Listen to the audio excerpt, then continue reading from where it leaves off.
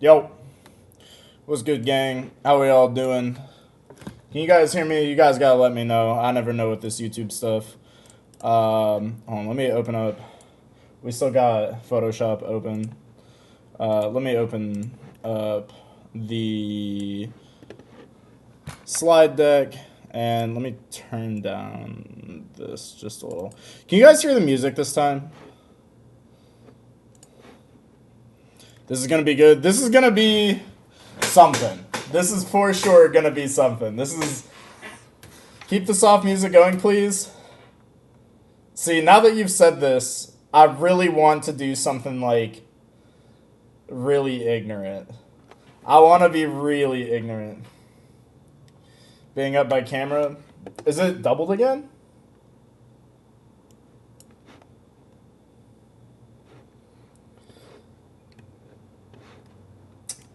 Hold on, let me... It shouldn't be doing that. On the monitor, it says that it's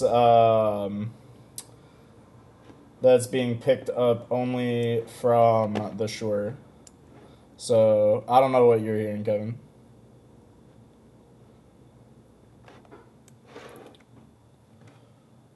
I'll investigate that though. Let me see. Video capture. Yeah, no, the camera microphone is minus infinity gain, is what it says on the mixer. So I don't know what you're hearing. No music. Wait, you don't hear the. Sure, unless you have gain turned way up. You'd have to send me a recording. Because it could be the YouTube. Tap on the Shure. Yeah, it's. Here, do you want me to just turn it down? Is that better? Are you happier now? You're doing it so fast this time? Yeah, I know, right? There's no music currently. Okay, well, that doesn't make any sense because it should be monitoring it. Oh, I wonder if it's in the. Hold on. Monitoring device. Interesting. Do you hear it now? Oh, physically tap it? Like, can you hear that?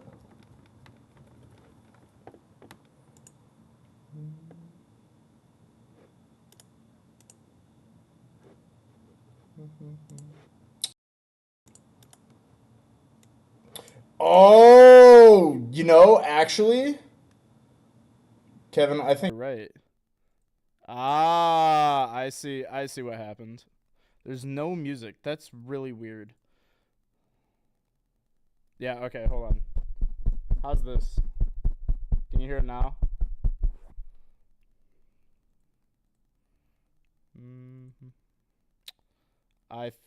Yeah, okay. You are right. It is because the properties changed. It was set to default for whatever reason. Good catch, good catch. Okay, let's see. I love the technical and then this should also fix it. Okay, can you hear the music now? Can you guys hear the music now?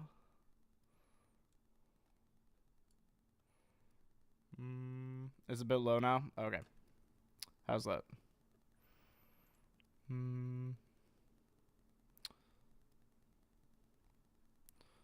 I think we should be able, you guys should be able to hear the music now, right? Still no music? What the hell? Alright, that's just weird. Maybe the music is just... If I do this, can you hear the music? Still no music? Okay, that means it's not monitoring the music. How did this get messed up?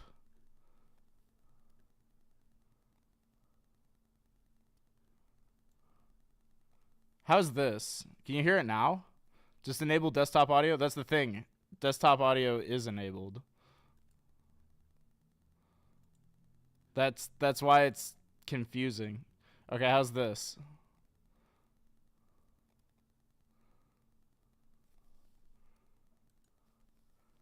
I want to see which one of these is going through. Try this. Can you hear it now? Just tell me if you can hear it. I'm going to cycle through every single output track.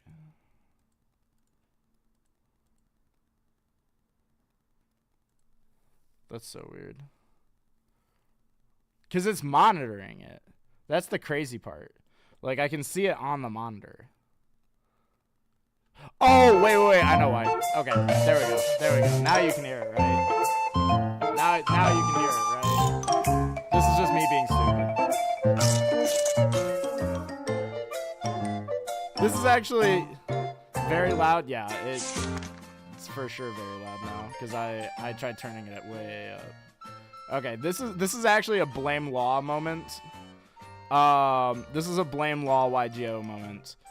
Because law requested that we do not record our audio track on a podcast. This is an expend to draw moment. So I disabled the audio track and forgot to re-enable it. There we go. Okay. I think we're just gonna start this one from the top. All right, like we're all just gonna pretend like everybody just get angry at Law in the chat, and we're just gonna start the whole stream from the top. Thanks for the technical difficulty stream. Appreciate the fixes, guys. Yo, what's up, guys? We are back with the every deck shenanigans. Definitely had no technical issues whatsoever. Definitely no technical issues whatsoever. Yeah,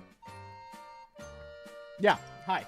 So, yesterday was the premiere. We're doing this very fast. Shoutouts to Law on the super quick turnaround this time.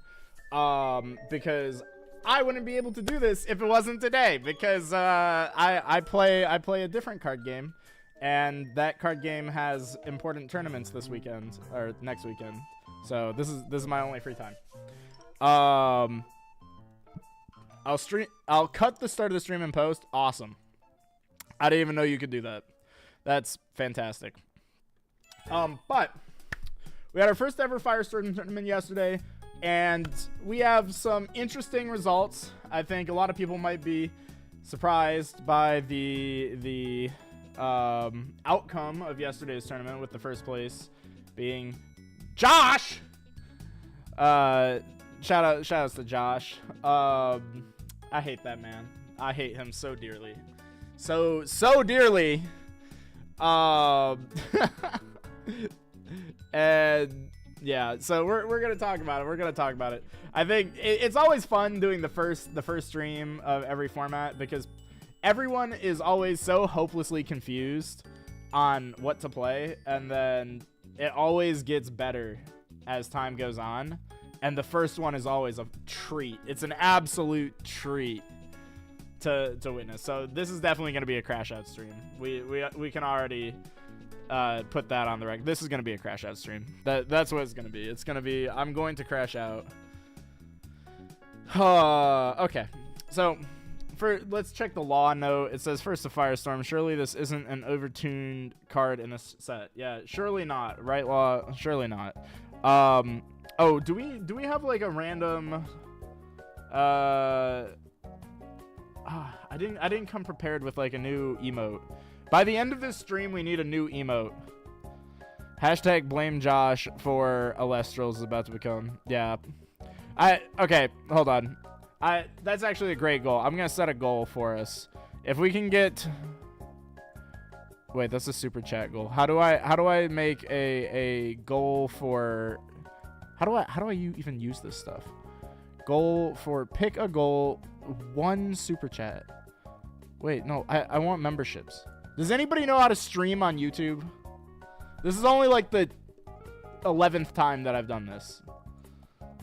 We'll say 1 super chat of $5. Actually, can I make it 2? We'll say 1 super chat. 1 super chat in the next 3 hours, and we will get a ban Josh emote. Perfect. Good enough.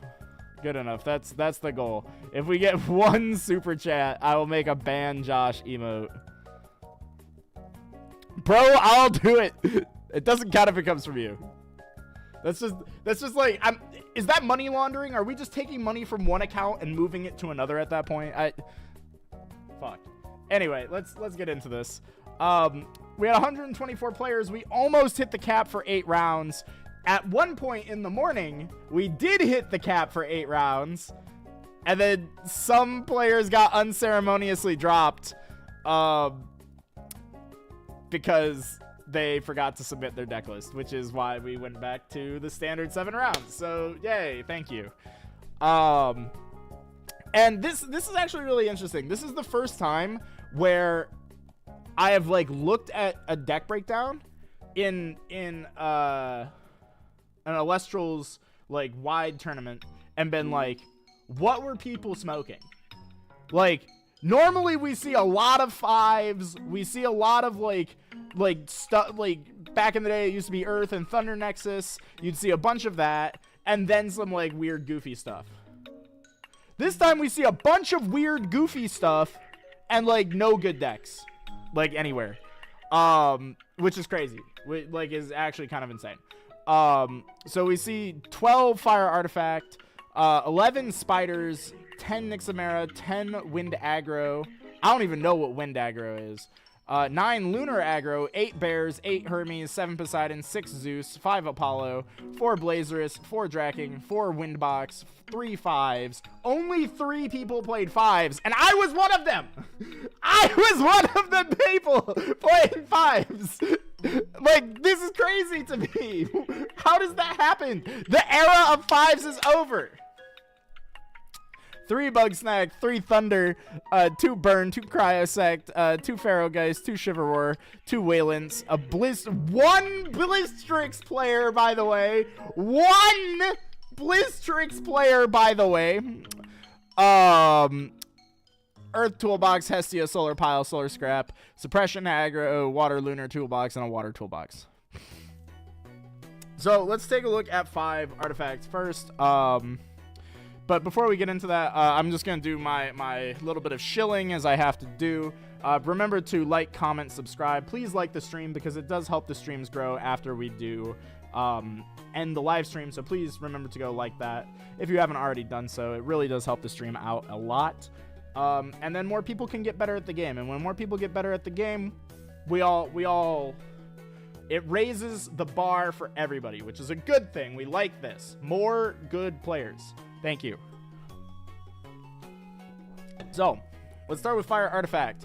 This was kind of the deck that I think everybody... Like, it's not surprising to me that this deck was the most represented deck. Because this was the deck that I think everybody kind of, like, talked about going into Firestorm. Because of Valkyrie's champ, right? Yeah, so I expected a lot of this. Let's see. So here we have an 0-2 drop, 116th place Fire Artifact. And it looks pretty standard. This just looks like standard Fire Nexus from days of old. You know, you got your Ash Rabbits, your Kinleos, Necruffs, the new Valkyrie's champion. And if you don't know what this card does, it searches the deck for a Hephaestus, which can't be that good, right? Because Hephaestus bad card.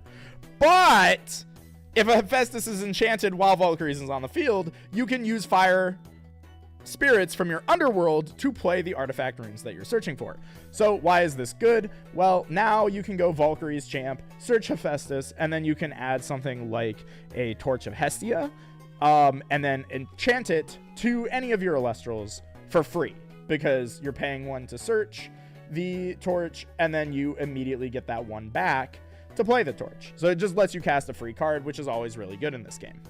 So can't be bad, right? Also, in theory, it discounts your Argo because you can pay for Argo using fire spirits and then use those same fire spirits to cast the what are they calling this game? The equip spell, enchantment, artifact, whatever it is. Artifact, that's the one.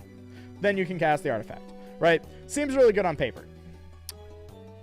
And you know, it's another starter, so really, really solid. It's a Nexus bank, I think, at worst. Which is all good stuff. So we see that in here. We don't see small Tugas, which is probably a mistake, frame 1. I don't know why when you have the opportunity to search a card that searches the new card that makes this deck theoretically good, or to search the card that has always been broken in this deck, being Kinleo, why we wouldn't play that. So that's probably a mistake. Eddie here is also, I know that also, excuse me, chat, I think my voice is like failing me. Little hoarse. We got water for that. But this is going to be a trend throughout this stream. And it's been a long time since I've been able to crash out and yell at you and tell you all that you're really bad at the game and that you need to build better decks. And that is Eddie is in the main deck. Eddie, I do not think is a main deck card anymore. I do not think Eddie is a very solid card. It's like okay at best now. But it is completely outclassed by the champion Galaxy. So Whale Arrow question mark is still really, really good. I'll fight you on Eddie. Tractor, you're wrong. I'm sorry. I love you. Play the game more. Kiss, kiss. Also, play Monster Hunter with me. I love you. So Eddie being at 3, it's still serving the same role, but unfortunately, it is just not as good as some of the other options that are out there. So I'm sure we're going to see this point come up a lot, and I'll be yelling about that. The other thing that's interesting here is that we see Nobby in the main. I do like the Lunar Splash, but not for Nobby. I think that Nobby is a very bad card. Now, I think it was like kind of an underperformer in Moonrise, but now I think that this card is just straight up trash. I think that this card is like absolutely dog, and we'll get into that. We'll get into that. So Nobby is here. Wrong Lunar Splash, and we'll get into that as well. Please elaborate.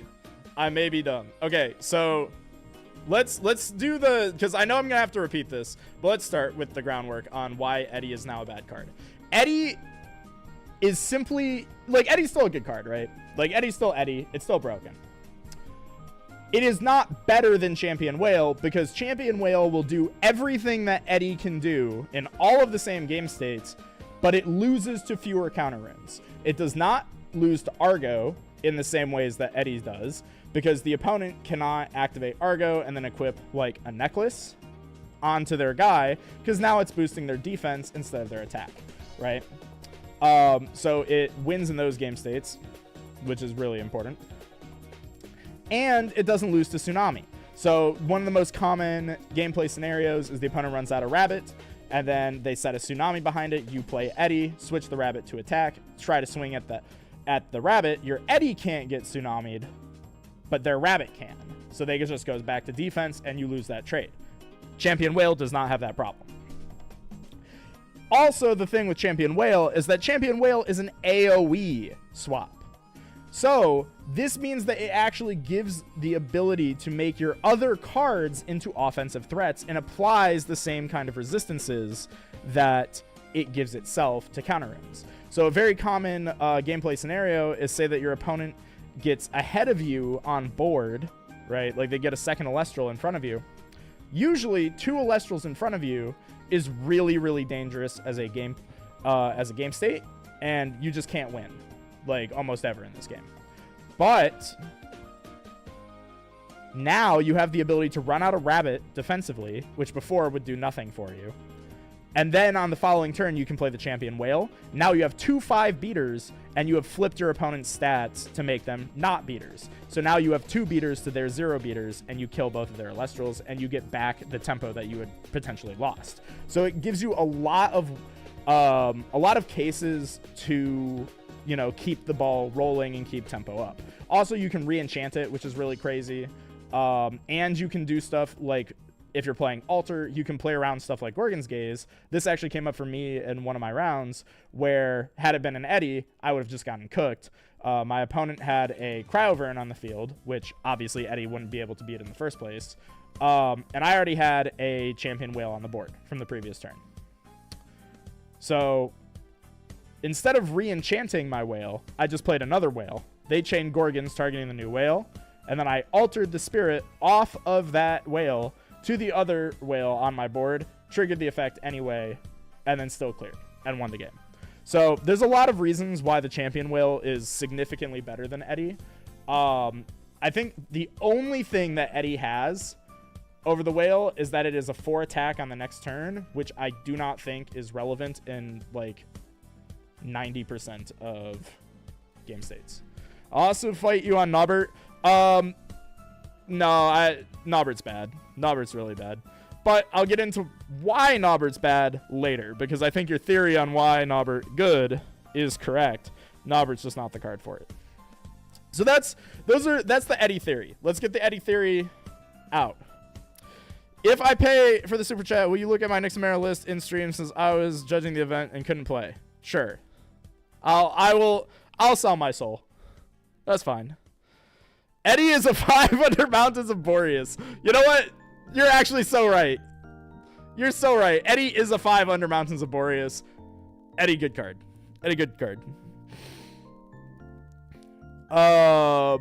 So let's go back to this list and evaluate where this list maybe went wrong. So I think right off the bat, the stuff that we see is it's on Outdated Theory running Eddie over Champ Whale. It's on Nobbert for some reason. There's no Like a Void in the deck, which I feel like should go without saying. You should probably just be playing Like a Void in everything. There's almost no reason not to play it in any deck. There's like very few decks that want to cut that card. And then let's look at the runes. They're not playing Earthquake, but they are playing Laurels. Laurels is a bad card right now. And I know that might come as a shock, considering how Blizz just did. But Laurel's pretty bad. Laurel's low-key pretty bad card. It is good against the Blizzstrix matchup, so if Blizz becomes more popular after this event, I think it will, like, have merit. But going into this first tournament, I don't think it was worth playing. Especially since, like, the big dude that you're trying to beat in this meta right now is Like a Void, right? And Like a Void protects itself from Laurels in the first place, so you're not going to be able to clear that.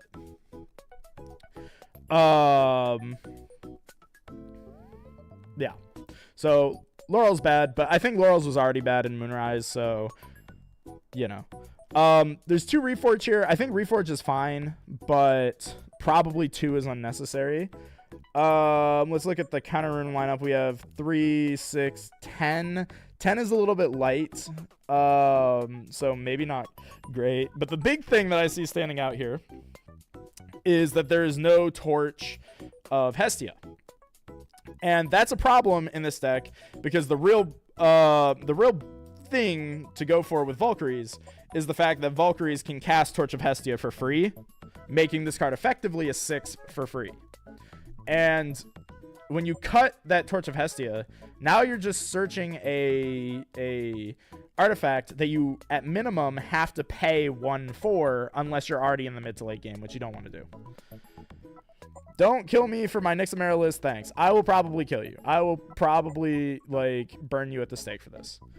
So those are the first things I see off the bat. The side deck, we have the Krakatuga Eruption package. I don't really hate that, but if I was doing that, yo, Time Wizard, thank you for the 1 super chat. That is the goal, Matt. Let's go. We will be getting a ban Josh emote. And I will take a look at your Nyxamera list when we get to Nyxamera, which is, I think, the next category. An interesting bit of tech here, which I do actually like a lot, is Burning Lands, or Burning Forest, or whatever it is.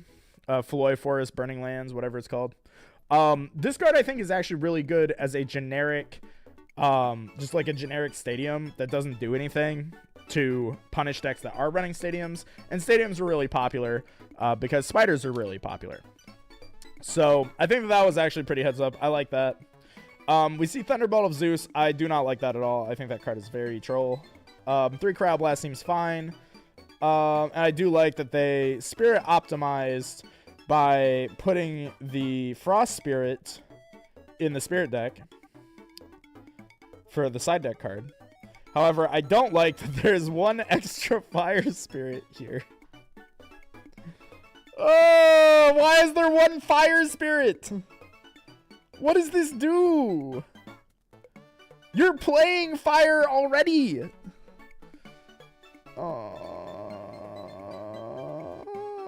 Okay. Also, 2... Here's another, like, thing. I guess if they're saying that they're always going to go Lunar Water Doppelgator, then 2 Lunar is probably sufficient for this. But if they ever wanted to properly enchant Gator, they needed a 3rd Lunar here to play around Shield. And the reason why I think that you would want that is because I think Doppelgator is, like, a bogus fake card if it is not double Lunar enchanted. Yeah, I think this card is super fake if it's not double Lunar enchanted. So I think the only change to the Spirit deck I would make is probably just take this Flurmine, put it in the side, and just get rid of this random Vipyro. And then Spoiled Fruit. Spoiled Fruit is super troll. Never play that card. So that was the first list. Moving on to the second list. Here again we have a very similar lineup. We have the 1 Ashrat, this time 2 Kinleo, which I do like. I think Kinleo is a 2 of. 2 Valkyries, which this might come as a shock to you, I think is correct. I think 2 Valkyries is probably correct in this deck. 3 Small Tuga I like.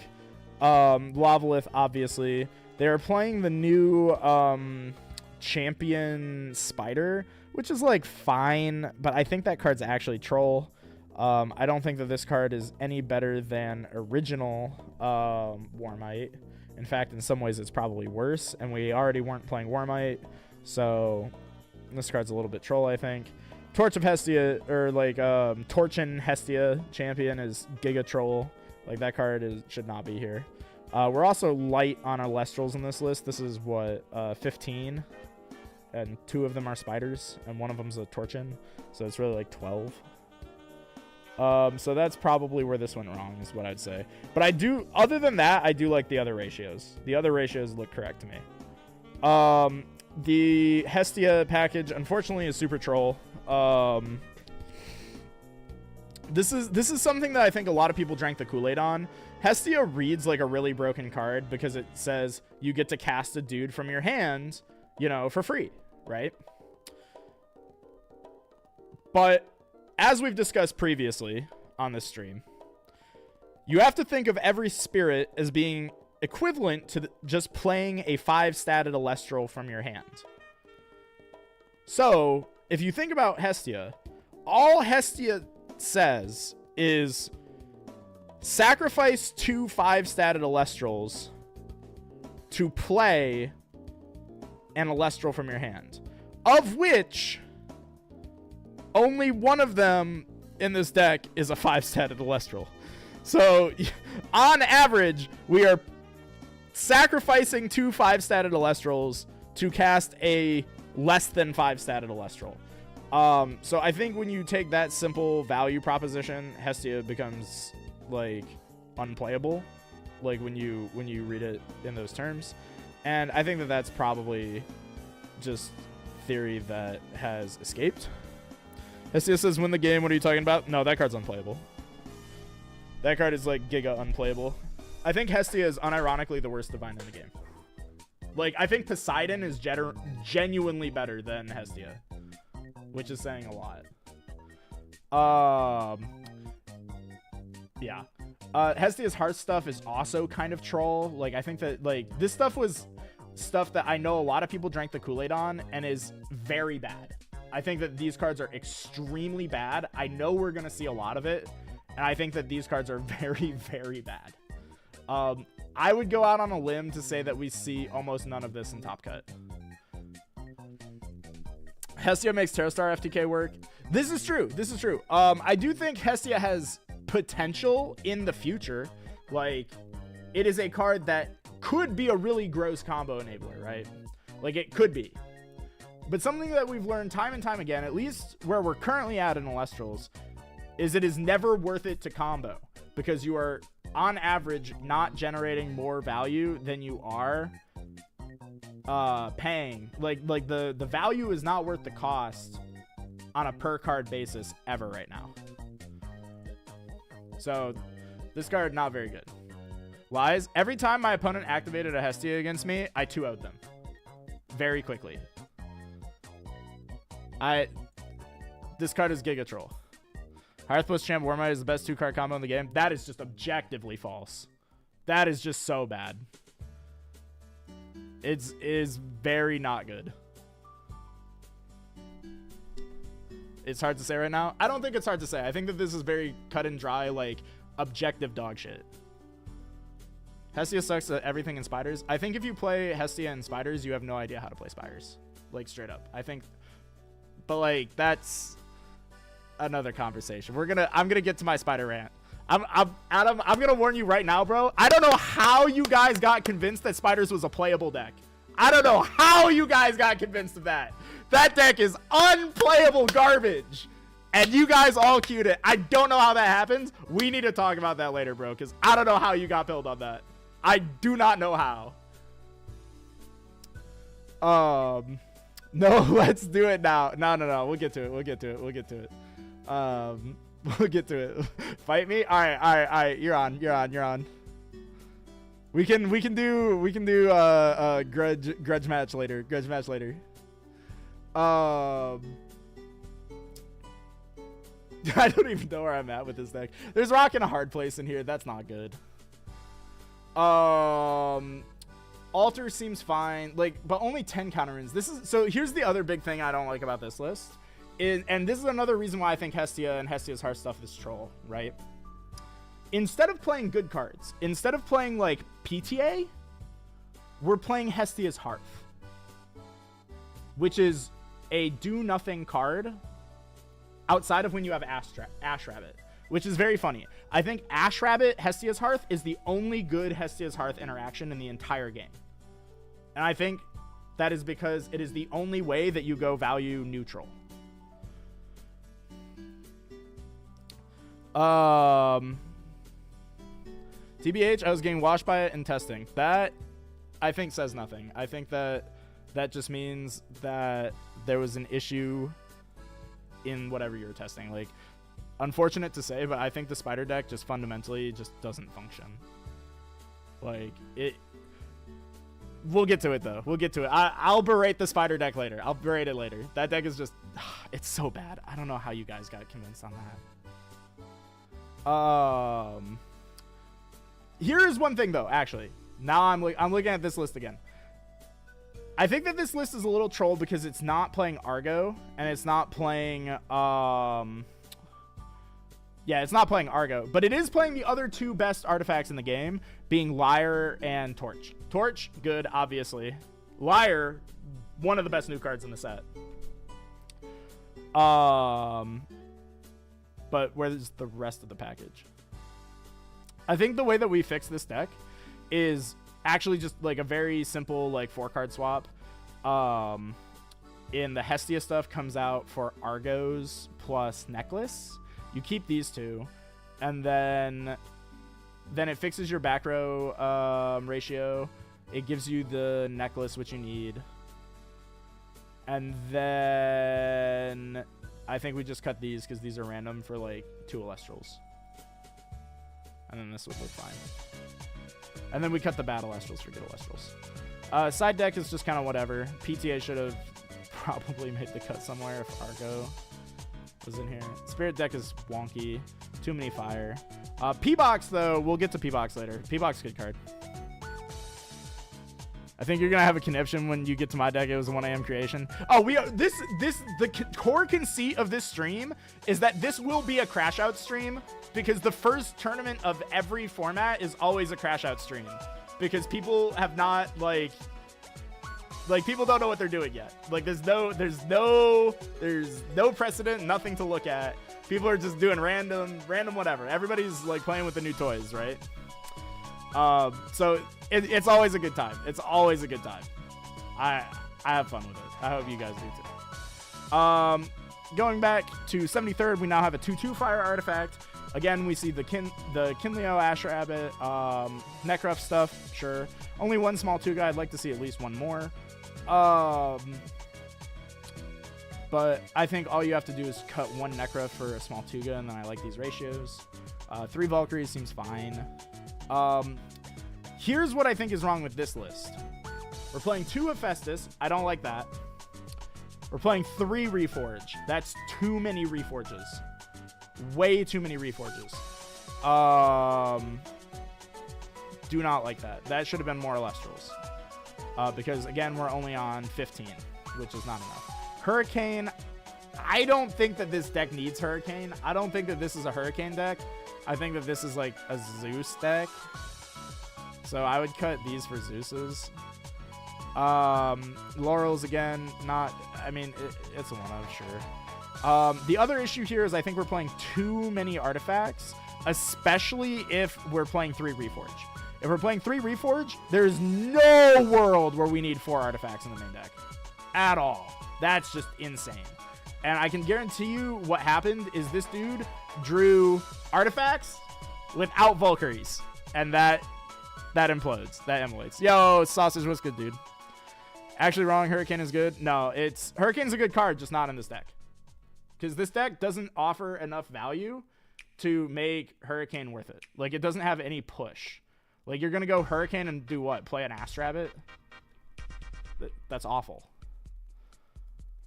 And something that we have to remember about Hurricane is that Hurricane, you always have to be getting some kind of crazy spirit value on the same turn that you play Hurricane, because if you don't, you're burning yourself for 3 and healing your opponent for the cost of all of their counter runes that you destroy.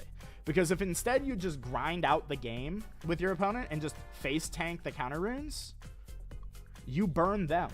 Every time they counter rune you, it's making progress for you. So Hurricane, you really need to get great value. And I think a great illustration of this is after talking to Josh about yesterday, he was playing the deck that has the best value proposition for Hurricane, which is Summon Blizzstrix. And he lost literally every game that he played Hurricane. Hurricane is a good card, but it's a very situational card. It's not a card that is just like you throw this in everything and it's ignorant. Am I thinking more or less Hephaestus? I think Hephaestus is a one of. Because I think Valkyries, I think, is actually like a bit of a bait. So here's why I didn't drink the Kool-Aid on Fire Artifact, because I built it, I tested it months ago. Like when these cards were first revealed, I was like playing with it, whatever, right? And day one, I messaged Josh. I haven't even played a game with this deck yet, because I'm just building the list on an airplane. I remember this. I was flying back from some Yu-Gi-Oh tournament. I was building the deck on an airplane, and I literally pay for the Wi-Fi on the airplane just to send Josh a DM to say, I think this Fire Artifact deck is giga trolling, because I'm cutting the Valkyries from 3 to 2. Because this card is only good if we have Argo set and in no other game states. And of course, Josh said I was wrong, as always. But I'm not convinced. I think Valkyries is like best use case is you draw Valkyries Argo, you play Valkyries, search Hephaestus, hold Hephaestus in hand as a Kinleo bank in the mid to late game, and then you set Argo with the Valkyries, and then you equip Necklace to it. That is like the only thing that I think like the only game state where I feel like Valkyries truly is exceptional. In every other game state, I feel like Valkyries is extremely mid, and I don't ever want to just go Valkyries, play Hephaestus, search Torch, equip Torch. That doesn't really feel that good. Like it's fine, like it's like a solid play, but it's not the play that I want to be making when I see that card. So I think less Hephaestus is the way. The back row lineup looks fine. This is what, 2, 4, 10. It should be 12. 12 is always the number you want to aim for. 11 feels light. 13 is like, so I'm going to go over back row math again. 12 is like the sweet spot. 11 feels light. 13 feels comfy, right? That's like the math. If you're below 11, you have to be playing something like Nectar of the Gods. Like you need to be on a deck like Cryo Rhino that's like drawing into that stuff. The exact play all day and got the top 8. I don't know, it feels pretty good. I think that will fall off though. Like I think as the level of like the power level of decks increases, I think that you'll be able to get away with making that play a lot less. Yeah. Nog mentioned. So looking at the, what's it called? At the side deck, Chains is super troll, so I don't like this. Unfortunately, this card's never been good. The Burning Lands I do like, as I've mentioned. Crab Blast fine. Extra Counter Rune's good. Spoiled Fruit troll. P-Box, in previous formats, I would say P-Box troll. P-Box I think good, but again, we'll get to it when we get to it. So let's move on to the next one. Oh my god, what is this? Fire Artifact. This is not Fire Artifact. Can we get a Curse of Law YGO in the chat? If you're a channel member, can you please post Curse of Law YGO in the chat? Because this is not Fire Artifact. This is scrap.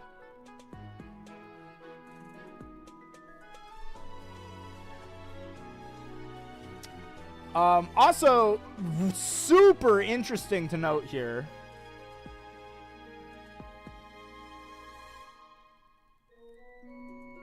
There is no third Vis in this deck. So I don't know if this player didn't know that they could run 3 Vis now. Or if they didn't think that the third Vis was good enough to play. Also, I'm going to take this off because it's getting hot in my apartment. But it has Volk, Hephaestus, and Artifact. Sounds like Fire Artifact. This is why we have the Curse of Law YGO emote in the first place. But I do kind of like where the direction that this deck is going in. This actually... Tractor, is this your friend? Is this your boy? Because this is really similar to something that you sent me. It's also very similar to something that I built. Why is it Moonrise like a void? Oh shit, it is. Okay, this caster might not own Firestorm stuff yet. I think that was common. I agree. I think that is probably something that we'll see a lot. Is that a lot of people probably didn't know that you could play the third Vis now.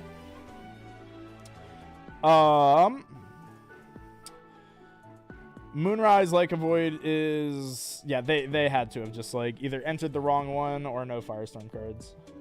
Yeah, I guess this deck doesn't have any Firestorm cards technically because these could have been from Shattered Stars.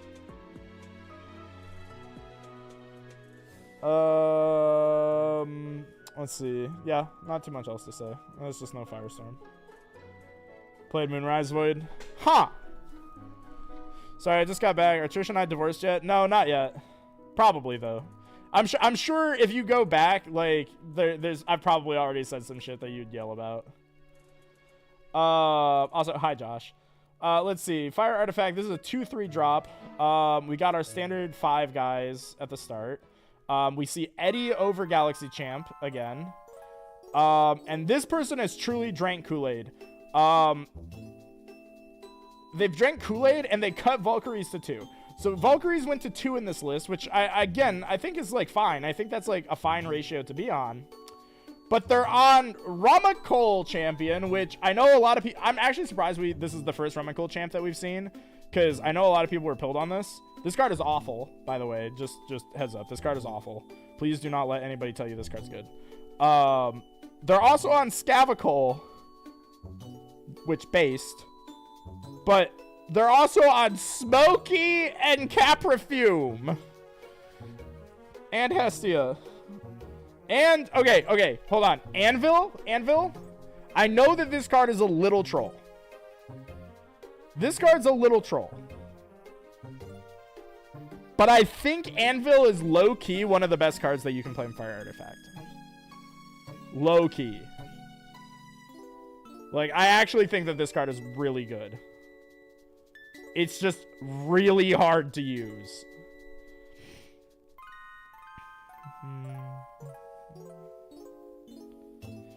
Champ Rum is so bad, just play Reforge. But that's bad too, in my opinion. No, I agree with that. I think Reforge is also bad.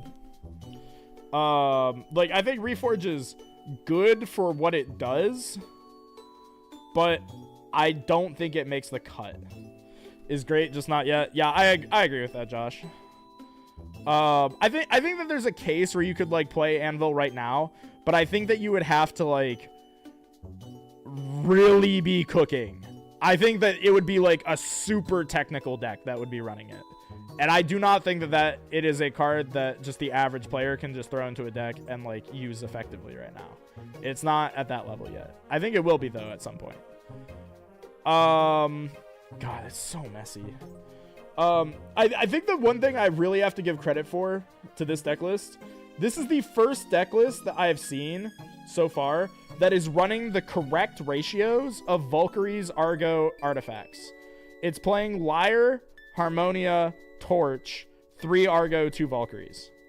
However, it's not playing the small Tugas to balance out the Valkyries ratio. And it's not... And it's playing a bunch of other bad cards. So, like, they got some of the DNA. You say Jolton good? No! Jolton bad! I'll get to the rant later. I'll get to my... If Jolton was good, we would have played it in base set rant later. I'll get to that later. I hate Josh.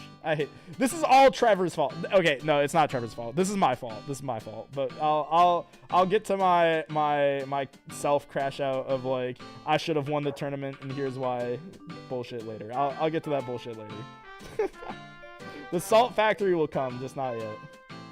Oh dear God.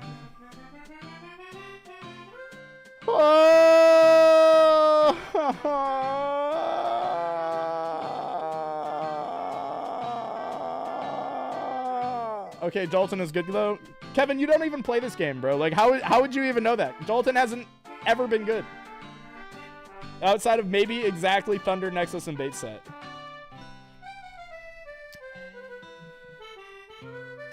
Bro,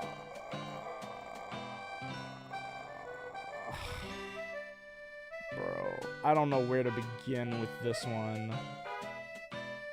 We're playing 4 Thunder and no Astrabbit.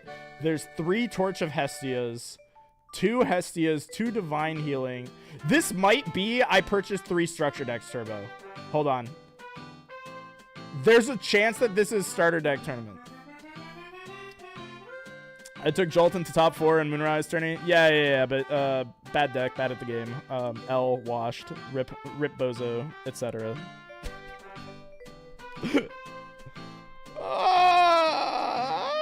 Can I skip this one? I don't. They played out the whole tournament. Can I give them that? They're playing 1 whale. I think this might be the first champ whale we've seen. So I can give them that. This player did play champ whale when everybody else did not. They played only 6 counter runes, and 3 of them are altar.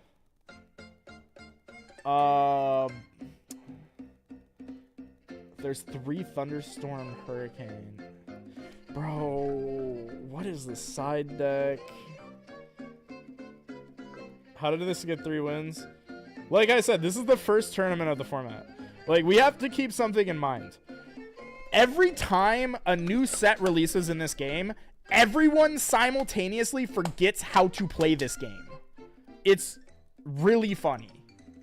Every single time. Like, we get like nuked back to the Stone Age when it comes to deck building in this game at the start of every format. It's kind of incredible. So if everybody's playing bad decks can do better. Festus and his champions aren't on a starter. Oh no. Okay, hold on. This is way better. Hold on. Good deck alert. Hold on. I just saw. Is that Theraheart? Oh no, that's Necrolith. Okay, so this is Scrap. There's only one issue with this deck that jumps out to me right away. And that is that there's only 2 Astrabbit. I'm gonna scream. At least they played Astrabbit. A lot of people haven't played Astrabbit. At least they played Bunny. This also looks very similar to what my Fire Artifact list looked like at one point. Or at least my Fire Artifact like scrap deck looked like. I think what I would probably say is like it needs small Tuga in here. Like I would probably cut like a Kinleo and a Valkyries and like, or actually probably just like a Kinleo and a Spectress for like 2 small Tuga, and then this list is like cooking. Or like cut a Kinleo, a Valkyries for 2 small Tuga, and then like a Spectress for an Astrabbit, and then this list is cooking. So this looks very competent so far. Here's one problem I see, is I see no Lyre, I see no necklace, no Lyre, no necklace. So unfortunately, they do not have the right artifacts in the deck, which kind of make the whole fire artifact part of the deck kind of fall apart. But the rest of it seems pretty well constructed. They're playing, what is this? 3, 6, 9, 12 counter runes, but no Argo either is a problem. And this deck wants to play Argo because this is scrap. And oh, I guess instead of Lyre, this deck would play Scythe, right? You cannot convince them to play. They're my favorite idiot. Oh, this one's your friend? Okay, that makes sense. You need to convince them to play better cards. You need to convince them that Small Tuga is worth it. And that if they do not put the third rabbit in their deck, I will personally take away their kneecaps. You know, Necklace or Scythe. Yeah, I think that this list needed Necklace, Scythe, no Torch, actually, in this deck. I think that this deck can't afford to make space for Torch because you're playing the Like Void engine. Yeah.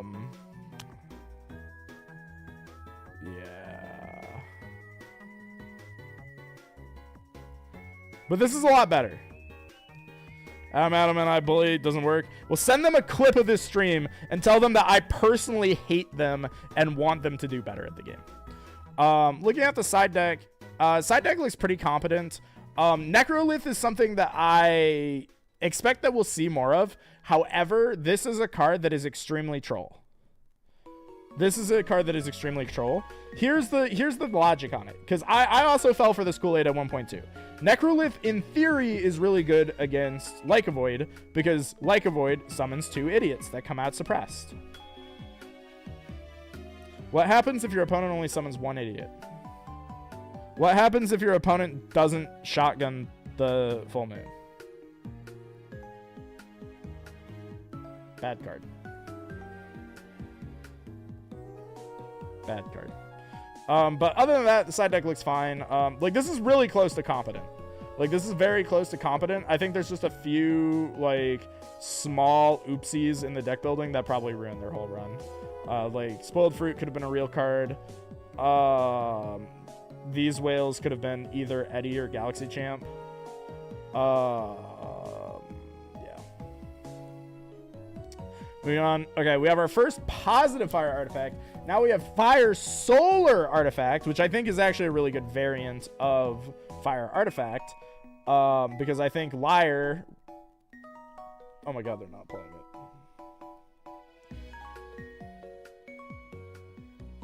Do people just not understand that Liar is like one of the best cards in the game? Liar is really good. Okay. So this Tunic should have been Liar. Where's the Liar? I don't know. That's the whole point of the Solar Splash, right? This should have been Liar for sure. Let's count our start. There's no Ast Rabbits in the deck, so that's 2 issues. Why are we on Lumaru? We have Nekruff. So that's 3 issues. There's no Small Tuga, that's 4. So no Small Tuga, no Ast Rabbit, that's 4. 3, 6, 10 counter runes is too light. Reforge being in the deck is an issue. Only 2 Ambrosia, which I think is fine if you're playing 2 Reforge, but like just play the 3 Ambro. It's way better. Yikes. And then the side deck is just random. Like, here's the other thing that this is like deck building theory that I might have to repeat, is that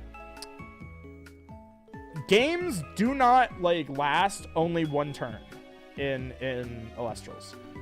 2 ofs are sufficient. You will see the side deck cards if you play 2 of it. Like, you will have enough time to see your side deck cards if you side a 2 of. So whenever I see like just 5 3 ofs, I know that they didn't put much effort into their side. Because this is never correct in Elestrals right now. But okay. Okay, now we have first potentially like super competent one. It's 5/2 Fire Artifact. And this already looks a lot better. We got 2 Kinleo, 3 Small Tuga, sure. 3 Valkyries, sure. We've got Fireman and Heliolith, which I think is just always correct in this deck. I think that Heliolith in this deck just goes crazy. 3 Eddie is fine. I mean, like, if you're not playing the whale, which you should be, at the very least play Eddie. This is my deck. Oh, thank God. Fred, congratulations. You're the first Fire Artifact That has not made me want to self-immolate. However, I'm still going to tear you to shreds, so be ready. 3 Reforge is super trolling. That's just goofy. 1 at most, I think is sufficient. Because those could have just been, like, more good Alestrals. Like, we could have just played more good cards. Anvil, I do like to see, because I think Anvil is a skill card. Like, I think that, like, if you're playing Anvil, you're trying to skill diff people, so I think that's good. 11 counter runes is light, but it's fine. Like, it's fine. 2 Hephaestus, I think, is bad. I think it should only be 1 Hephaestus. Because technically we have 4 with the Valkyries, so we don't need 5. Like 5 feels very bad. No Liar in... Okay, wait, hold on. They are playing Liar just in the side. Liar definitely should have been in the main. Tunic doesn't feel great. Tunic feels kind of troll. 3 Argo should have been in here for sure. Like, the whole reason to play this deck is Argo, so if you're not maxing it, you're kind of trolling. But with the exception of Hephaestus and Reforge, I think almost all the ratios are correct in the main deck.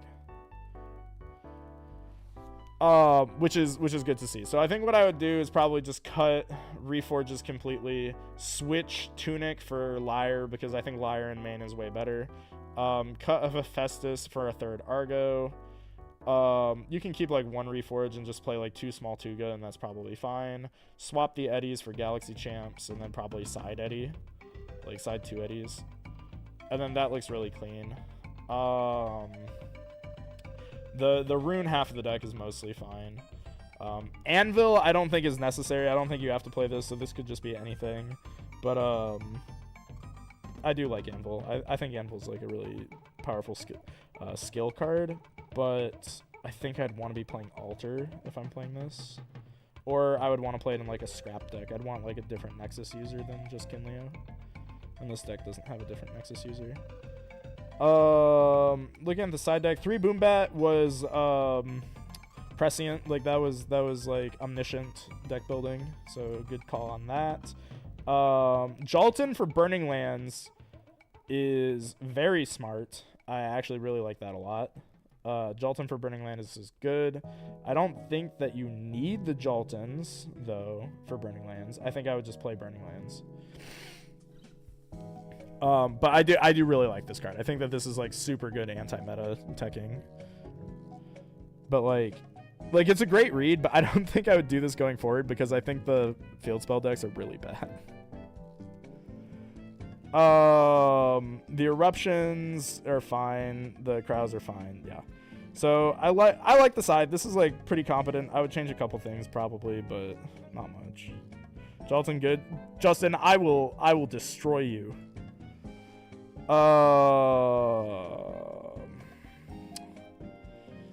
Tunic is the best artifact to play from hand.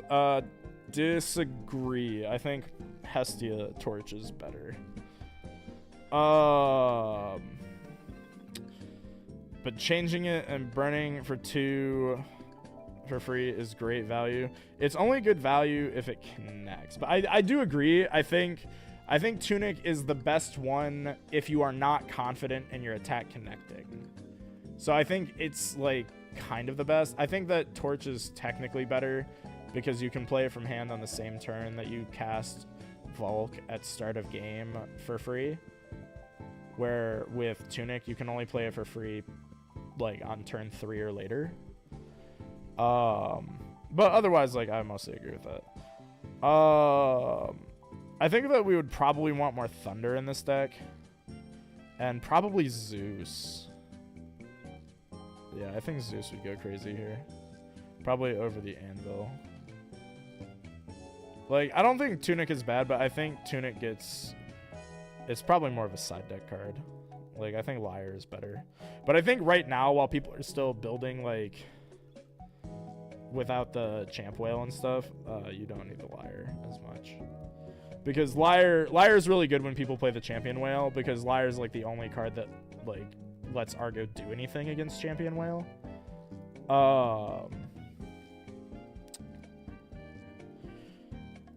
Tunic over Torch. I mean, you can make the Tunic over Torch call, but then you have to cut Torch. And I don't think I'd want to cut Torch. Same argument why Zeus over Demeter. No, I think it's different because they're different cards. Because Tunic costs 2 and Torch costs 1. And Torch has upside. Whereas Tunic is just a burn card, and burn isn't that good. Liar's the greatest card ever made. See, exactly. Redux gets it. I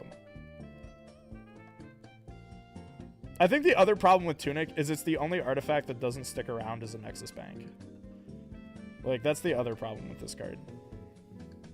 So, like, Tunic isn't really an artifact. It's more just, like, a really shitty, like, Cryoblast.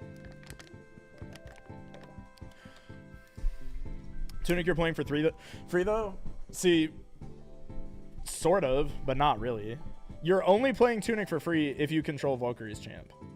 And you're also, like, losing the value out of it immediately. Whereas with Torch, if you play it for free from hand, you at least get the body, and then you can alter off of it or cast runes off of it. Tunic wants to leave for Reforge. Oh, wait, what? Oh, I see what you're trying to do with it. I see. So you're going...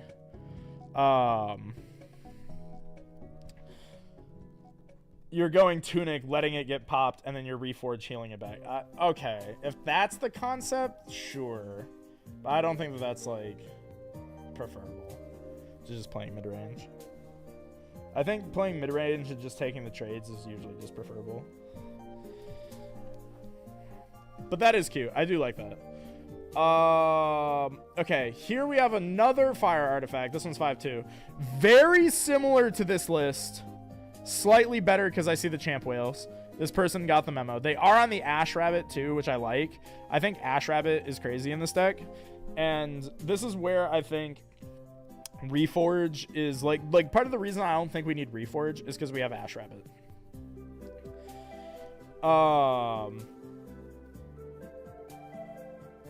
Yeah. Like, that's one of the big reasons I don't think you need Reforge. But I do think Reforge is fine. I just think it's, like, a little overcooking. Like, it's not, like, necessary. But I do think that this one also had the best counter rune lineup, it looks like. This was this 3, 7, 9, 11. 11 counter runes. And this one was 3, 6, 9. This one's also 11. But it's 11, but they're varied. So I like this one a little bit more. Also, the Spectress in the main deck, I do like as, like, a potential out to Like a Void champ. Because a lot of people will just, like, be ignorant with their Like a Void champ and just, like, spawn 2 idiots, and which makes Spectress an out to it. So I do like Spectress just as, like a Void champ answer. So, and it's good utility, too. So, I like the Celestial lineup. They are on the 3 or the 3 artifacts I'd be playing, so that seems good. I think the only thing that's, like, maybe cuttable from this list is just Reforge, frankly. I would probably cut, like, 1 Reforge for an Argo, and then either keep one of the Reforges or play, like, another Celestial, and then, like, maybe cut a Hephaestus for something. So that all looks fine. Looking at the side deck, I think the Hurricanes are fine. Like, Hurricane Cryoblast seem fine here because these are usually slotting in the same cards. So having that as a pairing seems good to me. Same with Burning Lands. Like, this can be part of the same 6-card, or, like, the 2-card side-in package. Same with Eruption. Same with Boombat. So I like all of these. Laurels in the side is fine. The only card here I actually don't like is Spoiled Fruit. I think that this should just be P-Box, but I don't think we actually needed P-Box for this tournament because nobody played the matchup. Spiders! Okay! This is me, tear me apart. Oh, Big Kahuna, this one was you? No, I actually like this one the most. I think these two were the best fire artifact lists in the tournament. I think the 20th place list, I think, was the best one that I've seen so far. I think there's, like, at most, maybe 2 cards I would change in here.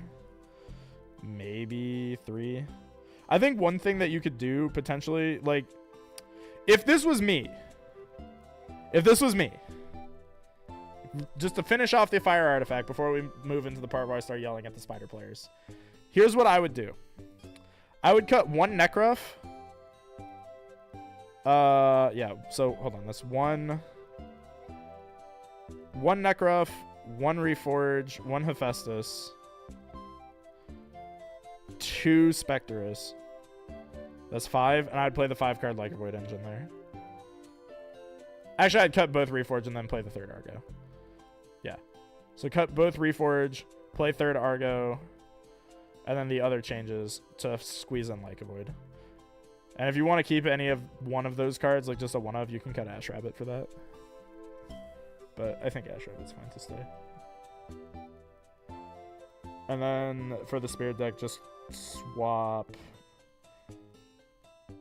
2 fire for the other 2 lunar. That should be fine. Alright, spiders! Spiders. Here's the part where I get to yell at all the spider players. Remember to like the stream, by the way, if you're just coming in. It really does help the stream out a lot. So please drop a like on the stream, especially if you like the part where I yell at the players for building decks badly. Spiders was one of the most popular decks in this tournament. I don't know why. This deck is awful. This deck is super giga omega trash. And I don't know how so many people drank the Kool-Aid on it. This deck is like straight up unplayable.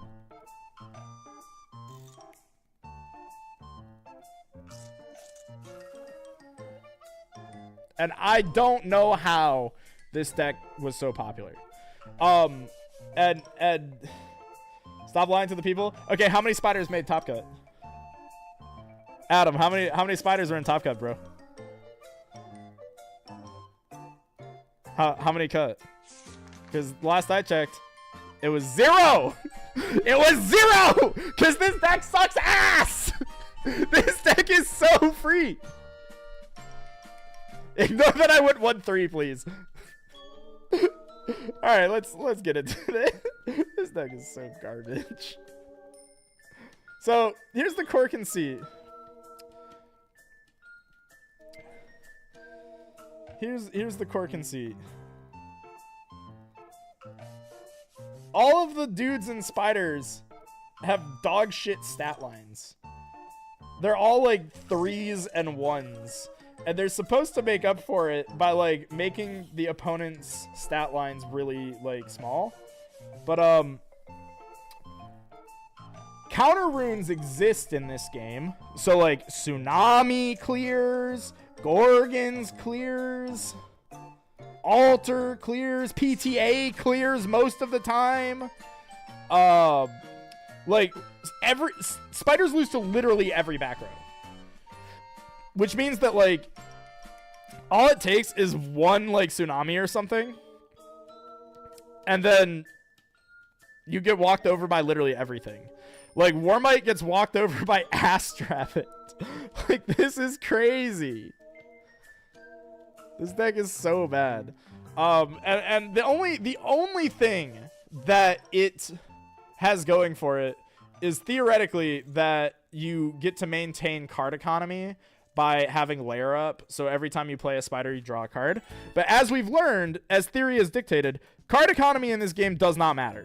Like, it does not matter how many cards you have if you cannot play those cards. And the issue with this deck is that you're wasting spirits to do nothing. Playing Arachne's Lair is neg 1 spirit to do nothing. Like, you have to, at minimum, play 2 spiders to draw 2 cards. So let's take this core conceit. Like, let's just think about this.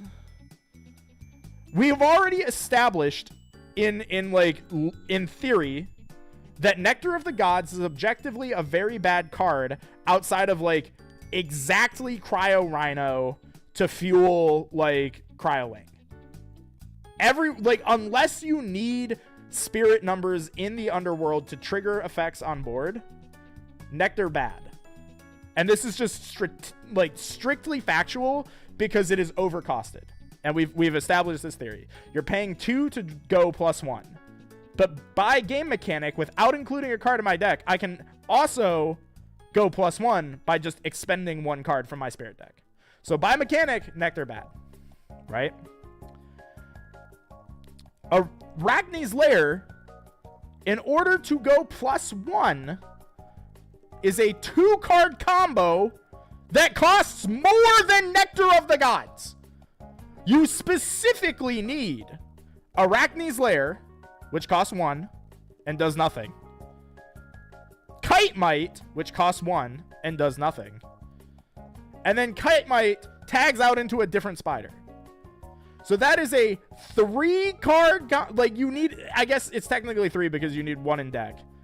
But it is a 2-card combo that costs 3 spirits that lets you go +1. Because you go play a card from hand that's -1. Play a card from hand, -1. +1 from Lair, -1 total. Tag out. And then you draw 1 more card. Oh, wait, that's not even +1. It's net neutral. You go net neutral for more spirits than Nectar of the God. That is just bad value. It is objectively awful value. So we are sacrificing 3 5-statted Alestrals to summon a Alestral with a 3 stat line and to not even go positive in card economy. Incredibly bad value proposition. I'm not listening. Spider's best deck. Okay. I see that I have made my point clear and I have won the argument. Very good. Here's another issue with Spiders. It's playing Hestia and Hearth. These are all, like, we've already discussed this with the fire decks. Unplayable cards. Very bad cards. So this is, in this deck, I am already counting 3, 5, 8, 10 cards that by theory alone are not good, strictly. That is 10 cards in this deck that are useless. 10 useless cards in this deck, which is insane. Then you look at the other dudes. All of our dudes are rune guys, which we've already had made like theory on like dudes and rune dudes. Rune dudes are dudes with good effects but are bad Alestrals. Like without their effect, it is not a useful card to you. Every spider is a rune dude. So let's account for subtractions. We cannot count this card, this card, this card, this card, this card, this card, this card, this card, this card. What does Pranch do? Is that like kind of a lith? What's the summoning condition on this? You have to control air. Yeah, so that's a subtraction too because it's a 2-card combo for just a 6 stat. So that's 2, 5, 8, 10, 11. 11 subtracted Alestrals. We are playing 3, 6, 7, 8 Alestrals in this deck that are just good Alestrals. There's only 7 real cards in this deck, and one of them is Kinleo and is therefore a 2-card combo. On top of that, we are only playing 8 counter runes. 8! We're behind on dude count, rune count, card count, spirit count, efficiency. This deck does nothing better than any other deck in the game. Literally nothing. I could play a 20 spirit solar deck with no solar Alestrals and still probably be doing better than Spider deck.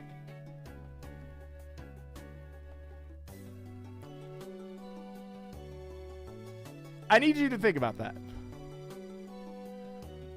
I do think Paranch is kind of bad, though. I think Paranch is the best spider here. Let's criticize Spider's best soldier rather than the 0-1 drop. I'm just talking about the Spider cards. It doesn't matter if they're 0-1 drop or, 5 5-2. It doesn't matter. It's not about the player. It's about the cards in the deck. The cards themselves are bad. It doesn't matter how you combine them. So that's kind of the issue, right? So I think looking at this list specifically, there's not too much to say about it. Because like it's the quality of these cards that are bad, not necessarily the ratios of them. I think that the ratios that they have are probably fine. Like Arachne's Lair at 3, well, you need that at 3. You need the Champion Warmite, Kite Mite, Frostmite. I mean, those are the spiders, so you have to play those.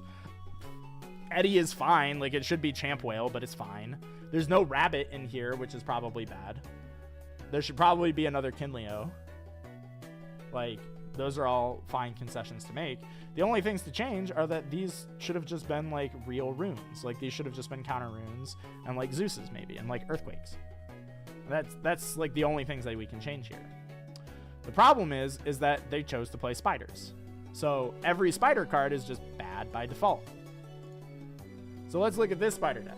This one went 0-4 drop, which is kind of based. I'm not going to lie. Again, you know, this one's not on Nog, but again, 8 counter runes. Hestia, Hestia's Hearth. These are all fake cards. They do not interact with the opponent. So we are playing 8 cards here that could have been anything else. We're playing Joltons to search for a negative value proposition card, right? We're playing Ardbud, Ardvara. And now I'm about to say something really crazy. I think that that's correct. I think that that's actually correct. Because if you did not know, Arachne's Lair is a bug for some reason. You can activate Arachne's Lair and sack it with Ardbud to ascend immediately. You can do that. That is a legal play.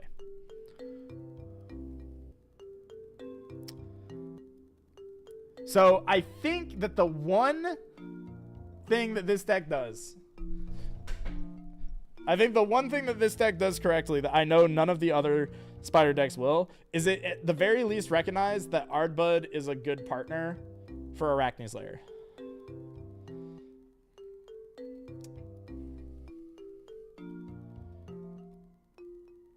But they didn't play Antitan. They didn't play the Antitan though. Like, genuinely, I think the best spider deck plays no spider cards and is actually just Antitan with Arachne's Lair in it. Unironically, I think that's the best use for playing the spider cards.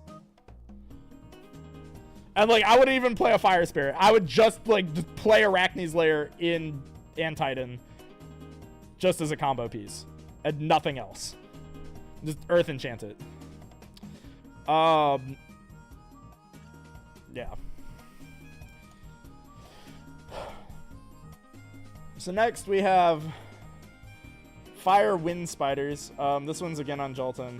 So this is something that I'll just have to go out on a limb and say. If you're playing Jolton and Spiders, you're like giga behind.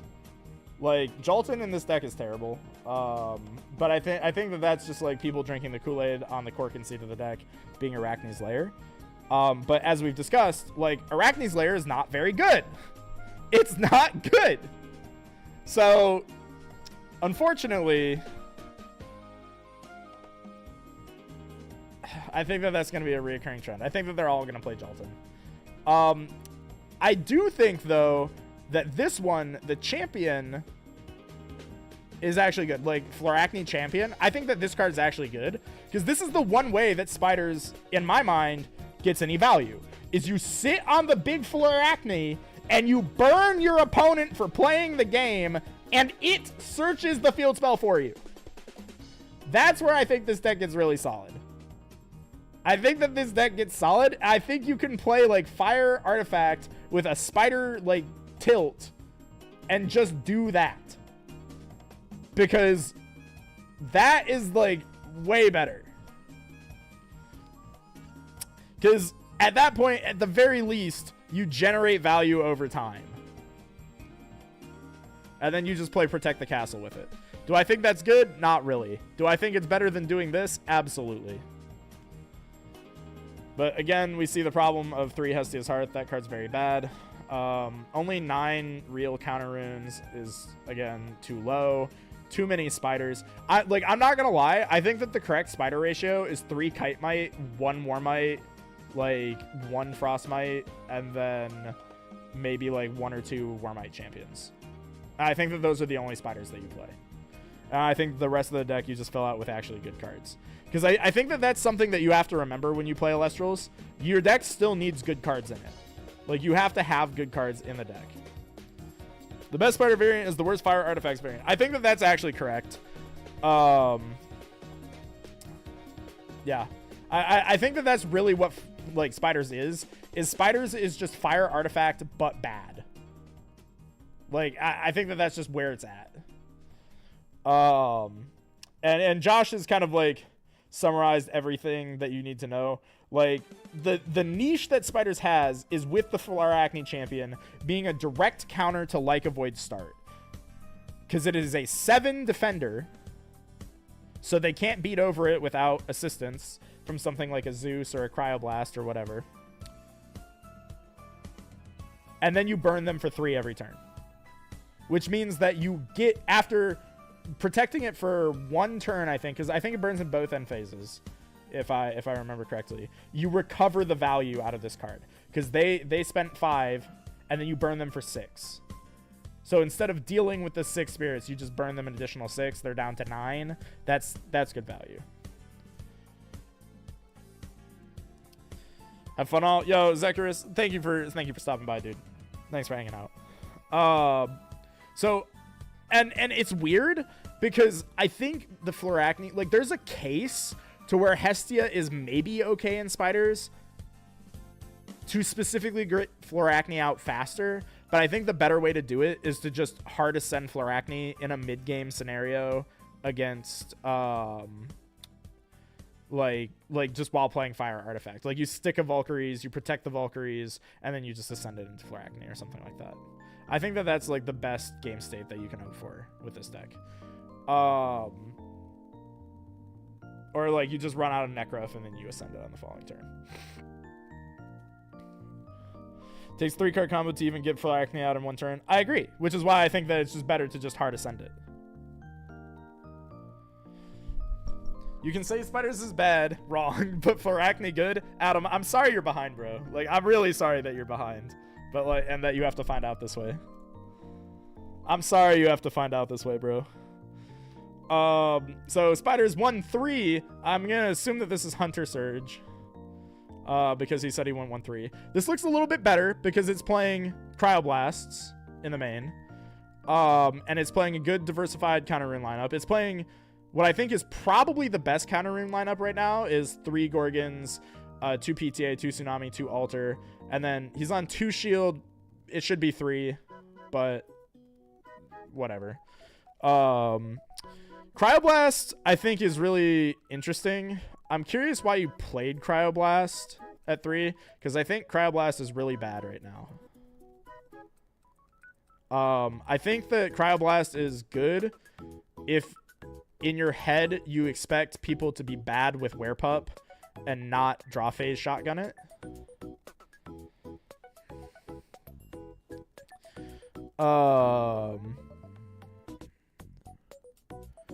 But, like, that's not a real game state. And also, I think, surely for the Spider Mirror. Bro. I mean, that was probably common.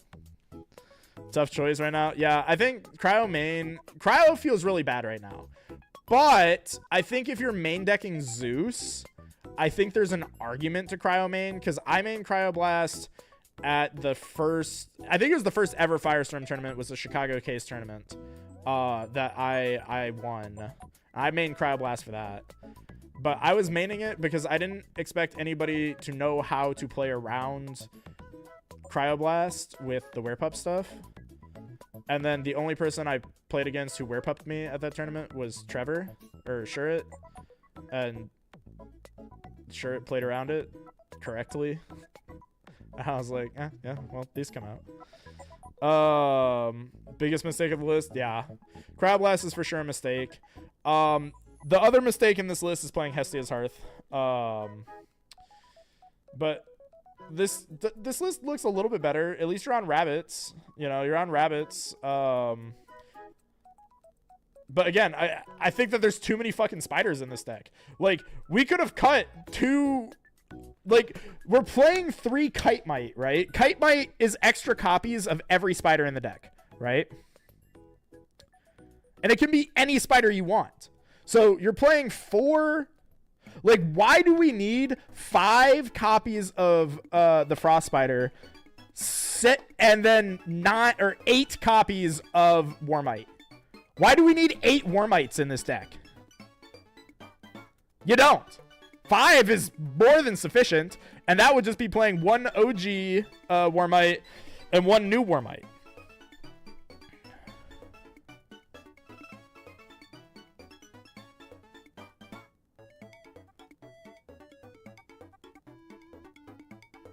Like, that's... Like, these could have been whales. These could have been anything. They could have been Spectruses. They could have been whales. They could have been a Lycovoid engine. They could have been Valkyries. There's so many cards that could have been in this deck. Like, you could have queued with so many broken and powerful cards, and you cut them for like a Professor Swolax, this is a 5 card. Like this deck list is the canonical 3s, which was like determined to be awful and like a Tuesday casual deck 8 months ago. What do you think about Warmite Heal from Hearth? Uber bad too? Yes! Terrible. Here's the one thing that you need to think about, and if it hasn't already been abundantly clear, this deck doesn't threaten the opponent at all, right? Like, there are no threatening cards in this deck. Which means that Gorgon's Gaze just sits in your opponent's back row, waiting for a time to do anything. And then finally, you are like, aha! I got you! Battle Step! Hestia's Hearth activates, and then I re-enchant to my guy, and yada yada yada. I'm gonna trigger my effect twice, and then I'm gonna shrink you by 6, and I gotcha! I'm actually a 9! Ha ha! And then your opponent says, oh, finally! A good target for my Gorgon's Gaze! Wow, thanks for doing that! Also, you burned yourself? You're so kind! That's awesome! I can't believe my little werepup actually got value and killed something! Awesome!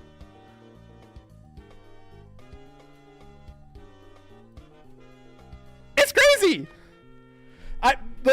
Okay. I need you guys to understand something.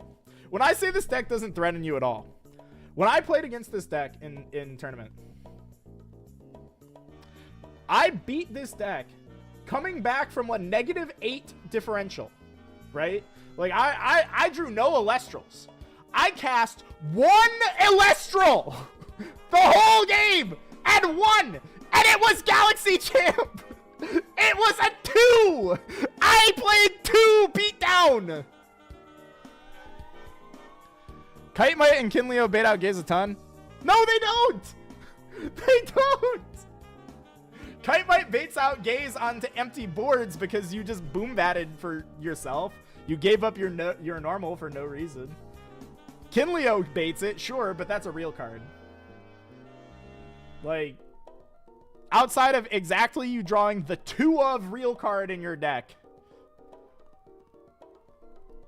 And the problem with Kite Might is that's really good if I'm hitting you with Gorgon's Gaze, because then you're going to pass with no Elestrals, which means I'm going to establish the auto-lose game state for every deck in Elestrals of I control 2 Elestrals plus a live back row, and I'm going to swing at your face for 2.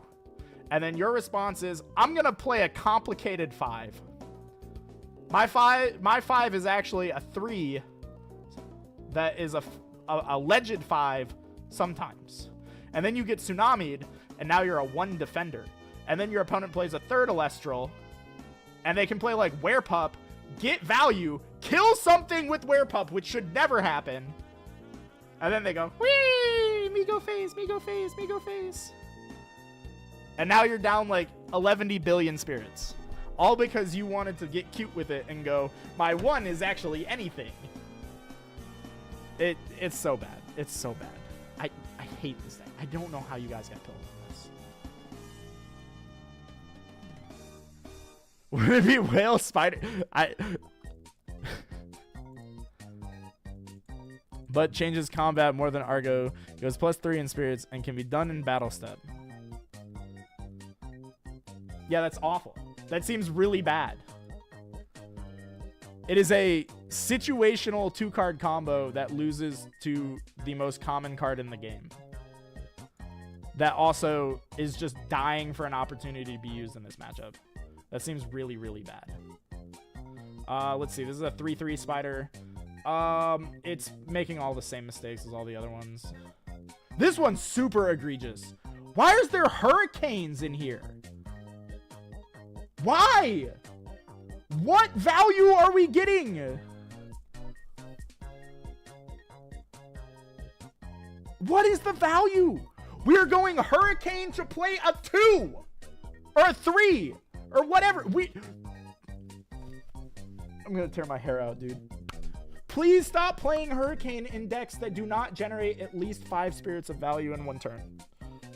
Please stop doing it. Please, please stop doing it.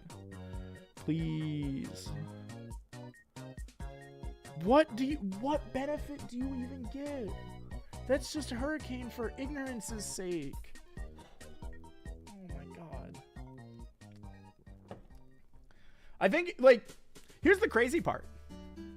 These hurricanes, like, because these are our flex rune spot. Hurricane is terrible in this deck. Cryoblast is bad right now. If you wanted a flex rune, those could be your Hestia's Hearths. Like, if you're really pilled on Hestia's Hearth, you could play Hestia's Hearth in that slot. But instead, we're playing both, and that's bad. That's really bad. Hurricane Cast 2. Yeah, it, like, this reminds, like, I played against somebody during the tournament yesterday that, like, did the Hurricane. It's the play that, like, made me realize how, like, mid Hurricane is. Because at first, when this card first came out, I thought that this card was broken, 3-of, played and everything, right? And then I played with the card, and I was like, yeah, I'm going to Hurricane, blow up all your back row. And then I'm going to cast Ass Rabbit. Your turn. Somebody did that to me. And when I saw that, I'm like, oh, you spent 4 spirits to cast Ass Rabbit. Where if you had just cast that Ass Rabbit, the only back row that you were even playing into was PTA. At which point, you would have burned me for 2 spirits by playing Ass Rabbit if I had PTA. And if I have any other back row, you just get to cast a rabbit for free. That's what's going on here in Spiders. There is, like the best card you can cast with Hurricane is Ass Rabbit, which is also not in this deck. So, no comment. Here's a 3/3 spider. This one does have Ass Rabbit. This one did play the champion, which I do think is a step up, but it's only a 1-of. So, that's unfortunate. I would cut Parance for 3 of this.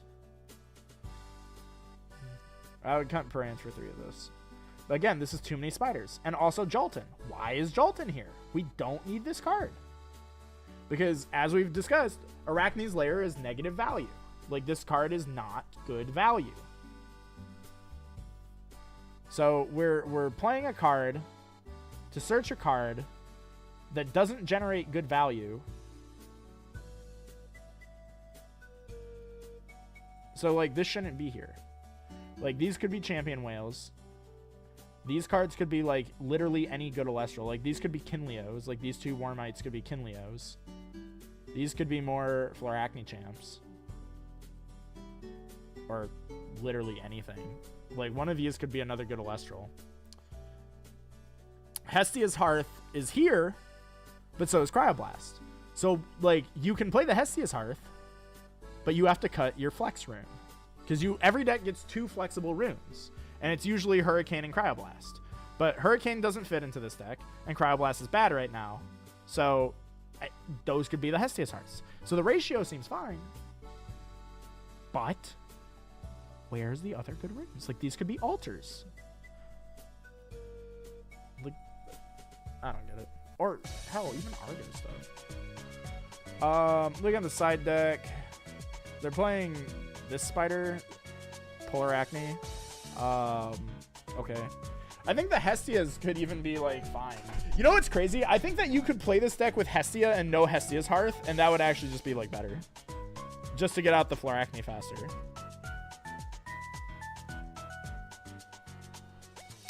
I've come to tell you that you should play Drops of Leaf. How do I ban you? Hold, please. Put user in timeout. No Drops of Leaf. Where's the essay? Hold on. Let me pull up the Chicago server real quick.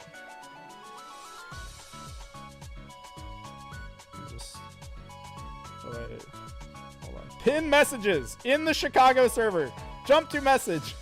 Okay, you begin your turn with a 5-card hand, not on board, and 20 in Spirit deck. You activate Leaf. You pay 2. You resolve Leaf. You now have 5 cards in hand, none on board, and 18 in Spirit deck. This is the same action can be formed mechanically by mulliganing without including drops in your deck. Because drops cost 2 spirits, drops is fundamentally overcosted.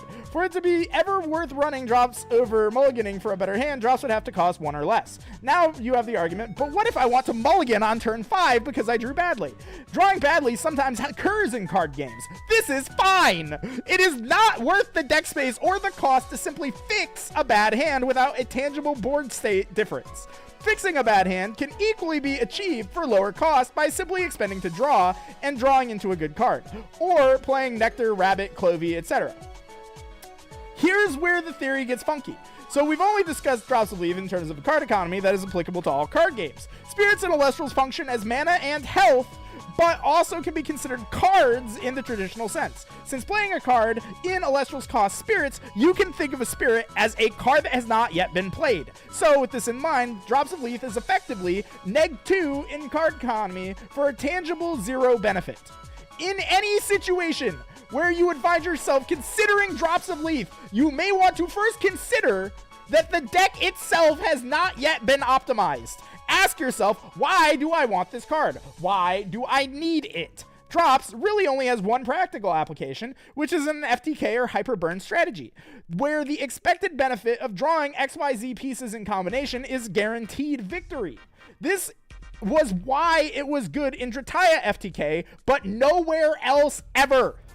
Following the same framework, we can also assess that Nectar of the Gods is similarly overcosted. Expend to draw is also a +1 non-spirit economy, but costs 1 spirit and also costs deck space. Nectar is slightly better, however, since it has the tangible benefit of preserving your game action for the turn, which can also synergize with cards that are specifically 1 spirits engraved, healers, cryoling, etc. However, even in these cases, in a truly optimized list, Nog would still not be included. The TLDR here is just don't draw badly, forehead, but this also requires accepting that hand fixing may let you win games where you've bricked on occasion, but is not worth making your deck worse on average by including a card that would have been better in 99% of other scenarios. The same logic here can be applied to everything I've said about spiders. Please remember the essay. Anyway, 4-3 spiders. First positive spiders. It is committing all the same sins. I'm moving on. Can we find one good spider list, please? No. I literally clicked through all of them. They all look the exact same. They're all committing the same fucking sin. Every single one of them commits the same goddamn sin. Every single one of them commits the same goddamn sins.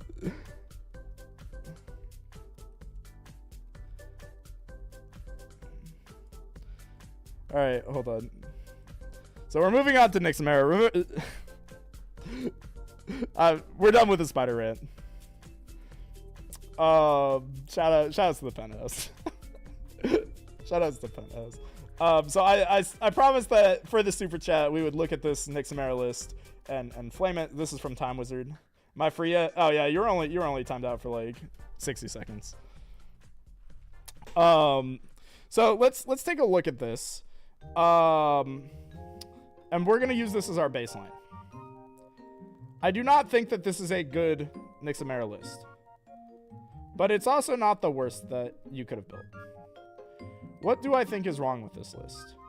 Well, first of all, we're playing Blizzard. I think that that's probably a good place to start. Blizzard bad card. So here's some theory that here's some theory that we have to drop.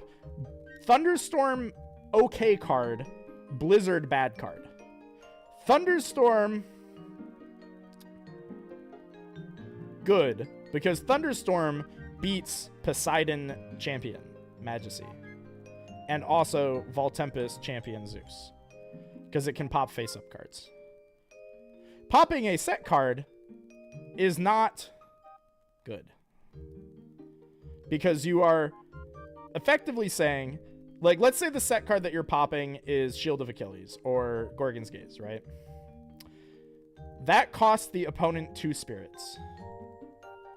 Instead, Thunderstorm now says, discard 1 card, or now their counter rune basically just says, this card costs 0 spirits, discard 1 card from your opponent's hand, burn your opponent for 2, which seems like crazy value, right?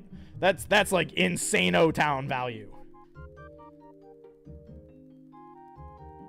So hitting back row is almost never good. There are arguments, there's niche cases where hitting a back row is fine, where it's like, I am going for game this turn, and it is worth it to just snipe that back row so that I guarantee, like, clear the board. This is the same as Hurricane. You only want to play Blizzard if you know you are generating insane value push that turn. There is no insane value push in this deck. There is no Like a Void. There is no Blizzstrix. There is no Rhino, Rhinymph, Rhinosect. There is none of that. Also, playing 2 Blizzard, not very good because it is searchable. So if you're going to play Blizzard, just play 1 copy of it with Brummelinks so that it's searchable and you have it for if you have an insane value proposition. But you have to be able to be playing an insane value proposition, which this deck is not playing. I do think that it's slightly, like, the one thing I'll say here is that it is slightly, like, more acceptable. Because I think Blizzard is, like, a better Nectar of the Gods in this deck for the purpose of setting up Cryoling in 1 turn. So for that specific reason alone, I think Blizzard is acceptable, but I would make it a 1-of. There is something really cute about this deck, and that's Exaltus Champion. That's the next thing I'm going to comment on. Exaltus Champion, insanely cute idea. I actually really like that idea a lot, because if you are holding Exaltus Champion, and your opening hand is Bunnix, Exaltus Champion, and, like, any back row, you can go Bunnix effect, search for Solar Nixamera, dump the lunar one, pass. They swing on you, and you say, yeah, that's fine. I'll cast Exaltus from hand. Draw for turn, Ascendant to Nixamera. That seems good. Good play. I like that. So I think that this is actually the one deck that would want to play Exaltus Champion. As weird as that may sound, I think this is the one deck where you actually want to play that card. Because otherwise, I think that card's just not that great. The one thing I think that this deck is missing. So, like, we do have, like, the Cryoling stuff, right? And Cryoling's pretty decent because Cryoling can help you beat Like a Void going second. I like that. I would actually want to play Like a Void in this deck. I think that that Like a Void is really good in Nixamera. Like, Nixamera is one of the decks that, like, abuses Like a Void the most. And that's because if you resolve your turn 1 Like a Void, you always are able to summon the Nixamera form on the following turn. And it doesn't matter which Nixamera you have, because you can just, you know, enchant the Like a Void with Solar and have lunar, solar, and then siphon ascend the solar off of the Life Void on the following turn. And then you already have your Lunar Spirit underneath the Nixamera for when you tag out to the other form. So when you normal ascend, you would have a Lunar, Solar, Frost Nixamera on the following turn. Just by default, right? By Siphon Ascending, which means that when you get your mandatory tag out, you can add a water underneath it, which is really awesome. So I really like that a lot about playing the Werepups in this. But otherwise, this seems pretty solid. I actually really like this tech. This is really heads up. This is really smart. Back row lineup seems fine. Like, this is just like a good back row lineup right now. But I think the one thing I would say is this is also an altar deck, because one of the things that this deck struggles with is you are mandatory putting spirits on the board every turn, right? Because Nixamera has to keep ascending back and forth. So Altar actually overperforms in this deck. I think Altar is just good this format in general, but I think it actually overperforms in this deck because you can use that mandatory spirit in order to like ascend and then set up an Altar play. So I think Altar actually could even be a 3 of in Nixamera because this deck just abuses it so well. So other than that, like, I think some slight tweaks to like the counter rune lineup and the dude lineup. Other than those, I think this is actually a really solid Nixie list. I do like the one Boreas. I think one is all you need to play. I would play no Blizzard personally. So here's the changes I think I would make to this. And I'll use these changes to be like the measuring stick to which we measure all other Nixie lists in the future. Is I would take out the specs. I would take out the Blizzards. So that's 4. And then I would cut probably like a Cryovern. Yeah, I would cut this line. I don't like this line in this deck because it adds too many Ascensions, unfortunately. I do like these cards. I just don't think that it's too many Ascensions in this deck. So I would cut, that's 4 cards, and I would cut these. I would add the 5-card Like a Void package. So that's what? That's 5 for 5 there. We have 4 flex spots. I do like Infrostics in this deck. I would probably play another Catarant. And then probably just Galaxy Champions to fill out the rest. Just so that you have good aggro tools. And then also, because this deck is a Monsoon deck, because you see it here on the side, Galaxy Champ overperforms in this deck. So not playing Galaxy Champ in a Monsoon side deck feels really bad. Like, because Monsoon Galaxy is the best. Like, I know that we were talking about Spiders a minute ago, and how Spider defenders might say that Warmite Champ plus Hestia's Hearth is the best 2-card combo. The best 2-card combo is for sure Whale Monsoon. That's Mistral. Oh, that's Mistral, my bad. That should be Monsoon. I've been having a hard time with Zeus and Argo. I think the way that you solve Argo is by playing Galaxy Champ, because Galaxy Champ beats Argo. And then the way to beat Zeus is either alter, more Tsunamis, or play your own Zeus. Personally, I would play your own Zeus. I don't know how you'd fit it in this, but yeah. And also, I don't know if this deck can afford Rabbit, but if you can find space for Rabbit, I would play it. Because personally, I would probably just drop Rumblings, because like I'm not a believer in this card, but I will elect to be wrong only because Josh won. Only because Josh won with it. But I'm still not a believer. I hate you, Josh. Anyway, now let's look at the other Nixie lists and see where they went wrong. So this one's playing a very similar lineup. It has 2 Catarant and Frostics, mandatory guys. Lumaru, this card's trash. Actual trash mob. Yeah, no Like a Void out of 10, Blizzard out of 10, Cryoblast out of 10, Laurels out of 10. But I do see the Galaxy Champs. So what would I change here? for sure make space for the Like a Void stuff. And then there's like no space. See, like this is where it's like I want to cut these guys because I want to fit the Galaxy Champs. I guess you could cut Rabbit, but like, yeah, it's Rabbit. Think I beat this guy? Ooh. Hurricane I don't like in this. On the side. This is not a Hurricane deck. No.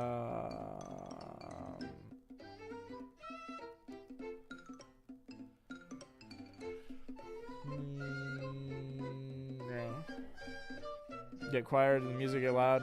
One or the other. Let me... Okay, I stopped yelling, so...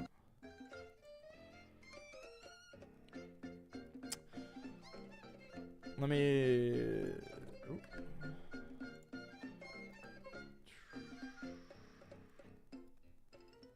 How's that? How's that? Alright, let's move on. What the hell? What is up with people side decking so many spirits? What the fuck? I gotta yell at people again. Okay, let's look at this Nixie list.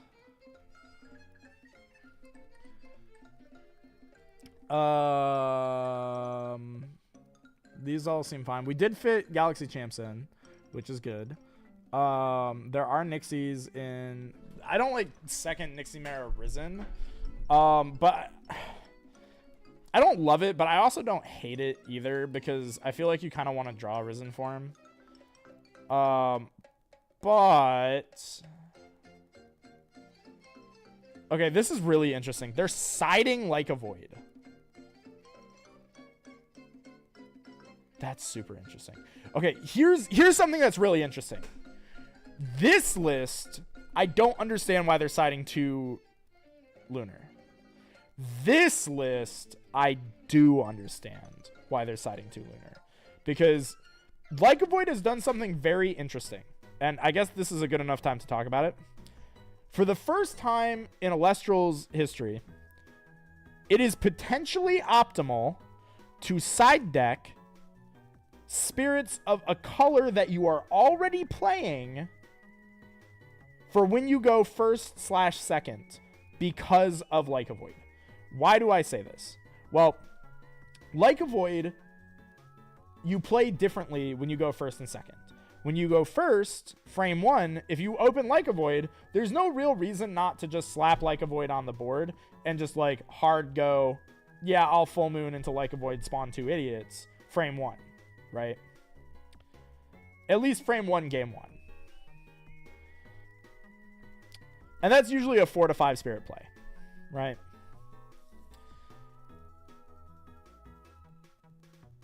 But when you go second, it makes significantly less sense to do that. Because your opponent could have Gorgon's Gaze. Which means that you aren't trying to ever enchant using full moon. Because if you have 5 spirits, you have the option of going, you know, full moon, like for Lunar, enchant 1 to my Werepup, trigger Werepup, ascend with whatever color I want, and then spawn a couple idiots. That's a 5 spirit play. You need 5 Lunar for that play, if you do that going first. And it's fine to do that going first, because you know your opponent can't interact with you unless they hard draw exactly Earthquake. So you know that Like a Void is going to stick. And you can float whatever spirit you want. Right? But when you go second, you don't need to do that. So now for the first time ever, there's actually logic to having a spirit in your sideboard that can just swap for that 1 Owloon. Or in this caster's case, because they sided the Like a Void engine, they're just siding it when they go first, and then siding in those 2 those 2 Lunar spirits for when they go first, so they have access to the play. Which I think is cool theory on their part and actually makes sense. Normally, in previous formats, if I saw this, I would freak out. But this time, I think that this card specifically has introduced a really interesting gameplay dynamic. However, it is only a thing specifically in the context of Like a Void. And since Like a Void is public enemy number 1, I think if Like a Void gets hit in some capacity, That, I think, will be the greatest thing that we lose in this game, is that little, like, niche bit of advanced deck building that you can do. And I hope, in a really weird way, I hope that we get more cards like a Void that play differently when you go first and when you go second, because I like that you can do those little spirit switch ups in your side patterning. So I like that a lot. Looking at the side, I don't know why there's one Blizzstrix in here. That's really funny. I don't know why there's one Blizzstrix in here. I guess because, like, you can ascend it. Like you have the guy, so you may as well be able to ascend it. But that's kind of asking for a lot of things to go right. So I don't really love that. And, like, it's not doing anything, like, particularly different than Risen Form in the first place, right? Because Risen Form snipes back row. Blizzstrix also usually has to snipe back row, because you can't use it for fear of shield otherwise. So I don't know if I love that. And it also would remove your infinite tag out, but I guess that's, like, maybe why they want to do that. I don't know. It's, like, cute. There might be something to this Blizzstrix Nixie stuff, but I'm gonna put it in trolling camp for right now. Oh god. Oh, can we ever get through a stream without somebody playing an incomplete spirit or side deck? Ever, just once in my life, can we go through one tournament where everybody plays a completed side deck?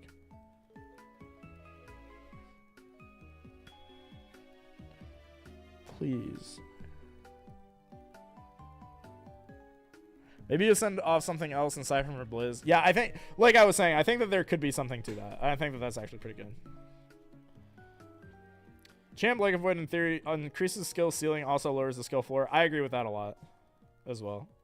I think that those are smart takes. Also, this is a crazy deck. What the fuck is this?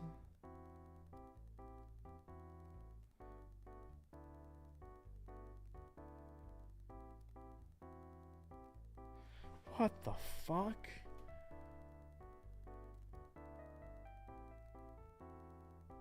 Is Blazers OTK a real deck? Yesn't.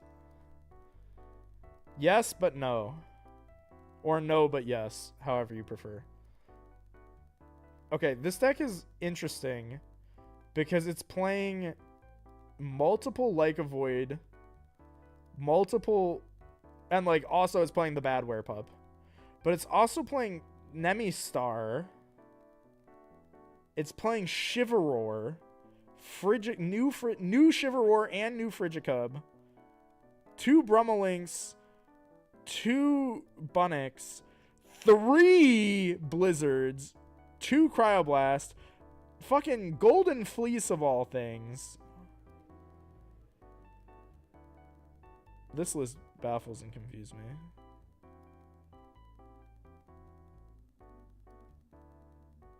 But this is a really good opportunity to show off a meme that I made. So,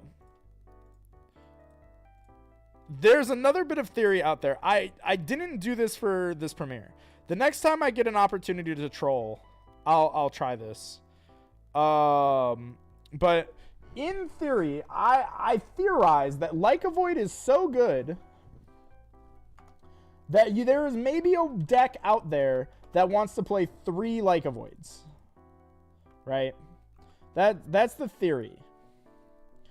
Because the idea is if you draw Like a Void plus literally any Celestial, you can, on turn 1, just go cast any Celestial for Lunar, protect it with a back row, and then ascend Like a Void on your next turn, cast 3 Idiots from your deck, and just go crazy. And there's theoretically a deck out there, like an aggro deck, that's just like a Void hyper aggro. And so, in spirit of that hyper aggro Like a Void deck, I have created a meme. Because 1 dog ain't enough, and 2 is too low, it's me, 3 dog! How you kids handling post-apocalyptia today? Welcome to the future of Firestorm meta. I don't think we're there yet. I don't think we're there yet. But theoretically, that is a thing that could happen. And it might not be the worst deck ever conceived. Theoretically. It seems pretty bad. But theoretically, it's useful.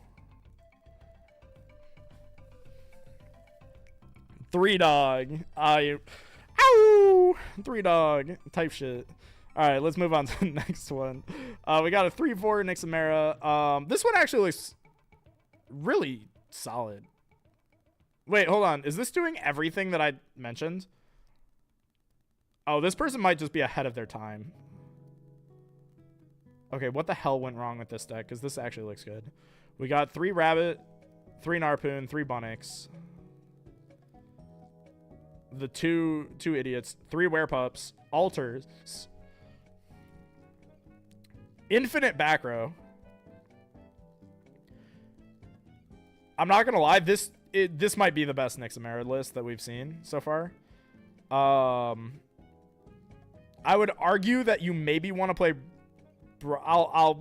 Josh, close your ears. You might want to play Brummelinks over the Spectruses in this deck, and Argo is probably a side deck engine. But the rest of this seems fine. No Champ Whale. They should be on Champ Whale, but Eddie fills the same role, so I think it's fine.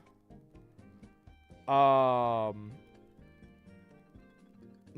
it fills the same role, so it's fine. I think that here's what I would do to this list to make it like more perfect in my mind. I think we would swap Eddie for Champ Whale. Spectrus for Brummelinks, maybe. Probably. Spectrus for Brummelinks. Argos go to sideboard. And then that's 1 Boreas, 2 Zeus, and then a Counter Rune or Blizzard as the remaining slots. There's the remaining last slot. And that's probably the Nixamera list that I would build. Might want to play what? Shut up! Shut up! Shut up! Shut up! Shut up! Shut up! I fucking hate all 3 of you. Fucking the Brummelinks Cabal has just shown up in the chat. And the side deck's kind of messy, but honestly, I think that this is probably one of the better Nixamera lists that we'll see. Needs Morlith. Yeah, Morlith is also a really good card. Morlith is also not bad in this deck because you get to mill the Nixie forms. Here we have a 3-3 Nixie. This one is on Cryoling, Cryover and stuff.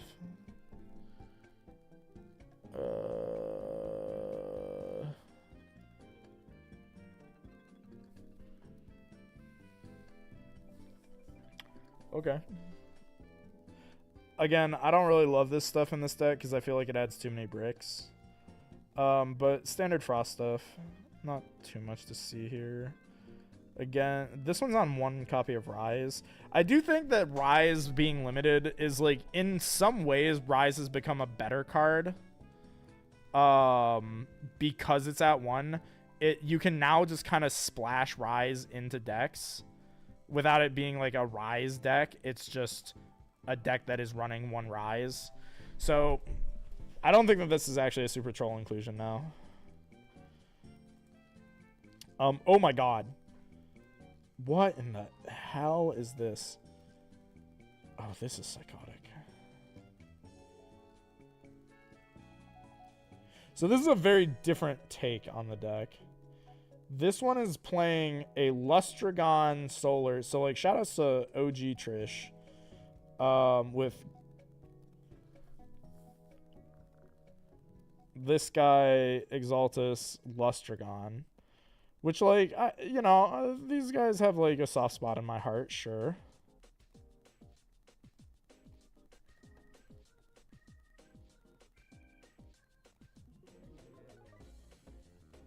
But then there's so many Ascensions. 2, 3, 4, 5. There's 5 Ascensions. That's too many Ascensions. There's only 12 Alestrals in this deck after Ascensions.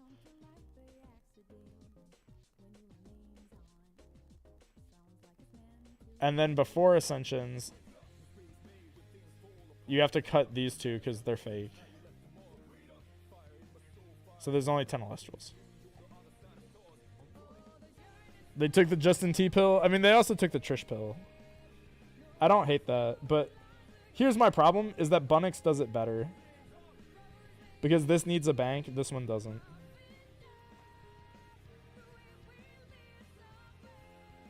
And if you're already using... Like, they do realize that if you're using Exaltus to search something, it's probably just Lustragon. Because Lustragon is a better search target than Nixamera. Because this can pop anything, this only pops back row. This Nexus is from board, this expends from Spirit deck.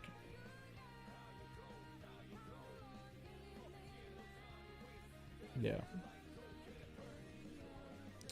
They're also on the side deck Werepup. So this is a really interesting thing that I've noticed with these Nixie players. This is the second Nixie player side decking Werepup line, which tells me that people are realizing that the Werepup stuff is good in Nixamera, but no one was willing to commit to it.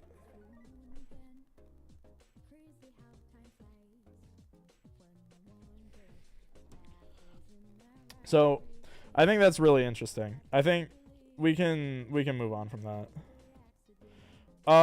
Let's see. Here we have a 4/3 Nixie. This one played... Is that Arcturus? Oh no. This card is awful. This card's very, very bad. So we're just gonna ignore this card. They're playing a Morfrost package in here, which I don't think is bad, but playing 2 Scorpion, 2 Bat feels wrong. It should be 3/1/1, or even 2/1/1 is probably fine. Lumaru is also trolling for sure. Like, this card is just like trash mob. But we have 3, 6, 9, 11 counter runes. I would want to see PTAs in here, but otherwise that seems fine. PTAs on the side. Hurricane feels awkward and mid in this deck, especially because Nixie pops back row by itself. Yar. I think it's just the same comment. Just replace bad cards for good cards. 2 score bet is a trauma response. Yeah, for sure a trauma. No. What the fuck? 3 Flurmine in my Frost deck. Why is there so... Why is this a Winjin deck?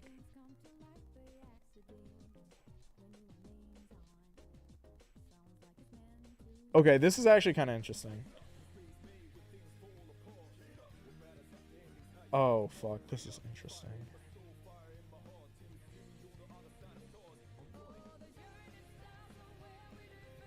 Oh, I actually kind of like this. I really hate to admit it. I kind of like this as a concept. Because the camels synergize with these. They synergize with this. They synergize with this.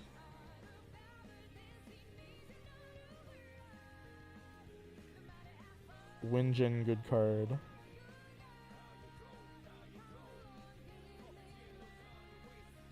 Ooh. Okay, conceptually, this actually seems solid. I think the construction here is poor. Construction of this deck list feels poor, but they're cooking. Oh, fuck. I like this, actually. I think... Okay, what would I want to do different with this deck? I think you can cut a Calfmel for sure, and you can cut a Spectrus for sure.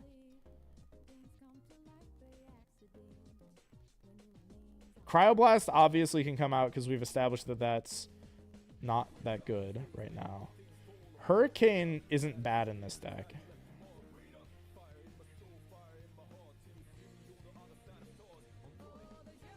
Laurel's bad card. So what does that give us to work with? That's 6 flex spots in this list.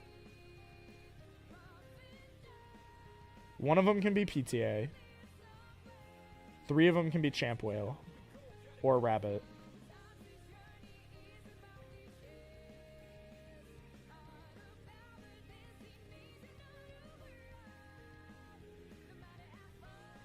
Oh, I'm trying to figure out what's the worst card in this deck. Like, of the big dudes that you're getting out, which is the worst? I think it's Winjin Tornadin, because there's no way to stack for it, right?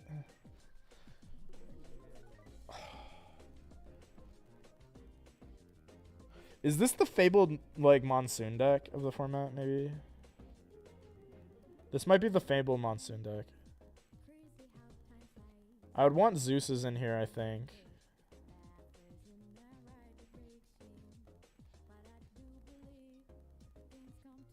Oh, that's tough. I don't see the space for Monsoon without cutting Zeus.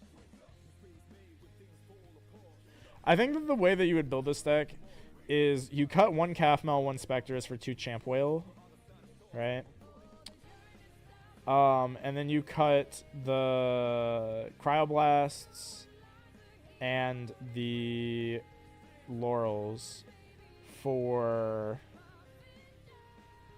2 Zeus and a PTA.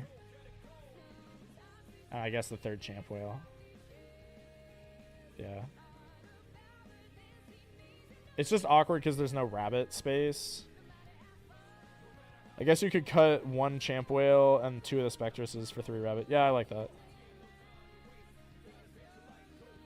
Yeah, those would probably be the changes. And then you just go down a little bit on Solar. Winjin Monsoon deck is expensive, but helps Winjin a lot. Yeah, I think that the best Monsoon deck in the game right now is Winjin. I think Winjin is a Monsoon deck. It is the fabled Monsoon good deck.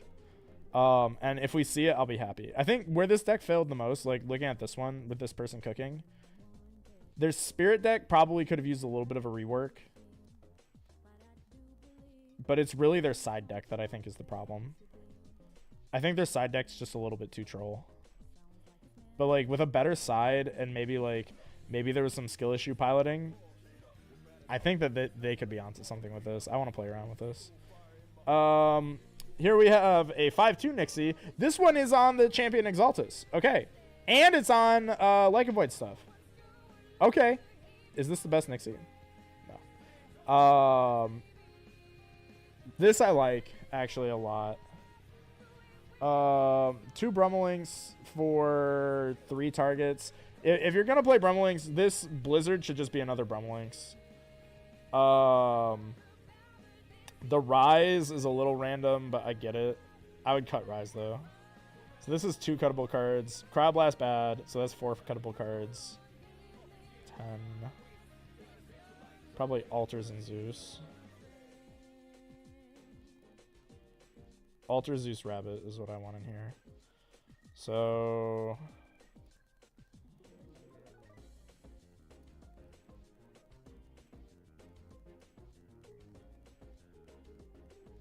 I guess cut specs, but like you kind of need more beaters. I think I would actually cut Brummelings from this list for rabbits. So hold on, this is 3. So if I cut 3, 6, 8, I would go +3 rabbit, +2 altar, +2 Zeus. That's 7. And then either plus the 3rd Champsy or plus 3rd Exaltus Champion, I think. Also, nice guy. Yeah, I fuck with this. This list looks pretty solid. I like this a lot. Also, they're doing something cool. I didn't know if we would see this. If you guys remember from my prediction post, I did a Trish Prophecy, which I hadn't done in a long time. I I posted that Moonrise like a Void better than Champion Void. This was obvious bait.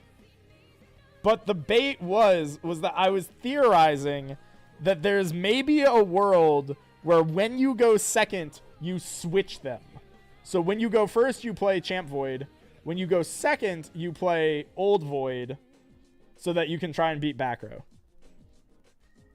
That was the thought. And then I realized that was really stupid.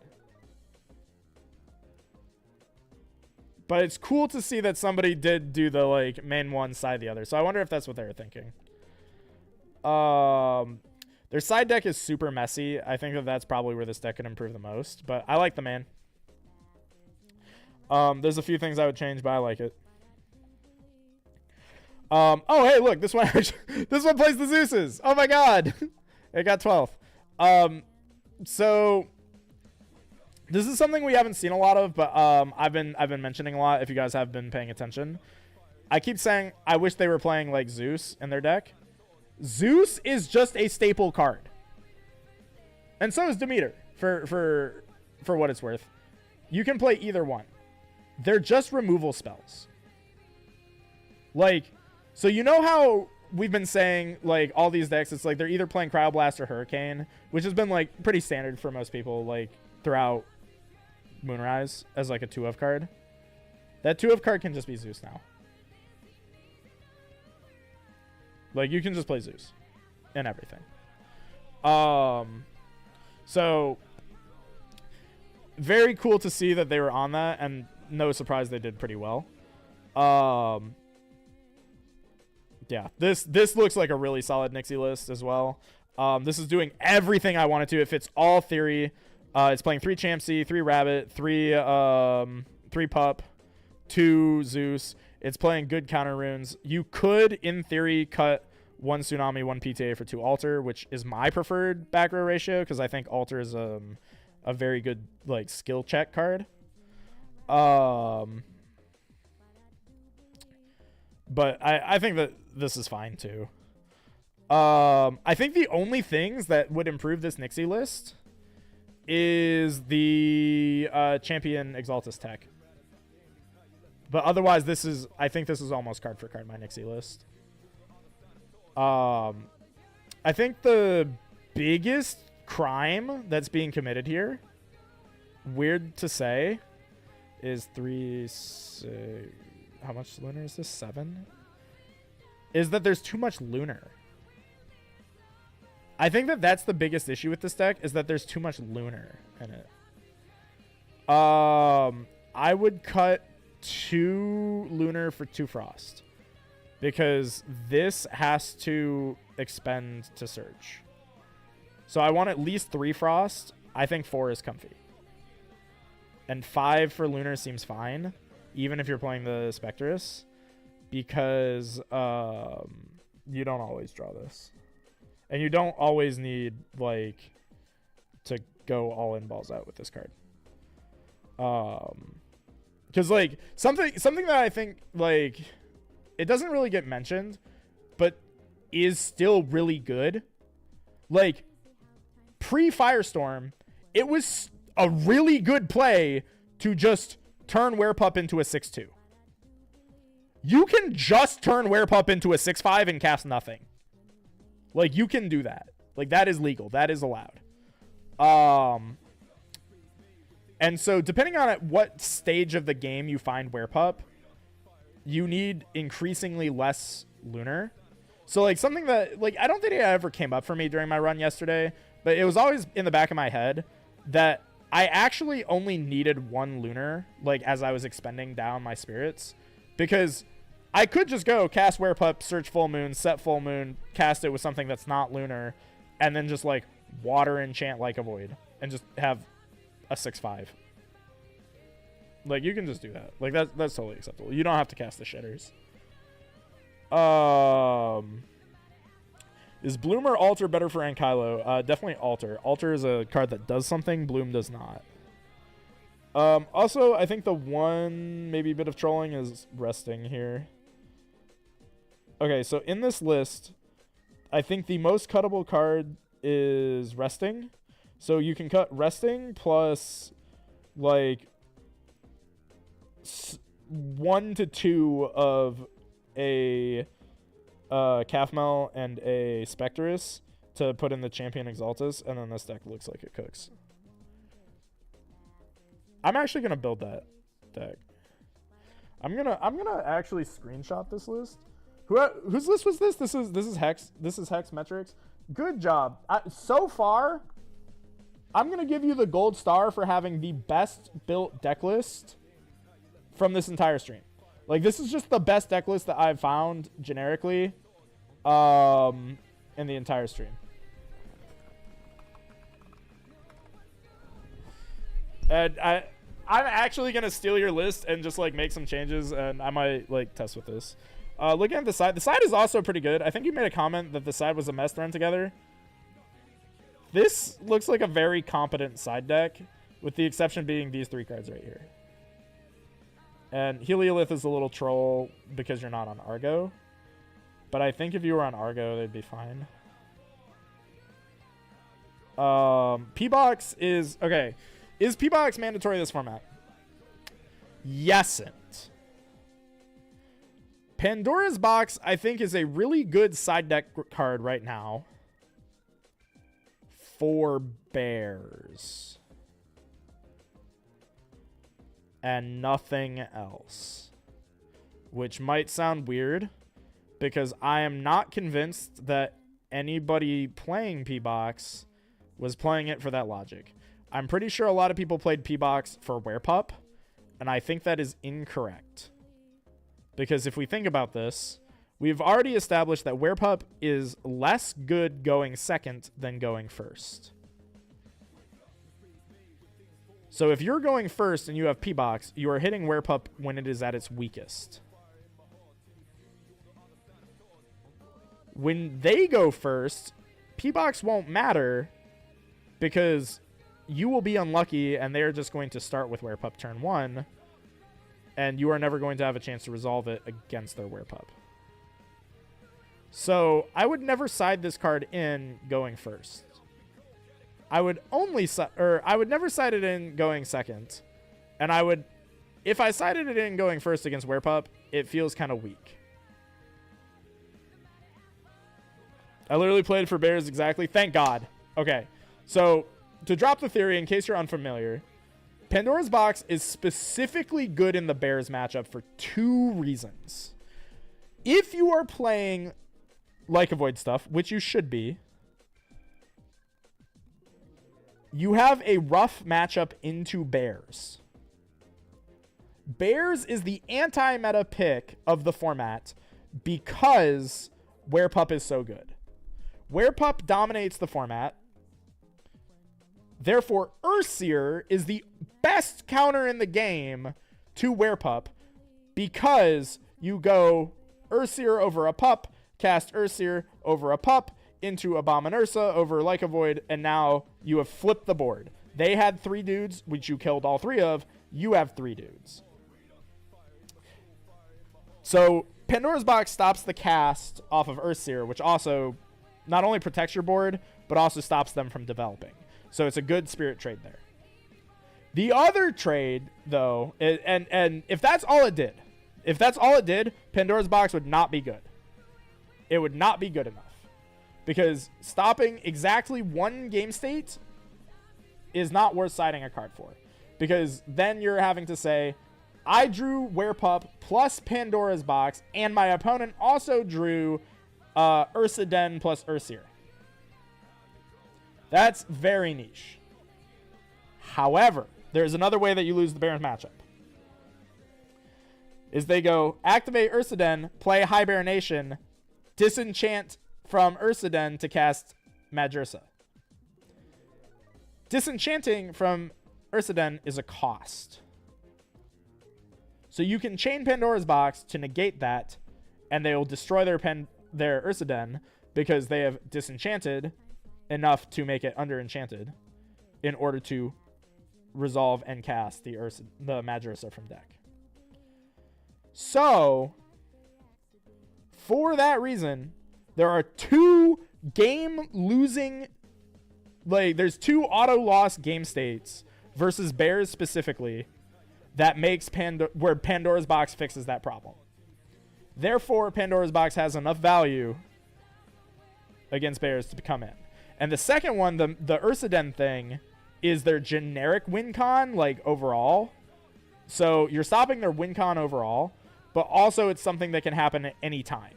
Like, because that is just a play that they can do at any point. So it is a perma check for their win con. And it also stops the counterplay, which makes bears a worthwhile deck to play in the meta. Like, bears is the anti-meta deck of the format because it matches up specifically into where Pup starts. And also is just like a competent strategy in general. So, Pandora's Box, good for that. Do not side it versus anything else for any other reason. I sided P-Box for the Blizz matchup. Trevor, I hope you're trolling. Alright, Wind Aggro. This has been... How long is the stream been going? I feel like it's been like 2 hours. How long have we been live, chat?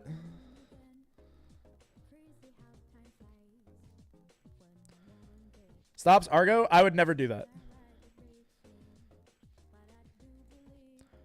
I would never Pandora's Box and Argo. Yeah, it's been 2.5 hours and we've only gotten through like 20% of the decks.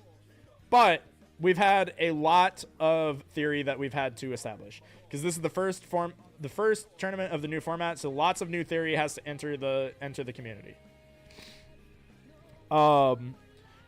Which is why these streams get faster as more tournaments happen, is because now we're just talking on theory that's already been developed. But this is the stream where we have to develop the theories, right? I would never P-Box an Argo. And the reason why is Argo costs 4 from the opponent's perspective. They're playing 4 to win a trade, right? Which makes it the world's worst shield of Achilles. I would never burn myself for 2 to heal my opponent for 2. That doesn't feel good. I would rather just lose that trade and burn my opponent for 4 than just win the trade, but I pay my opponent's 2 spirits. If that makes sense. Like, effectively, Argo would say, pay 2, pop an opponent's back row, and also burn them for 2, which doesn't feel good. So I would never P-Box an Argo. If you're ever trying to win an Argo trade, the best ways to do that is either using your own Argo. So if you're going to side a card to beat Argo, you should just side your own Argo. Or just use Altar of Stars to just like cancel out of the attack. Which is why like I think Altar is just a really good card to just like main deck. Because you can always side Altar out for like the 3rd PTA and 3rd Tsunami if it's in a matchup where Altar doesn't feel good, right? But Altar is not only a skill check card, it is a card that lets you like get out of game states that you can't be prepped for. Like if you, especially early in the format when you don't know what people are going to run. I didn't know if I was going to play against a lot of Fire Artifact. So like, and which funnily enough, it was the most represented deck and I played against 0, which is crazy. But like had I played against it, I had the Argos or the Altars so that had I attacked, get Argoed, I can just cancel out of it immediately. And that's a very good thing to keep in the back of your head. Win deck building, and I need an out to Rabbit. Is it always Champ Whale? That's the best one. Even if I'm in Earth, Mudlet feels bad because it loses PTA. No, that's correct. So something that I guess I should revisit before we move into Wind Aggro is the other theory about Alestrals in general, which is that synergy, like same color synergy, is not that important in this game yet, or potentially ever. Your spirit deck is a toolbox. You do not need to make all of your tools play matchy-matchy. You can just use the best tools for the job. You do not have to settle for a worse tool just because you're playing more of a certain color. So it's always going to be correct. Like, even if you're playing an Earth deck, the better tool is always going to be Whale and Eddy before it's Mudlet. So previously in Moonrise format, before we had Champ Whale, the 4th copy of Eddy would become Mudlet if you played Earth. And the reason to play Earth was specifically so that you could play a 4th copy of Eddy, or a 5th copy of Eddy, or however many other copies of Eddy you wanted to play. That was the reason to play Earth, was that you were already playing the green color, so now it doesn't feel bad to include extra Eddies. But you're never going to play 2 Eddy and a Mudlet. You're always going to play the 3rd Eddy before you ever include a Mudlet into your deck, right? Now, that's even less likely to be the case, because now you have 3 Eddy, but you also have 3 Champ Whale. So you're always going to have the blue color cards first. And why is that? It's because they are position changers that don't lose to Tsunami. Water is technically the best offensive spirit in the game, which is really funny considering that Water is consistently marketed towards being a control deck that heals. So many blue cards are control heal cards, and blue is the best aggro color. It's so funny. I love this game. What happens when there's too many tools? Will we devolve to having 8 color decks with 2-3 spirits of each color? I mean, that's already what we're doing. That's already correct. Like, you guys will see, like when we get to my deck, I'll like truth nuke, I guess. But like in a true, like, if you're just playing all the best cards, yeah, you're gonna be playing almost every color. Like, blue is just Delver. Classic. But like, yeah, like theoretically the best Elestrals deck is a deck that is playing more colors because you're giving yourself more tools. And in practice, you really never need more than 5 of any color. So you can always just play, like, even if you're playing the maximum amount of every color, like that you're playing, you would still be playing 4 different colors because you never really need more than 5. Including my side deck, I'm playing 7 colors. I think I was too. Or I think I played 6 for this tournament, but a previous list was maybe playing like 7. This one might have played 7. But I think, like, if you're just playing good stuff decks, you play almost every color because you're gonna play the best tools from every color. Like, if there's a good card in the game, you're gonna play the best cards in the game. And the only times you can't do that is when there are synergies that are strong, or are like specifically stronger than doing best card in the game turbo. Like, for example, in previous formats, Earth was like a good synergy strategy because Equilink's Demeter was like the best. It's still the best 2-card combo in the game. Like, Equilink's Demeter is not going to get worse for a long time, I don't think. But that requires you to play enough Earth to run Demeter and, like, over Zeus. So you have to find good enough cards to want to do that with. And that's kind of where we're at. So let's move on to Wind Aggro. This is a deck that I played, I guess, maybe against Ari. I think Ari was playing Penterror at the PNM, and you know, I was kind of trolling at the PNM, but they really like showed me the power of this deck. This is actually kind of crazy. This actually looks like a pretty good deck. And this went 1 and 3. So Wind Aggro, I think actually Wind, in fact, I think might be the best synergy deck of the format, which is crazy. Wind, I think, has the best tools if you're going to play like a concentrated color. Wind is currently the best, other than Earth. Like, Wind and Earth, I think they're the best concentrated colors, because they got, okay, this Monsoon is one of them. Monsoon is a really crazy card that is situational, but really crazy in the right situations. But it also got the pigs. Why are the pigs good? The pigs are the singleton best answer in the game to where pups start. And this deck is doing this correctly. They're playing both Werepup for when you go first and Sorlet for when you go second, and they're pairing it with Hurricane. I think that this right here, Hurricane, Sorlet, Werepup, is the best 3-card combination package that you can run in the entire game.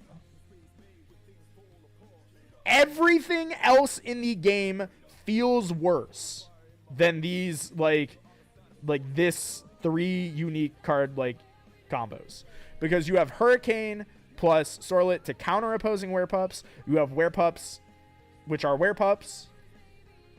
Hurricane can just be generically a blowout, but this is a really good payoff. Why is this a really good payoff? Well, your opponent invests 4 to 5 into their Like a Void, right?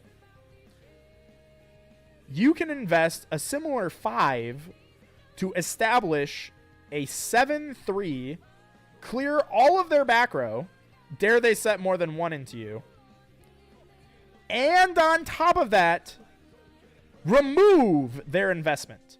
So you remove at least 3 spirits from their board, plus the 1 that they paid to set this up. So you remove at least 4 spirits of their value.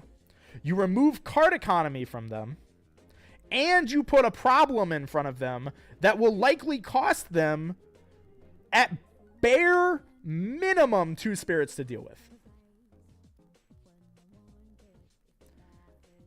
Bare minimum, it will cost them another 2 spirits. So for your 5 spirits, you burn them for 4, remove cards from their field, and then demand that they pay another 2.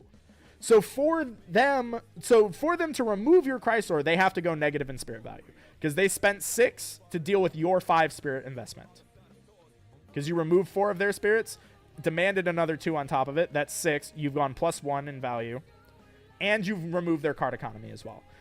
This is like Hurricane Sorlet is probably the best going second play in the entire game. Does that make it the best deck? Not necessarily. I don't think it makes it the best deck. I think it's the best package.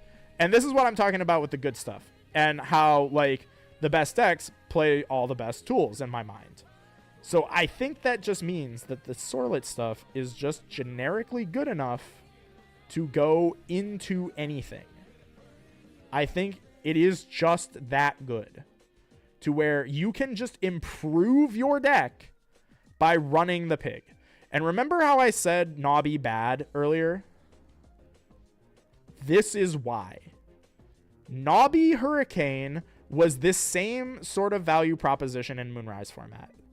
Like, we were playing Hurricanes just to get a double attacker in Nobby. But what was that double attacker? It was a 5-4, situationally a 7 against non-lunar solar Alestrals if you cast a lunar doppelganger, right? This is a generic double attacker that presents a 7 that is always a 7 against the opponent. And because this deck played Sorlets, you can just go Water Sorlet and then ascend into Chrysor from hand, which is a really strong play. So this just power creeps Nobby. So if Nobby was good before, which I don't think it really was, but like I know Tractor loves his little Nobbert. This is just Nobbert on crack. Like, this is just good Nobbert.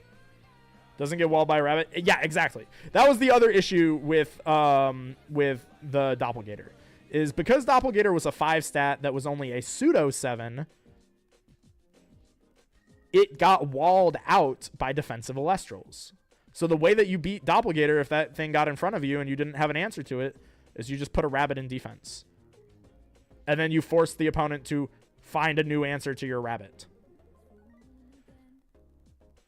Chrysor doesn't have that problem. Chrysor just says, yeah, no, I'm fucking huge. I'm going to get over whatever you put in front of me. And this is also why I think Frost is so good right now. Because Frost, like, we can talk about the inherent, like, strength of just, like, Brummelinks plus Boreas plus, you know, like Morlith or Cryoling or Rhinosect or whatever to be like big dude that's hard to get over, like big number good, that has inherent strength to it. The thing that I think makes that big number good is that that number is bigger than Crysaor. Crysaor good, but not good enough to deal with 8s. And so this is why I think that this is actually really, really strong. Also, shout-outs Peliquarius. So, while this list went 1 and 3, this, I think, is actually a really good list. I had actually built something really similar to this at one point and almost took it.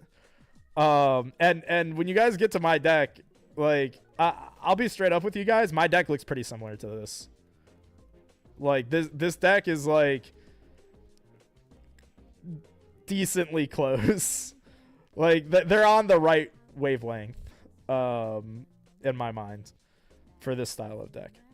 Obviously, I played something a little bit different. Like, I wasn't playing a wind deck, but, like, this is really, really good. Where I think this went wrong, their side deck's Giga Trolling. Monsoon, unfortunately, I don't think this is a Monsoon deck. I think if you're going to play Monsoon, you have to play, like, obviously you have to play Champ Whale, but you have to play a second receiver to make this card worth it. That makes using this card worth it. And I think the only other one that gets enough value is Windjam. Can confirm Trish cooked me with Sorlet round 7. You also cooked me with my own Sorlet as well. like Sorlet was the MVP for both of us that match.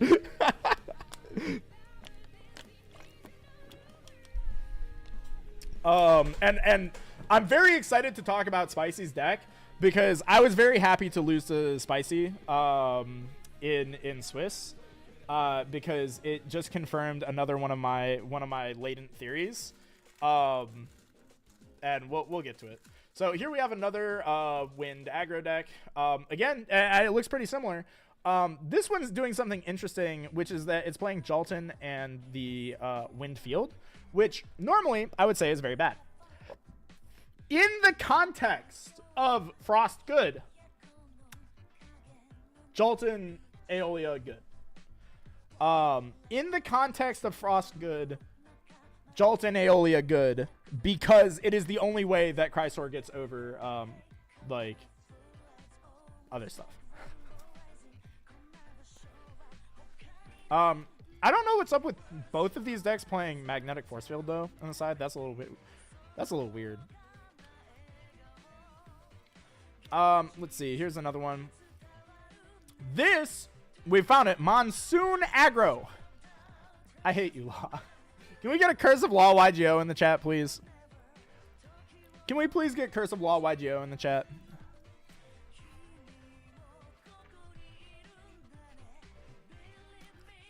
This is, like, very obviously just Winjin. Like, this is just a Winjin deck. But sure, it is Monsoon Aggro. But I do think that this is probably one of the better ways that you can build Winjin right now. And this is along the lines of how I would start looking at building Winjin.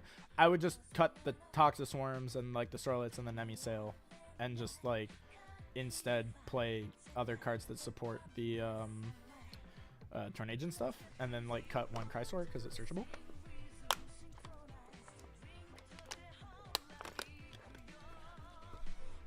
And then the side deck is, like, Giga Troll.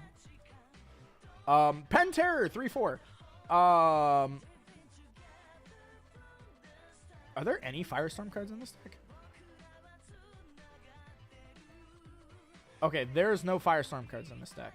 And they still win 3/4. I think that does say one thing, is that I think Pen Terror is good right now. Pen Terror, I actually think might be tier 1 right now. Like, Pen Terror was good in Moonrise. Like, it got third at Dallas. And I, like, in the last premiere of Moonrise, I went 7-0 with it in Swiss. And I played a Pen Terror mirror on the undefeated bubble in the last round of Swiss. So Pen is good. I think Pen is even better now. Looks like Ari's list from Dallas. I would agree, but I think Ari played Astrabbit, and this list doesn't play Astrabbit, which is wrong. This was Kreebro, if I remember correctly, my go. Yo, shout out to Kreebro. I love Kreebro. I think that there's some issues with this list like that could be improved on, but I do think that Pentair is really good, actually. I also like that Law just like put Pentair into the Wind Aggro category. Like he just said, you know what, I'm not making a separate category for Pen, even though it's probably a one-off. Or now there's just another Wind double attacker. Exactly. Like that's why I think this deck is good. So what makes Pen good? Pentair, like Hydrake Hurricane was already one of the best things you could do in the game. Like if your opponent just puts a 5 on the board, you could just Hurricane them, cast out Hydrake, and you end up with a 15 on the field. That was really good. But now you can do that again with the Sorlet stuff. So now you have 2 payoffs for Hurricane plus an attacker. And then you could also put Werepup stuff in. Because like we have Nobber Doppelgator here. These could just be the Werepup line. And you could keep the lunar count the same, frankly. And then you just throw Rabbits and Champ Whales in here. You have the option for Galaxair, which is honestly, in some ways, better than Eddie. Like, you would probably play Eddie before Galaxair, but like, this deck, in theory, could play 7 Eddies. Like, you could max out on Champ Whale, Eddie, and then still fit Galaxair in here, because out of all of the Eddie-type cards, Galaxair is the 3rd best in the game. Like, it's better than Mudlet, strictly, because it has a bigger stat line, and it does stat swaps. And stat swaps in this game are just broken. I also lost this in Swiss. Sat on Antitan with 2 spirits in deck. Wait, is he playing Antitan? Or wait, Bo, did you play Antitan? He built up to Pen. I had to Gorgon's Gaze, then a 3 spirit Verituga. Oh, jeez. Yeah, no, I think that Pentair, there's a lot going on here. I want to revisit Pentair this format. Spider Tank good? I agree. Spider Tank is a good stat line. Also, I like seeing all these Pelaquarius. Pelaquarius, good card, by the way. A lot of people have been hating on my boy Pelaquarius. Pelaquarius, good card. Here we have another Wind Aggro. This one went 4-3.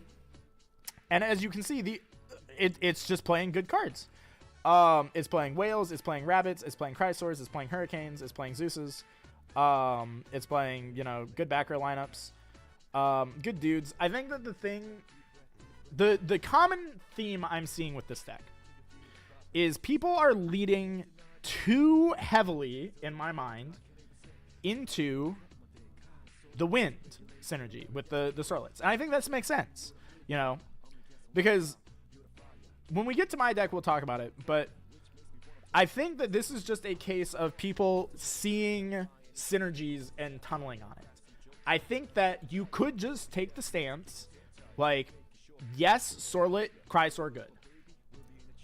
But instead of playing Sorlet and a second Chrysaor, I could just instead play Viscerus. I could play the Werepup line. And then, like, those slight changes are literally the only changes you need to just increase card quality without changing the general game plan of this deck. I guess spoilers, like, that was my deck. Like, the deck that I played was basically the same concept as this deck, but just instead of Sorlets, I played Visses. Instead of Spectrus and, like, Gang, I just played Werepups. It's just good cards. They're just the best cards in the game. But that's why I think this Wind deck is good, is because even if you don't, like, full commit into, like, you want to play, like, more synergies, you want to go heavier on the synergy stuff, you're still playing, by default, like, 9 of the best cards in the game, which is crazy. Like, your deck just, by default, is better because you're just playing good cards. Here we see another Pentair, I guess is combined with the Wind aggro stuff. Yeah, I mean, we've already talked about it. I think the big common trend I'm seeing here with a lot of these, like, Pentair and, like, Gang decks is they're just not they're overcommitting to like the I'm gonna play Wind, and just, you know, with just some minor tweaks, like cutting 1 or 2 cards just for other good cards, like they would have a more well-rounded strategy. Also, these side decks have all been really whack. I haven't really commented on them, but they're all really whack. I don't know why they're all on Magnetic Force Field. I don't understand that. Like, yeah, what is it with these players? And like, all of them really seem to think that Magnetic Force Field is the way. I don't know. There's some like mentality thing there. But I think a lot of people are like on the right wavelength though, of like recognizing the strength of like Sorlet Hurricane in like a 5s aggro kind of like Migo face kind of deck. And I think that they just overcommitted to the I'm playing Wind concept and then just played like subpar cards to squeeze into a Wind shell. So let's see if we see anything. Okay, here's something more interesting. This one's doing this is actually the second person now doing the cool concept of the three good dudes of Winjin, or of like Winjin, Tornadin, Sorlet, Pig, and Werepup. So this is like the best Ascension deck in the game, I feel like. This dude ratio actually seems really solid. This is probably the best combination of dudes you can play. I think the only real change I would say is just cut a Sorlet for like a 3rd Champsy. But that all seems fine. Yeah, actually, I think the only thing about this list that I would change. Pretty sure this is Swole. Oh, is this what Swole played? Yeah, okay. If Swole played this makes sense. This is like super well constructed. Here's the only thing I think I would say about this deck. I think I would make the one thing that I feel like this deck is lacking is Zeus. And Monsoon is the culprit, unfortunately. I think that the issue this deck has is it wants to play Monsoon, and these could just be Zeus's. Yeah, I only own 2 Champ Whale. I understand. I think that that's the biggest concession with this deck is that you're cutting Zeus.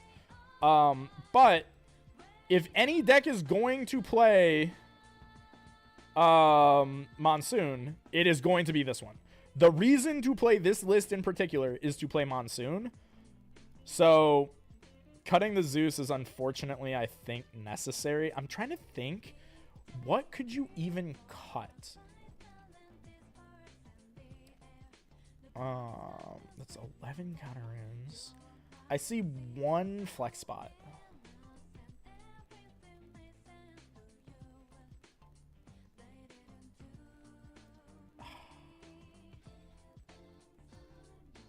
Okay, so the deck space is really tight here. But you can cut Tornadin to 1. Right? Because you can guarantee that you get to Tornadin through Monsoon. You can cut... and you already have 2 other Ascensions in the deck. So you can cut Tornadin to 1. That's 1 copy of Zeus. Then you can either cut 1 Ambrosia, which feels very bad. Cut 1 Monsoon, which also feels kind of bad. Or you can cut a Sorlet. And then just only play... or you can cut either Sorlet, actually. I would probably cut the... is it the Champ Sorlet? Might be 1 Champ Sorlet.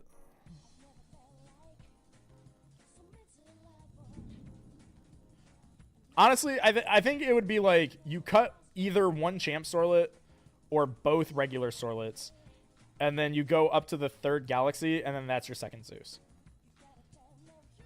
And I think those are really the only changes that you can make.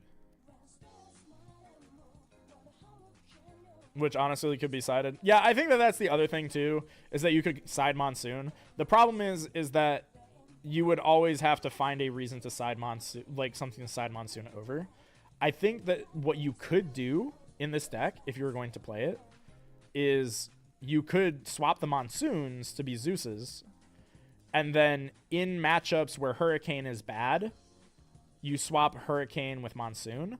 My issue with doing that is that in matchups where Hurricane is bad, so is most of this deck. And also, if you're not maining Monsoon, there is also not much reason to play Windgen. So, unfortunately, I think the most cuttable cards here in order to improve this deck are also the cards that make this deck logically consistent, which I think is the biggest flaw. And now there are some comments I need to make about the side deck. The first comment about the side deck is, I love you, Swolax, for playing the should not exist Stellar and Fornax. Very funny. I'm surprised they actually let you sign up with that, because I think that you shouldn't be allowed to play with it because its set code isn't legal yet, right? But nobody cares. It's really funny. And then the other reason I love you is I'm looking at your side, is you did the Trish thing. You did the Trish full commit to the, like, I'm going to reveal Ambro, Nemisail, Calf Melon Guarantee search. Healing, I'm going to search Tornado, Hurricane. But you didn't play Thunderstorm, so I hate you. Yada, yada, yada. If I could change only one card in this deck list, it would be I would cut the third Monsoon in your side for one copy of Thunderstorm so that you can complete Trish Theory on Tornado. Where you just run with the Dallas theory of you always want to be able to hit a certain card, but you just full commit to it.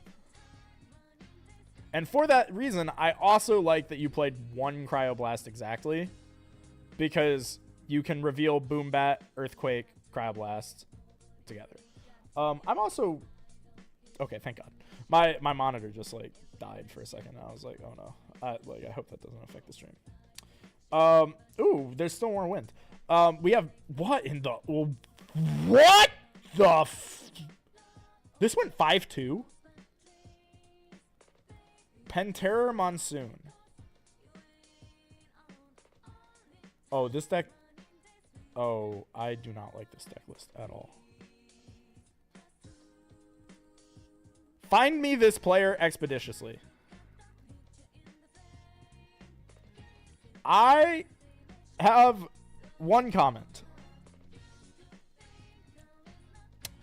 Whoever is playing this deck is good at the video game.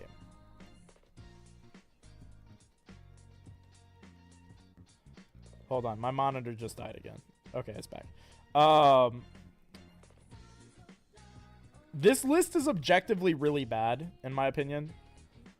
Because we're main decking Pandora's Boxes. We're main decking Helios' Chariot Rides. We're main decking Monsoons. We're main decking 3 Aeolus. We're main decking Unsearchable Island of Aeolia. And then we're main decking... What is this? Hold on. Let me subtract. That's 4 Ascensions. We're playing 12 Alestrals, and 2 of them are Nemisail.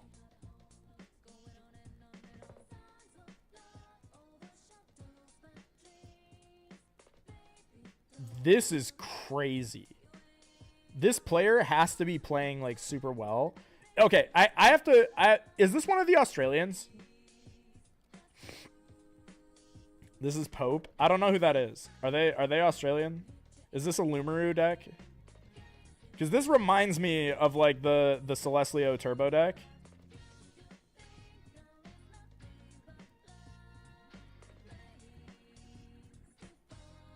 Oh, this is crazy. And there's no rabbits in here either.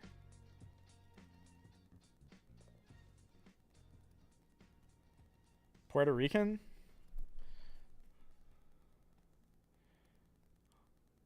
Find me this player expeditiously.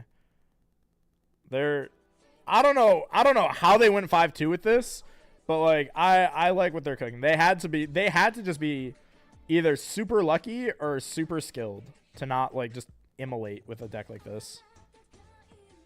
That's crazy.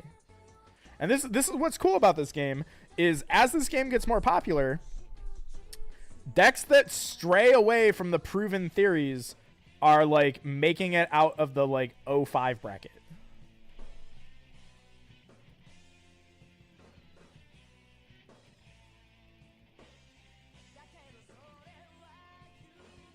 That's awesome. Good job. Oh my god, there's still more. Ooh! Look! I said the thing about Vis! Oh my god, look, it's Vis! Oh my god, look, it's Zeus! Oh my god. All the things I said. Oh my god, they're coming true.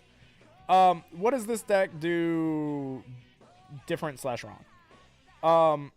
Well, this is super interesting. They played 4 water, but they didn't play Champsy or Eddie. They did play Galaxair, but why the 4 water then? I feel like you could cut it back a little here. They played Cryoblast, which we've already established Cryoblast bad, or Cryo bad. Cryoblad. Bad blast. I think it's JJ. Oh, is this JJ's? No, this isn't JJ's list, is it? I thought JJ played my deck. Yeah, no. JJ did play my deck because I mirror matched him and he like avoided me. So this isn't JJ. I think the gravest sin that this JJ. I don't think so, because I played against JJ and I'm pretty sure he cast like avoid against me. Did JJ go 5-2? I thought he dropped kind of early, didn't he? I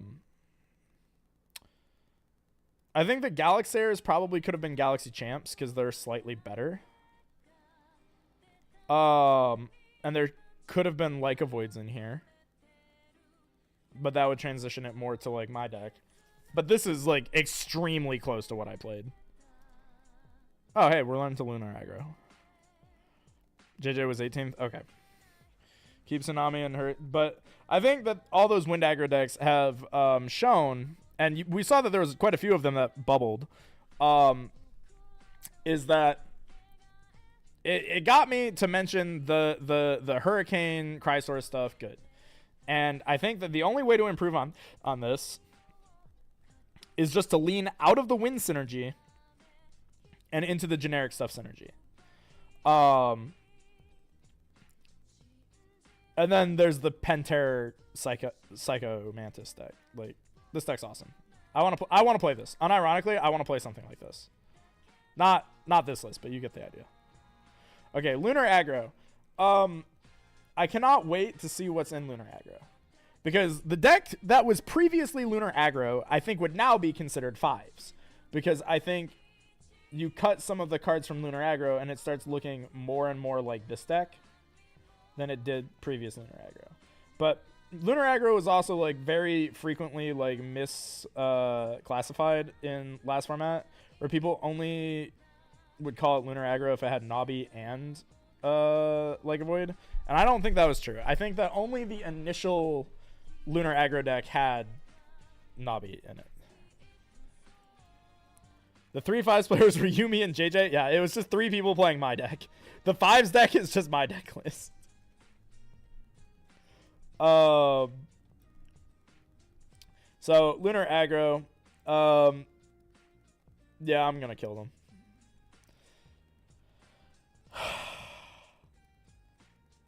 This is kind of what I was saying about Lunar Aggro. This is almost card for card like my deck list again, where like instead of Nobby, it's just the Crysaurs. Like it's just the Crysaurs instead of Nobbies. These are Lunar Aggro is just good stuff. Me, I was having a bad day. Wait, was this you, Tractor? Okay, that explains why the deck looks good. But this is, wait, not my deck. Yeah. So this is this is what I was saying about Lunar Aggro, and I like can't wait to see it. Lunar Aggro and 5s are literally the exact same deck because they were always the same deck. Lunar Aggro was just 5s with Werepup. And it still is just 5s with Werepup. But now Lunar Aggro is being like subclassified as 5s with Werepup and Nobby. And that for some reason really irritates me. They're not different decks. They're the same deck. Oh my god, it's the same deck again. I'm gonna scroll until we find one that's good. Okay, this one. Ooh, this is Lunar Bug Snacks aggro, which is to just say Antitan. That's a very law YGO way to name Antitan. I'm gonna kill him. Can we get Curse of Law in the chat, please?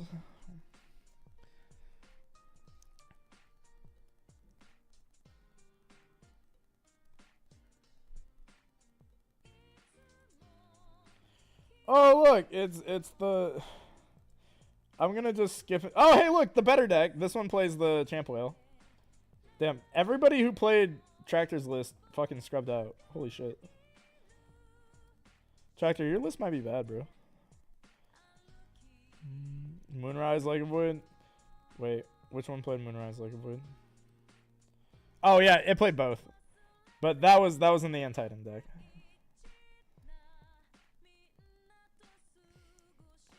This one went 3-3. Oh my god, it's the Tractor deck. Oh, this one went 5-2. These are just the net decks. This one played Toucan. Crazy. Yeah, so I'm going to save this conversation for when I get to my deck, because I think all the theory that's relevant for this deck will apply to mine. Including me. This is me. Wait, which one's you? 9th or 15th?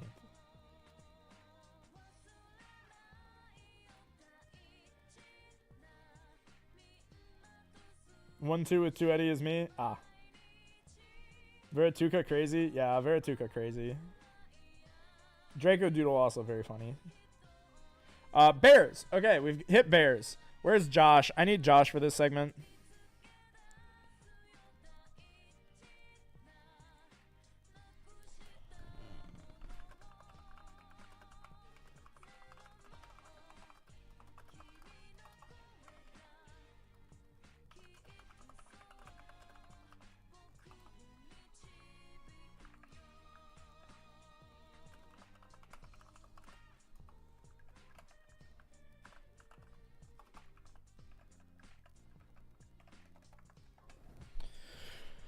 All right, Josh, you have a sacred duty.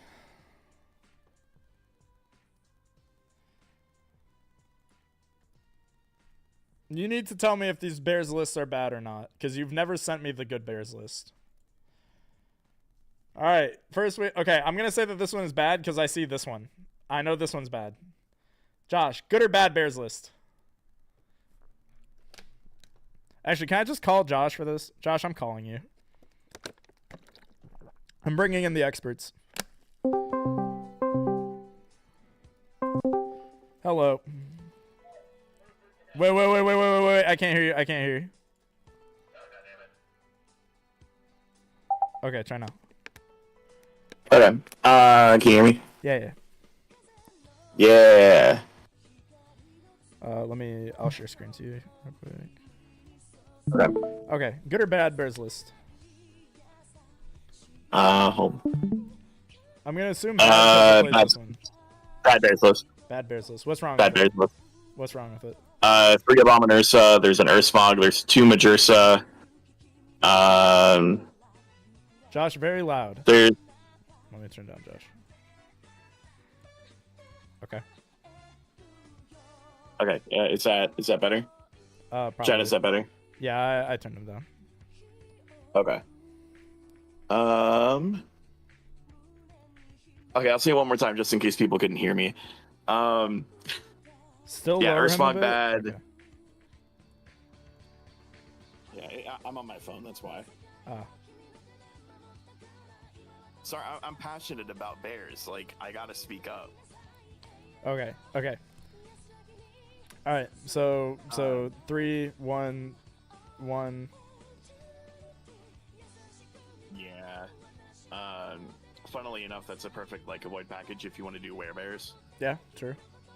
One Tsunami is really funny. Chiwarsiden, I think is like fine. Oh, what it was before is better? Oh, okay.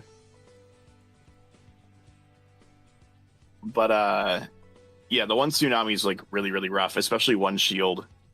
No, that's not PTA and Bears. PTA and Bears specifically isn't phenomenal.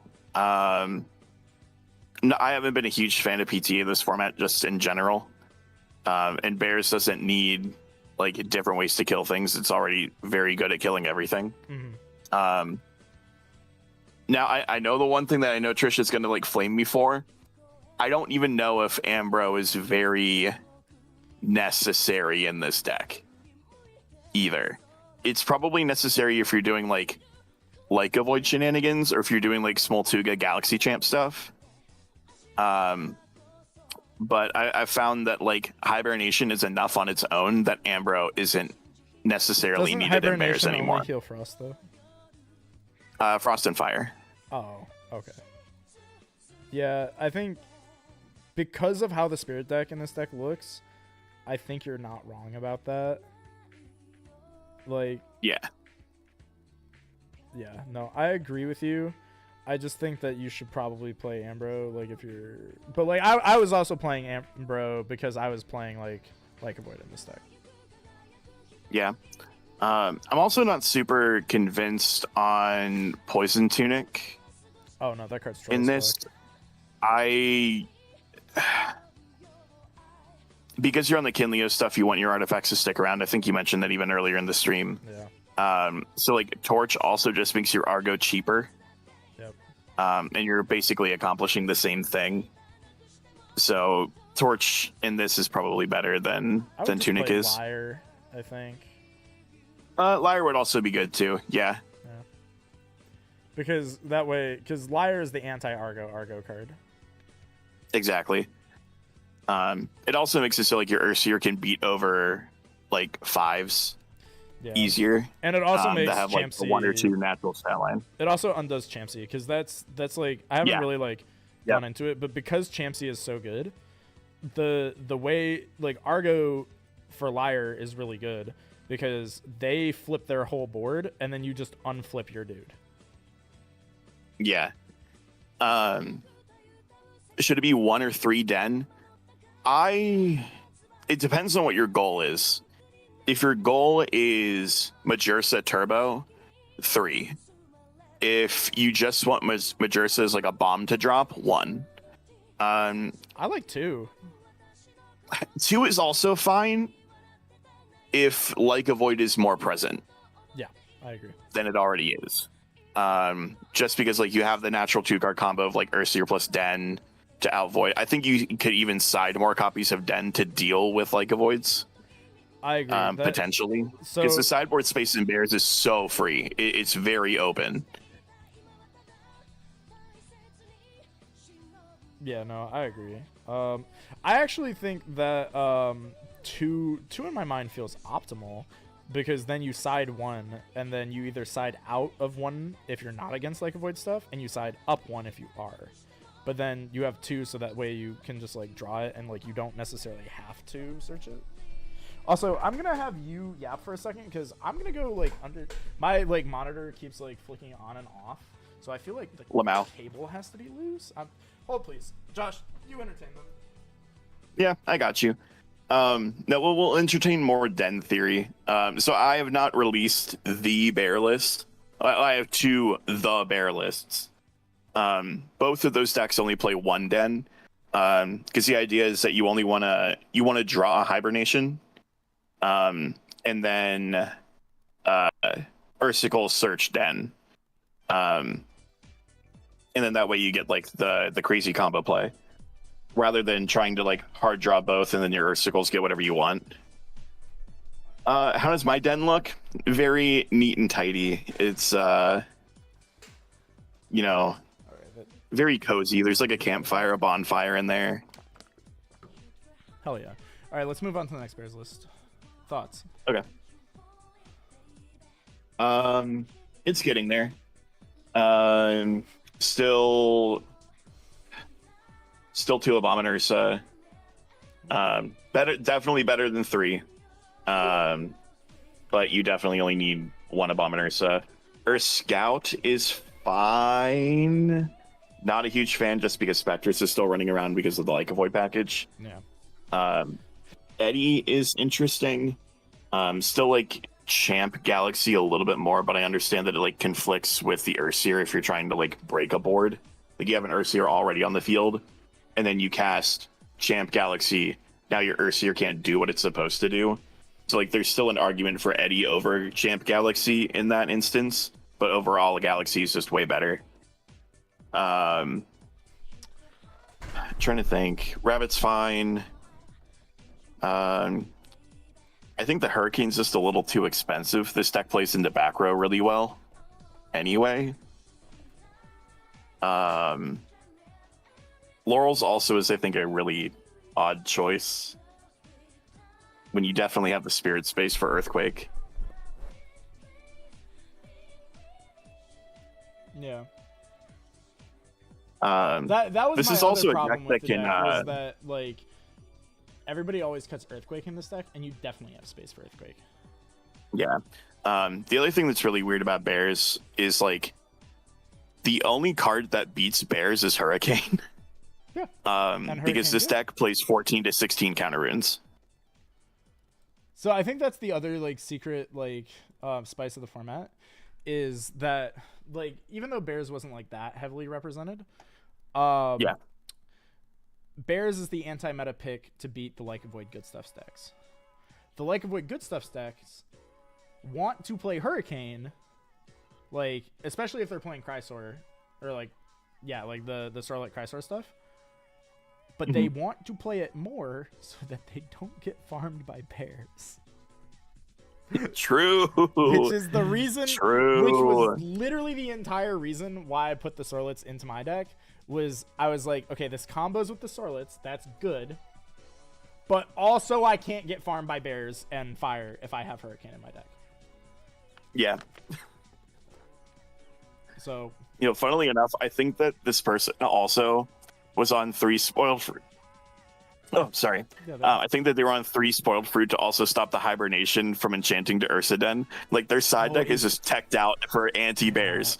It's it's awesome. Well, I mean, it's also three ofs turbo, which we've seen before. But you're right. That's probably what people were siding Spoiled Fruit for, now that I think about it. Because I can't think of any other things in the format that you would want Spoiled Fruit for. There's something else, isn't there? No, not really. I can't. Like, what, Valdusk? No. I could have sworn that there's, like, another deck. Oh, Majesty Champion, That's maybe, if they run it out in defense. Oh, yeah, like, you just be like, haha, punish for healing Lamau. Okay. Maybe that's it. I don't really know. That's all wrong, though. But if they're in defense, Majorsa just kills it anyway. So... Warmite? Yeah, but we've already established that card's unplayable.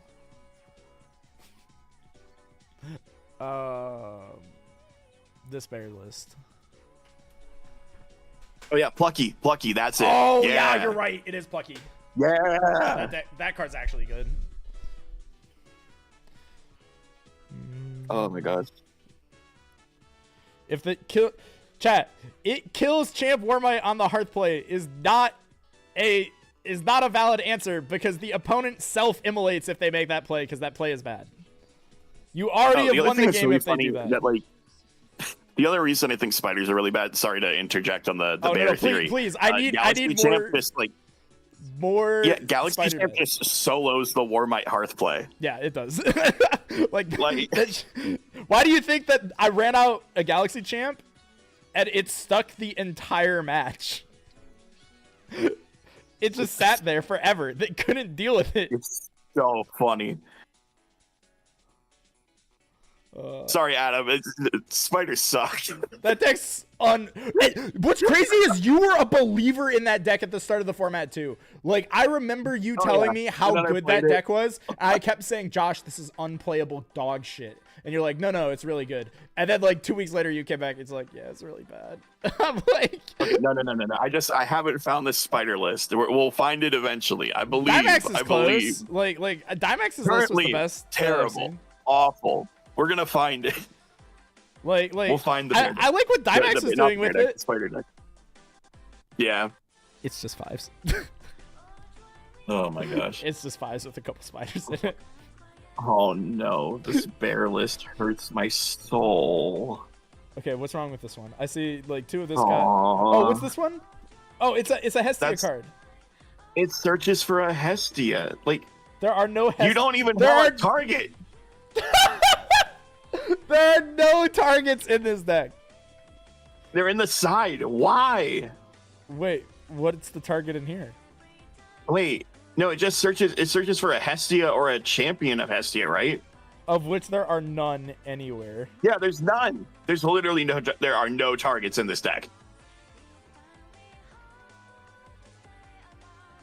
There's also only 2 Ursa. Aww. Yeah, that's really rough. Urs, Goat. Oh, it searches for Majursa. Oh, okay. No, that's true. That's true. Why would we do that though? Why would we do that? Well, because you Hestia's Hearth and you enchant to it on. So you draw this. Yeah. And it searches Majursa champ, and then you set Don't Poke with it, and then you also set Hestia's Hearth. So you Don't Poke, kill their guy. Then in the end phase, Hestia's Hearth, the Don't Poke spirit back onto this. Then you ascend Majursa, pop no Alestrals because you beat their Alestral in combat, and then you get shielded. Yeah. Thoughts? Yeah, I think that's really good actually. Okay. Next bear list. Okay, no, go back, real quick. I don't. Okay, so so funnily far, enough, we have not found a bear I player that don't- has won a game. I can't believe I'm saying this. The Urskote is really cute. Which one's Ursa? Just for the fact that like the werepups can't beat over it. Oh, this guy. So then like they would have to attack with the Lyca Void to out the Urskote. Isn't it Mystic Tomato? No, it's no, not Urscout, Urskote. The one with like the cute little winter coat. The one that's sitting? Or this one? Yeah, that one. Yeah, that's the one I was pointing at. Oh, okay. But But you it's- you said it was it's like tomato. Mystic Tomato. Yeah, right? No, What does it do? it's Grand Mole, Oh, that's funny. but only if they attack into you. Yeah, that seems worth it. So it's just like a funny thing to go off like the Ursir combo to float into if you out all the werepups. How about So this I don't bears like list? hate it. You can like stall. Okay, It's how, a 2/3. how about this bears list? main looks This bears okay. list. Main looks fine. Again, it could just be trimmed down a little bit. Actually, isn't this like almost identical to one of the other bear lists? Like the Yeah. list 2 lists ago? Yeah, I mean, like it's fine. It's just like it can trim is like the identical, abominers within the Urscout. Except the side deck is different. Yeah. Divine Blessing. Unplayable. Well, for what? Where's the divine? Den. No. It's for Den, but they didn't read that it has to enchant to a divine. Yeah. Okay. Cool. Oops. Yeah, and like the rise isn't gonna happen either. Like I'm sure that the idea is that like you get the Majursa out, it gets outed, and then you rise it back. Yeah. There's also But this that's might be realistically not this gonna might be happen. collect prizing turbo actually because there's Argo with no targets either. Ah. Yeah. Okay. Then yeah. Next. This one played out to 1-3. This is also the first bear list that has won a game in Swiss. Well, we're on 3 big bears. Yeah. Oh, we're playing all the bears. Is there a bear we're not playing? Oh, we're not playing Ursmog. Okay, good decision. The third Ursir is also missing. And we're also not playing Urskote. Yeah, no third Ursir is rough. Wait, what the hell is this guy? That's Champion of Keon Urskote. It's like Brummalinks, but worse. Oh. So it like pins the back row on cast, and then if Keone is enchanted, you get to pin another one. Oh. Hey, look, can you flame these cards again just to remind Adam of how bad they are? Oh yeah, they're like really, really bad. Like, these are unplayable. Okay, I'll say this: I did almost get cooked by Hestia double Kinleo at one point, so like that's really cool. But otherwise, the card's really bad. I want to say something. You were playing the I lose to single Kinleo deck. The opponent dropped 2 Kinleos on you in the same turn, and they still lost. Yeah. That's all. 2 Hibernation. I already moved on. Oh, okay. This is so far the most successful Bears deck. I need your thoughts on this. Oh, we are like going in on the Hestia stuff. I don't think this is Bears. Well, I guess it is Bears, but it's like it is Bears. This is Ursa Den. This isn't Bears. This is Den Turbo. Yeah, this is Den Turbo. But it's going like a really roundabout way of doing so. I think that there's a world that this is like okay-ish, because like the Torchin also helps you turbo out into Majursa. So if you open Torchin plus Majursa, you could like, or you open, no, you'd have to open Hestia plus Torchin or something. So you can like Nexus to the Torchin and then just like cast a Majursa to like blow up a card. It's so bad. What does Champion Emfrix do? Oh, Emfrix? Yeah. I'm pretty sure like if you use it for Ascension material, you can add it back to the hand, and like you can disenchant from your Hestia to add a 1 Spirit Fire guy from your Underworld back to your hand. He's like a 3/4. It's like okay. I'm sensing a common trend here with the decks playing Hestia being really bad. Would you agree that Hestia is the worst divine in the game? For now. Okay. I just had to make sure. Yeah. I think that Hestia like over time will age well if we get proper support for it. It'll age like fine wine for sure. But they somehow made a divine that's worse than Poseidon, which is really funny. Yeah. I mean, it's the same with Hermes. Like, both of those cards aren't phenomenal, but will just age better over time. Hermes has the Spinosex stuff that's, like, decent. Yeah. That's true. But that's also a 5-spirit investment. It's, like, too much. Yeah. Thoughts on this one? This is Den Turbo. Yeah, what, 3 Den, 3 Hibernation. Okay. You probably do have to play Ambro in this list. You probably have to play 3. They definitely could have cut Crab Blast for Alter, right? Yeah. Oh, for sure. Also, 2 Ursier. I don't know what is this trend with 2 Ursier? Yeah, I don't know why people don't want to play the good card. Yeah, I don't know. 4-3. Hold on. Okay. Much better list. 3, 6, 9, 12. 12 with Don't Poke. Yeah, 12 with Don't Poke. The Necrophs are fine. Those should be small Tugas. I think I would prefer the Eddies. Like another Eddie. You could cut the Earth Scouts for small Tugas as well. Yeah. The one thing I haven't really seen in any of these decks, except for one of the first ones, is Kinleo. It's like nowhere. Yeah, I know. It's crazy. Granted, they're also not playing like Argo or Artifacts in this deck, so maybe it's not as good. There aren't any good Nexus banks besides Den. I think that this is like minus the first 4 cards on the list, right? For like a third Eddie, 2 small Tugo, that's 3.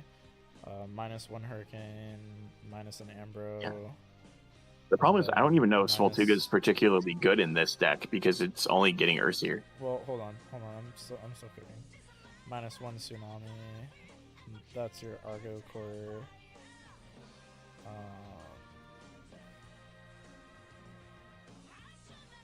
Yeah, I guess you cut the Ambros for Like this is a version that I think fits in the Like Void package better than Kinleo. Yeah. Do you play Hurricane in your list? No. Okay, then it's the Hurricanes that all come out. Yeah. I wasn't sure if Hurricane was mandatory. So this would just be like cut these 4, cut the 3 Hurricanes, cut 1 Tsunami, cut 1 Ambro. So that's what, 3, 5, 8 cards out for 2 small Tugo, 2 Kinleo, 4 card Argo package, right? Something like that. You don't even necessarily need to do the Argo package if you're not playing Kinleo. I'm just saying, like, it's an easy 5 card swap out for the Like Void stuff. Yeah, that sounds about right. If you want to keep like the core of your deck together. That's all the bears. Yeah, that's all the bears. Aww. Chat, I'll release the bear list soon. No, you won't. Soon. I've been asking you for a month. Yeah, I'm gonna play at the next premiere. Josh, you promised me that you and I would play bears for the first premiere, and then you never sent me the list. Yeah, I got really upset at Like a Void, okay? And I just said, I'm gonna ignore Like a Void all day. Hey, Josh, what was your one loss? Happened in Swiss. Well, I'm thinking. Okay.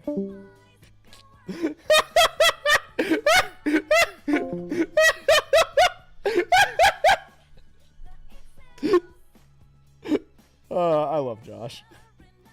We're renewing our vows.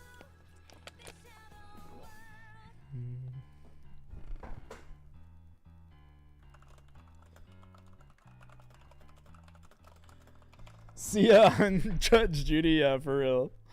Alright, we're moving on to Hermes. Hermes is interesting. Where's Bo at? Bo is our Hermes fan. Hermes, I'm gonna make 2 statements, and they're gonna be very Trish statements. I'm gonna make 3 statements, and they're all gonna be very Trish statements. The first statement is, please like the stream. It helps out the stream. It's been like 4 hours, and I don't remember the last time I asked you guys to do that. Please like the stream. You guys have been here for 4 hours. Please like the stream. Law will like kill me with hammers if I don't say to like the stream, subscribe, gift memberships. Actually, yeah, can we get some members in this chat? Like rent is due. We did get our super chat, and you will get your emote. But like, can we also get some memberships, please? Please.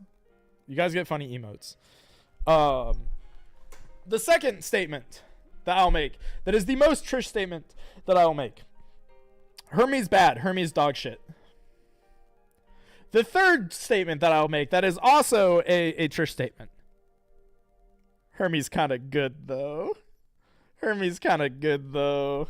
So those are my Trish statements. Hermes bad. Hermes dog shit. But Hermes also kind of good. And I really hope that I see some cooking with this deck, because I think here's what Hermes is cool for. Hermes is bad in the same way that Aeolus is bad. Do you see a trend? The Wind Divines are bad. Because it's really expensive. It costs 2 to Foolish a Wind card. There are not many Wind cards you want to Foolish Burial right now. I think the best place for Hermes at the moment is probably Blizzstrix, where you can dump a Blizz, or, you know, dump the Carry Off and pop a card. Like, it gives utility to Blizz, right?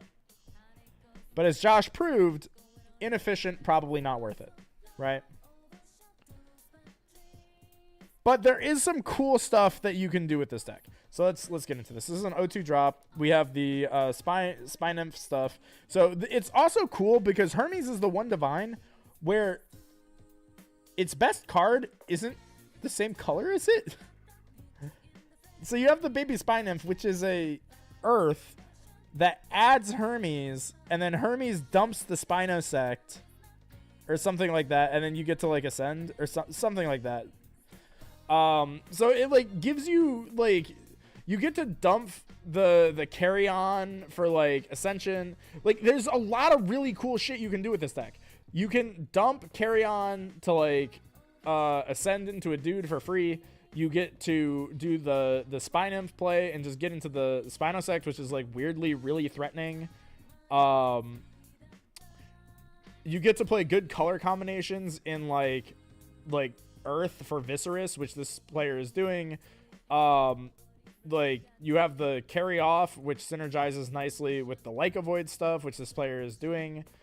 They're playing Draco Doodle stuff. I don't remember what those do, but YOLO.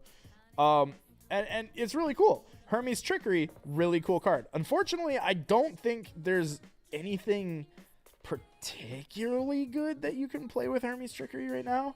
But because this is a win deck, you can also play the Crysor stuff, which we've already talked about. You can play Hurricane. So, like, this deck has the ability to play the God Trinity of Hurricane, Sorlet, Werepup. It naturally wants to fit the good stuff cards of, like, Viscerus, Astrabbit, right? And then I think the Spine Nymph stuff is like low-key really solid. So I think that this deck has some cool stuff. And I think the pattern that we're gonna see for Hermes, my guess is a lot of overcooking. Oh, this player is actually really close. I don't know who this player is, but this player is like really close to like Savant deck building, because like it makes no sense, but I'm looking at their side and like they might have like hit the Cranium Burst fucking combo in the side, which if we see on Titan I'll talk about it, but I think the problem is we're gonna see a lot of overcooking. Like this deck right away, the problem I see with it is we're playing Rise plus Hermes Trickeries. That's 4 cards that I think could have just been counter runes. And like, because we're playing 6 counter runes. So like, if you cut those could become real counter runes. You cut like the Draco Doodle stuff for like a couple dudes and some more counter runes, and then this deck looks really solid. And then the side deck is a complete disaster, and we're not going to touch it. Here we see 2-3. I think this was a stream match.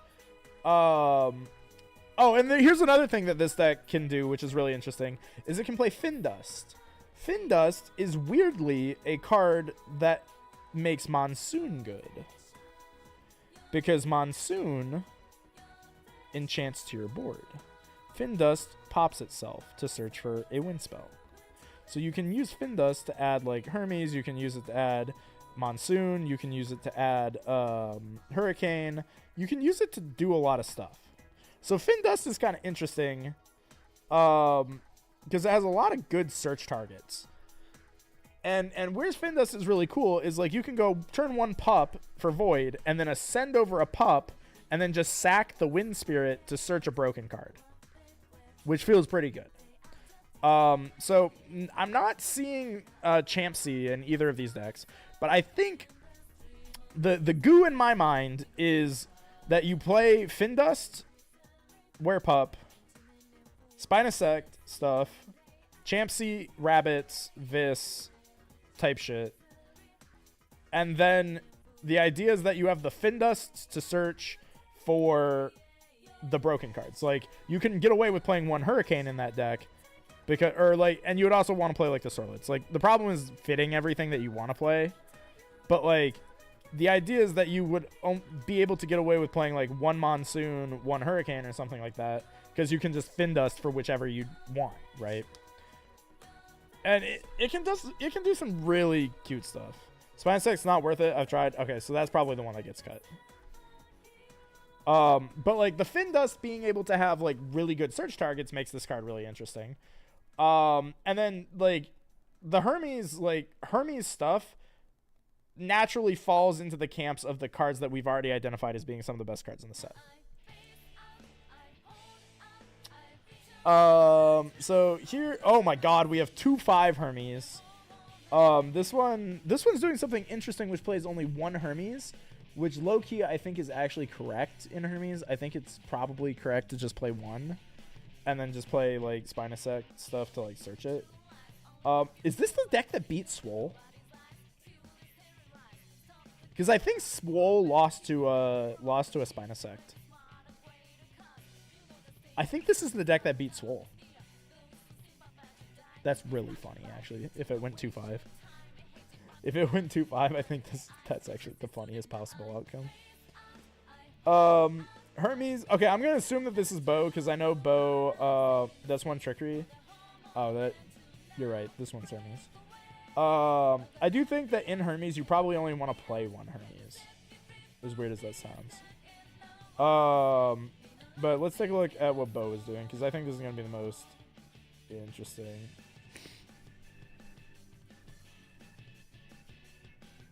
So this is... Didn't you just say the Spinosect stuff is bad? Isn't this the Spinosect stuff? Right here? Oh, this is not you? Okay, never mind. I did not realize there would be more 3/3 Hermes.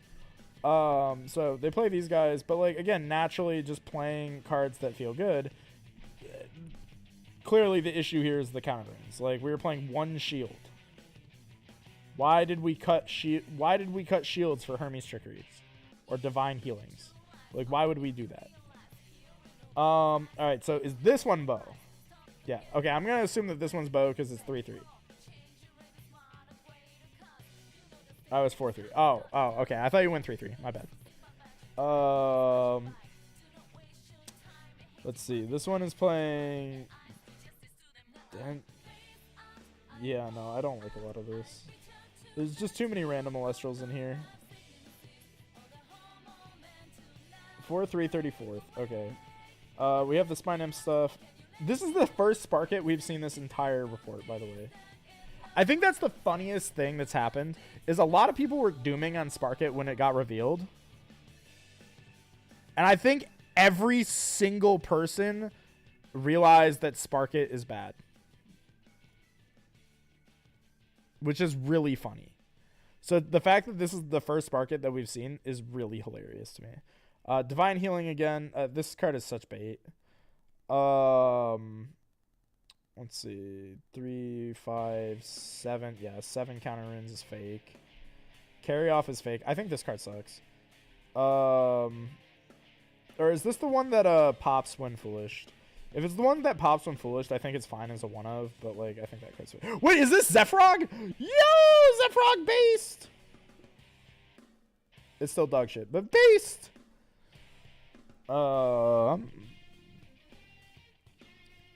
Zero Trickery makes sense if you're on Draco Doodle. I think Trickery is actually a bad card. I don't think that you should play Trickery at all.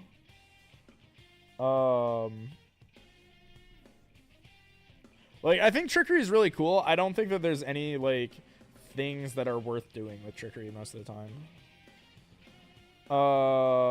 Okay, so this is the Bow deck, I think. No, wait. This is 34th 4/3. This is the Bow deck. I thought you said Spinosect bad. Oh, Spinosect is the big one. Spinosect is the big one. Okay.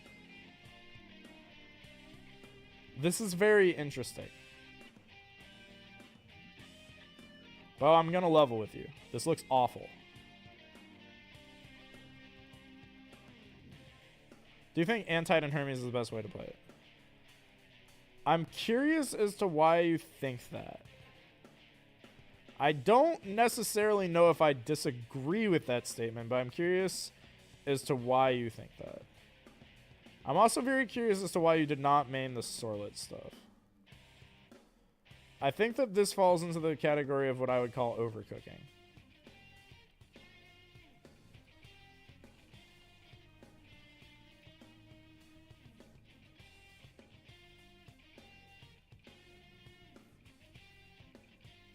I think that this is very much in the category of overcooking for sure. Because we're on 8 counter runes. Trickery is a fake counter rune. Cycle of Venom feels very fake. Toxiswarm feels fake. What's like... Okay. I need to understand, what are you guys doing with the Trickery? Because I don't understand it.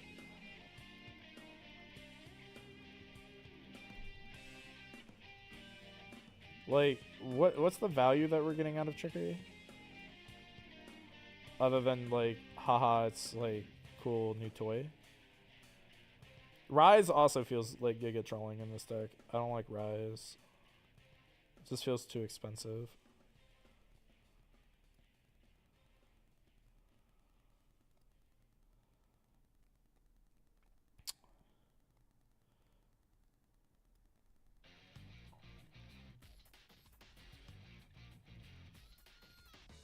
I'm like really trying to understand what like we're trying.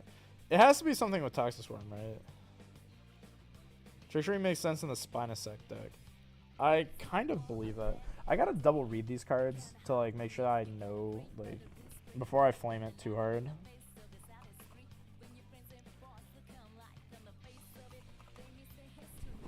I think if you're doing anything with trickery that isn't exactly Spinosect on opponent's turn, it's not worth the conditions. I would agree. Alright, let's just double check.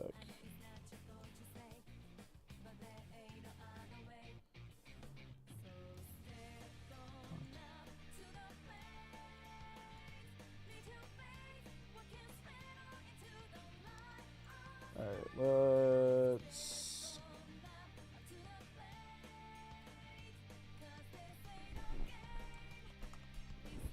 Alright, let's look for the word Hermes. So Spinymph, Spinosect, and where's Trickery?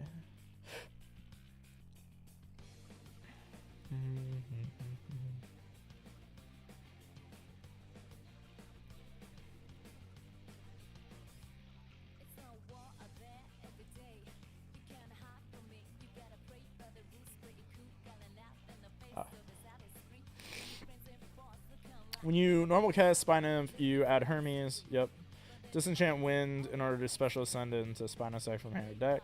Sure.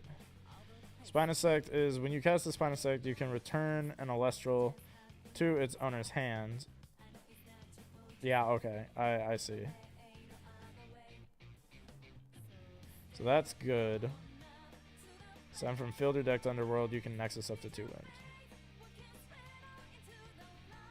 Hermes Trickery can only be played if Hermes is enchanted. Destroy an Alestral on your field. If you do special cast another Alestral from your Underworld using only spirits, enchanting spirits on the destroyed Alestral. Yeah, so okay. No, I do like this actually.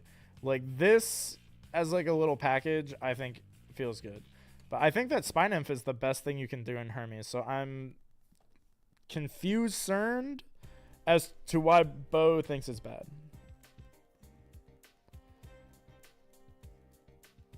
Couple ways to build alongside the anti-and stuff. It's easy to climb ascensions while searching for follow-up. Okay, what does that mean? Trickery is nice for dodging interaction. That's a little vague. I don't understand what you mean. Then there were times I went and Titan swing. I still don't understand why Antitan is in this deck.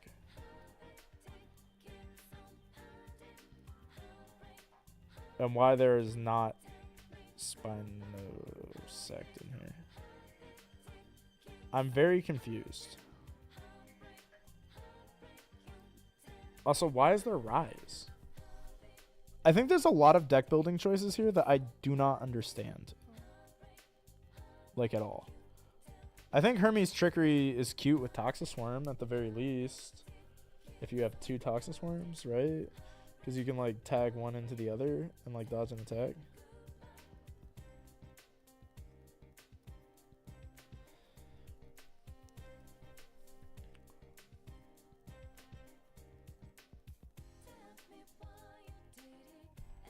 I think, okay, I guess.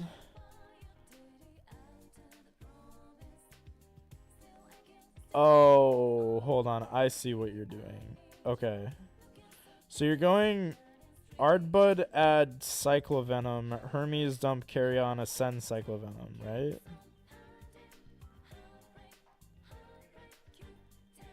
Is that the idea?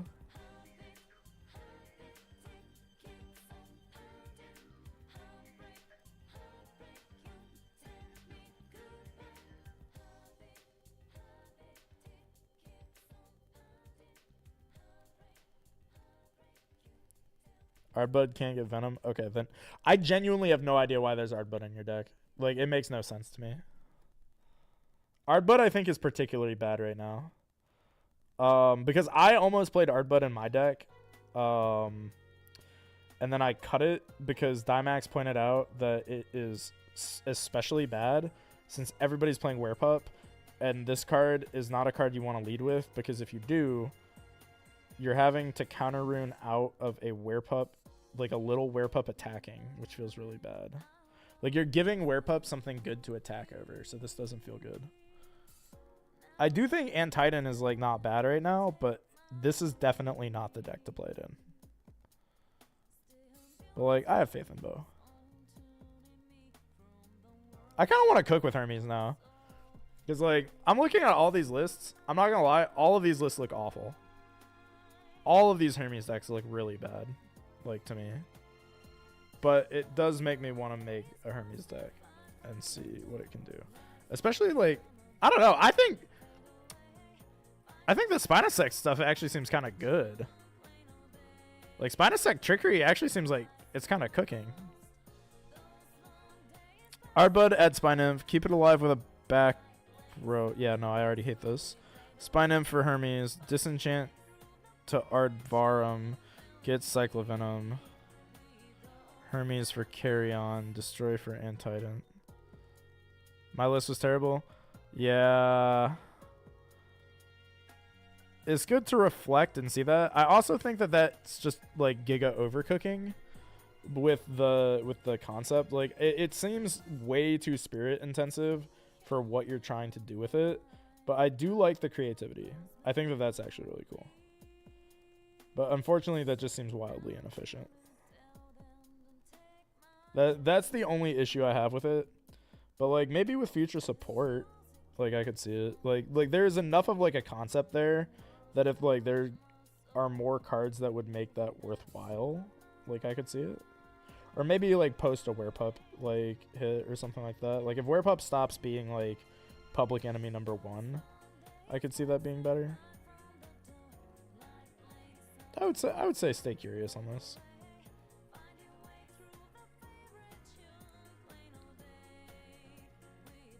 Much less spirit intensive for a better payoff than Spino. Trust me. I will hard disagree, but I will trust you. I will trust you because I have not explored with those cards at all, so you are probably right.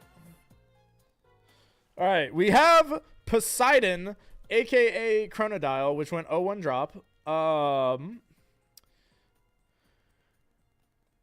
And we are back to Chronodile being the I am new to Alestrals deck.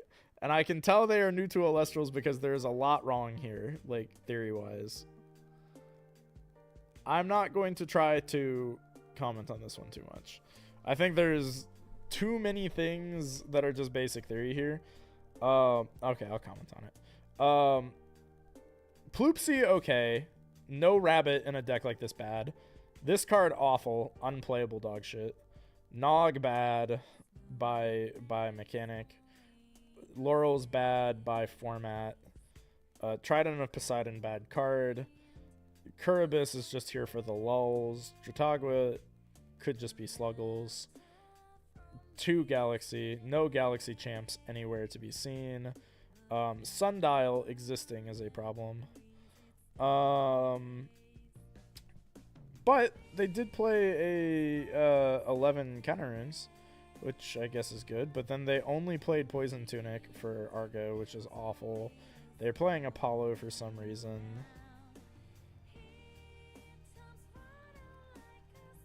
Oh, yeah. And also blue yellow or blue white as the colors. This has to be like starter deck turbo, right? They bought some starter decks and threw them together, like, surely. It's all where are the Alestronauts in the chat? Where's Josh? The amount of damage that one Daybreak tier list video did that put Chronodile in S tier because it was a good budget option is astronomical. Because every new player builds Chronodile. And it always is like a disaster. I don't think we've ever seen a good Chronodile list. I wasn't there, you can't blame me.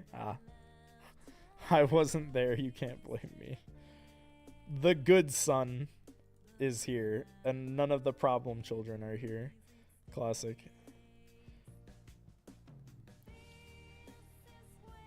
Stack looks solid. It has cards. You're so right, actually. I'm gonna rate this Circle the Sky out of 10. Let's see. I see Divine Healing. I do see Poseidon's Fury.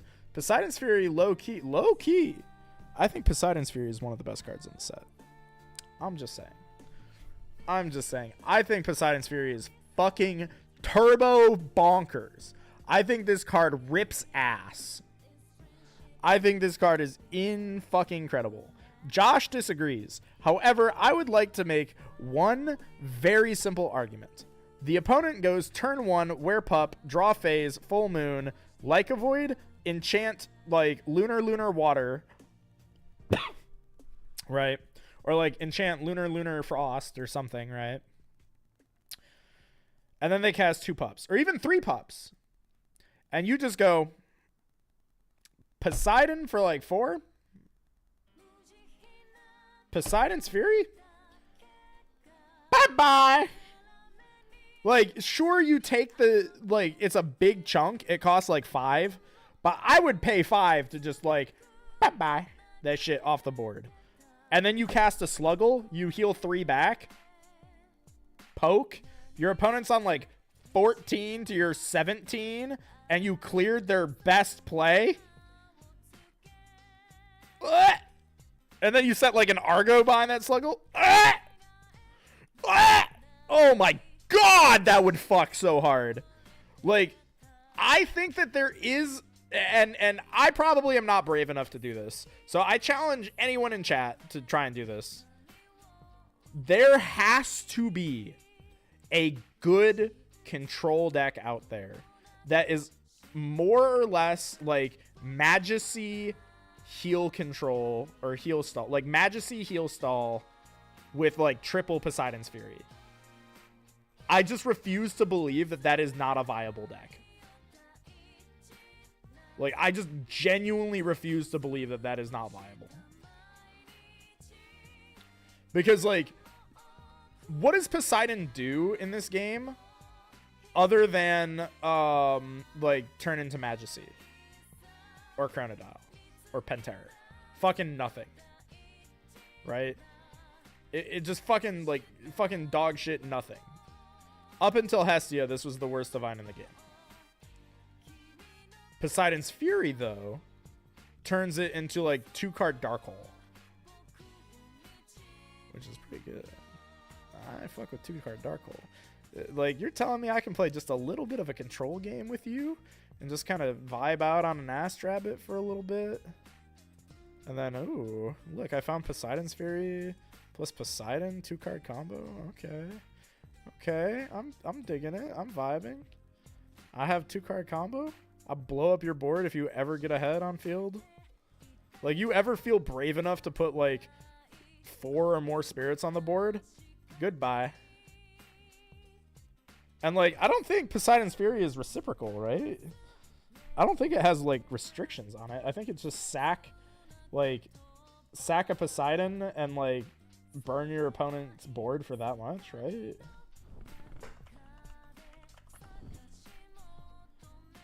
Yeah. Like, this card's fucked up. Like, okay, imagine a game state, right? Where you and your opponent are in, like a kind of a stalemate. Like, you both have, like, rabbits on the board. Like, say they have, like, 2 rabbits and you have, like, a rabbit. Or, like, 2 rabbits or something like that, right? And then you're just in the grind game and you're like, I feel like winning the game.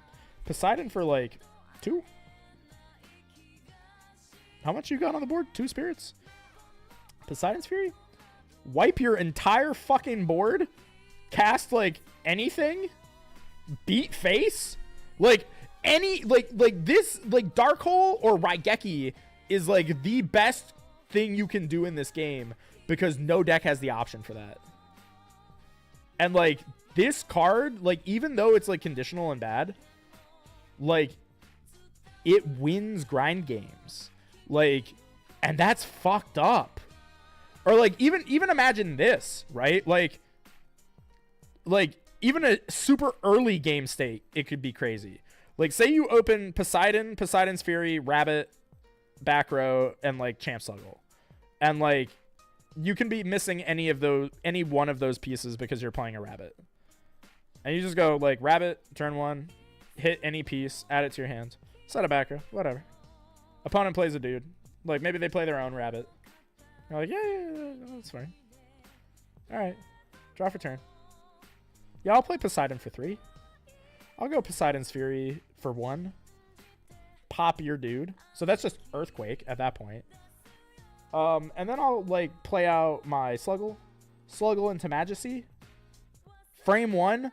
Now I have and like you can even go just Majesty and defense early on, and just go Majesty, heal back the fucking like Poseidon's Fury spirits, and then just switch Rabbit and just go Meef go face. And like now you've already established a big fucking dude and like a bunny. And like you just tempo clear, and now and since that Poseidon is gonna stick on the board, like you can just you could load it up for 4 and just turn all of your Poseidon Furies into Earthquakes. Like anytime they dare to put a fucking Alestral on the field, you're just like, oh yeah, that's fine. I'll just kill it. It's fine. If you don't have a Divine or something up, you just lose your dudes. Because that's really the thing. Is Josh's argument against me every time I've said that this card is crazy is, oh, well, they'll just have a Divine up. Oh, well, they'll just have Boreas up. Oh, they'll just have whatever up. I'm like, but what if they don't? And, like, let's say that you're against Josh, and Josh goes, like, you know,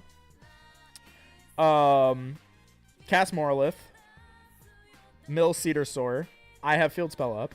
He has 5 spirits on the board, right? But they're 2/2 drops and a Field Spell. And you just go 4 spirit Poseidon's Fury. I'm killing one of them in Boreas. Actually, no, I'm killing both of them in Boreas. Or just both of them in general. You can keep Boreas, or you can kill everything. Your best play is just keep Boreas. Like, this is the card that beats the Blizzstrix deck. I think this card's fucked up. And I guarantee you that this is going to be a card that is going to routinely not be played by good players because it requires you to play a deck that is a little bit like less good.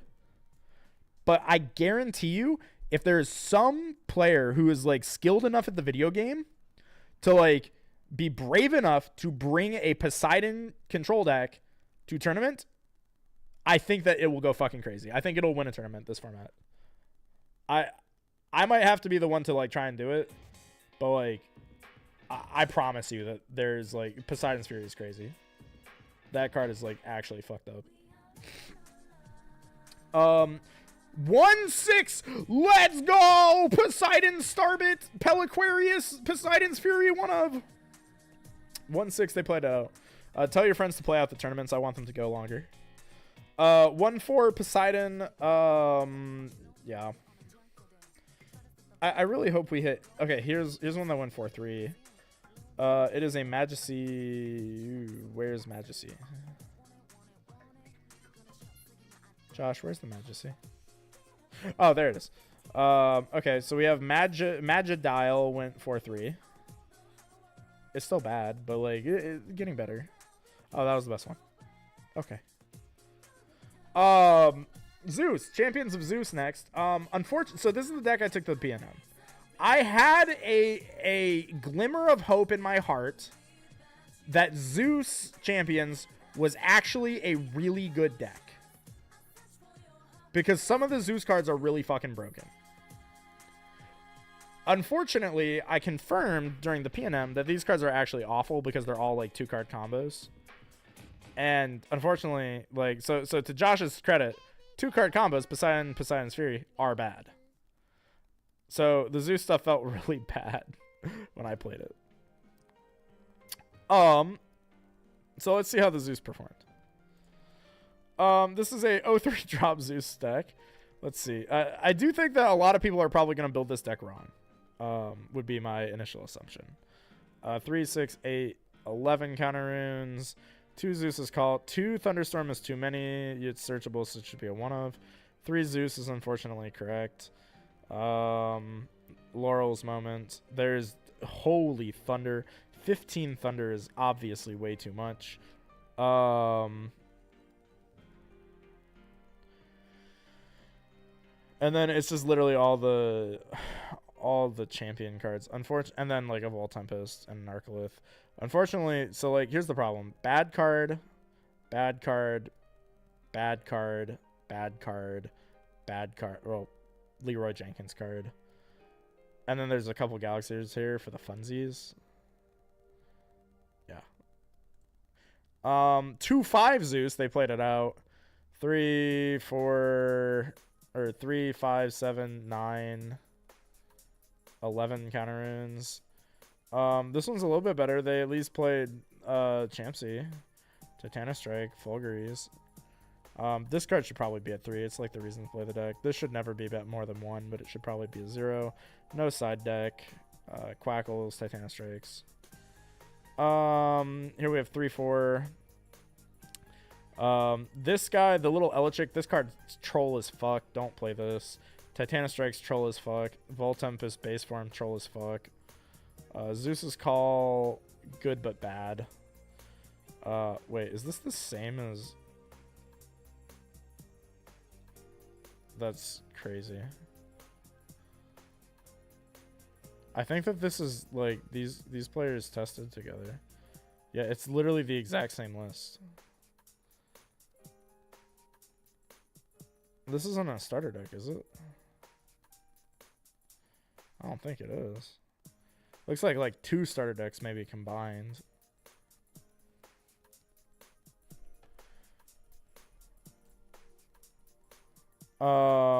Here's a 3-4 Zeus. This one played Spark It. 3-4. Champsy on the side. Lavalith. Funglow. Brontaglow. This is like Thunderstorm Turbo. Unfortunately, Brontaglow, Thunderstorm, like Thunderstorm Synergy, I don't think is the way. That's for sure not the play. But they played a good counter rune. This is, I think, the first person that's played the correct counter rune lineup this whole tournament. 58 is full frontage. Okay.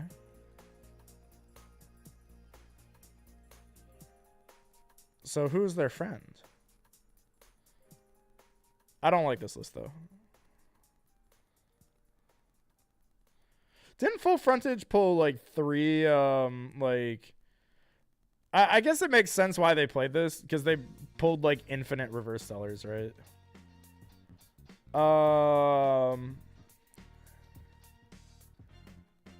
This is literally just an wasn't this our Lumaru? This is literally just an unmodified Zeus starter deck. It went 4 and 3.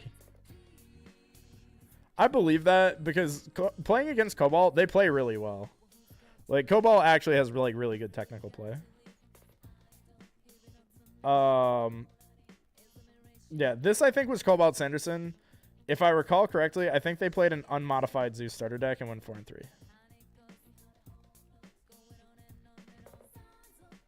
Which is really funny.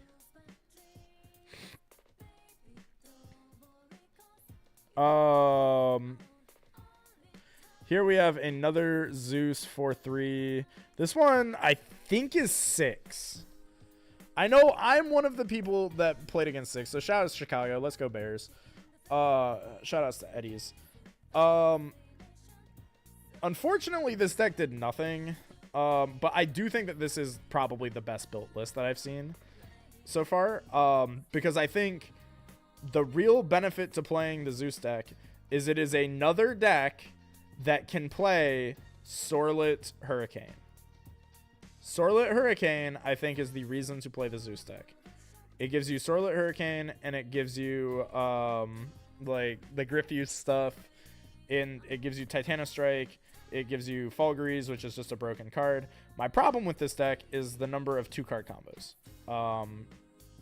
But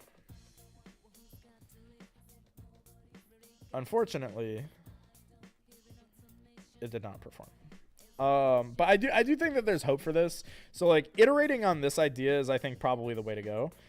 Honestly, the best way to play Champion Zeus literally might just be to just play a normal ass deck with a couple Fulgurise in it. And just say, yeah, if I have Zeus up, this Fulgurise cooks. Because it is just Thunder Equilinx is what it is. Like, it's Equilinx but bad in Thunder.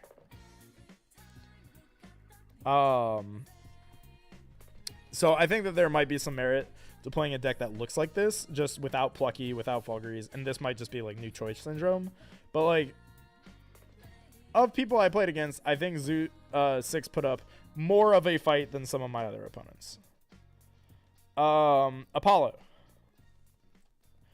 1-1. I'm excited for the solar stuff. It's been I got the list. Yeah, and I asked you for it and you didn't send it to me. So I hate you. The Apollo deck. What does Solar Charge do? It like re-enchants from Underworld or something like that.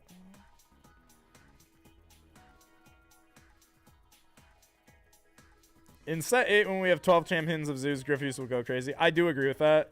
I do think if we get more champions of Zeus throughout the rest of the block, this deck is really scary and to keep your eyes on it. I think right now it's dog, but it does have tools. Solar is so bad. I wish Solar was good.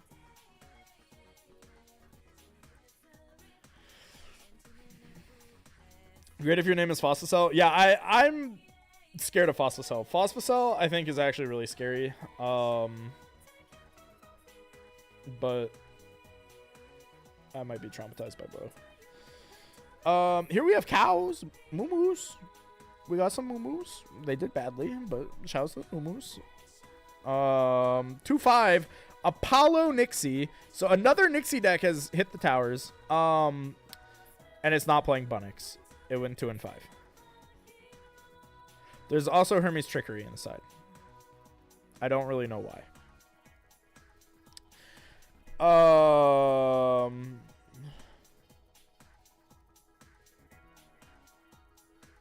Apollo is this is a 4-3 Apollo deck. This just looks like Tornadron. Again, I do like the Exaltus champs in like Tornadron, because if you have the Tornadron in hand, you can just drop this guy Ascend. So I do like this here, and same thing with the Heliolith. So this feels good. The rest of it is unfortunate because they are solar cards. But I do think Plucky Liar is like crazy. Like that actually feels really crazy. Does Trickery work off Hermes being enchanted on either field? I believe so, yeah. It's exactly for people on Hermes. Oh, wait. So the Apollo Nixum era was you, Redux? Okay. Hermes Trickery 4. Yeah, I didn't even notice that there was no Hermes. I just kind of assumed it was there. I think your first mistake was respecting the Hermes deck. That, I think, was the first mistake. The second mistake was playing too many 3-ofs on the side. I think you could have, like, fit 3 more unique cards by just trimming 1 off of your 3-of ratios. Cutting Laurels gives you 2 extra 2-ofs, which gives you better matchup spread. Main decking the Earthquake would have been preferred, I think. Cryoblast sucks, so like that should have been on the side. Bunnix is a missed opportunity for sure. Like Lumaru probably should have just been Bunnix. Yeah, that's about it. That's about all. 4-3. Oh, this is the. Is this Dimax? This isn't you, right? You went 5-2. Yeah, you went 5-2. Yeah, I think I already talked about this. I like this list. This is the Dimax deck. I think my favorite thing about the Dimax deck is I didn't know what Dimax was playing until the morning of. I don't think Dimax knew what Dimax was playing until the morning of. Because from what he told me is that you just had a friend pick a deck based on vibes. Which is really funny. Cut Torn and Celestio.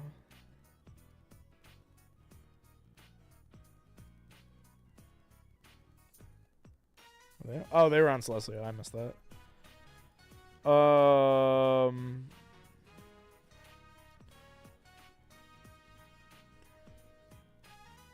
Yeah, this seems solid.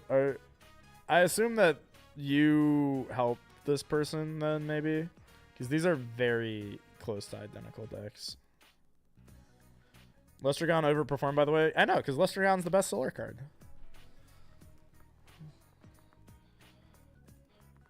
Like, Lestragon is always and will always be one of the best cards in the game.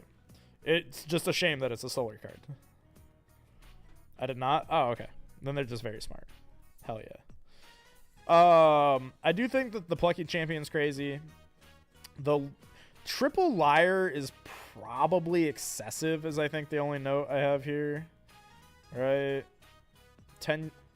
I think one of those liars could have just been like another counter rune. And honestly, you maybe wanted another Lestragon? Potentially. They saw my deck at locals and recreated it from memory. Yeah, okay. Close enough.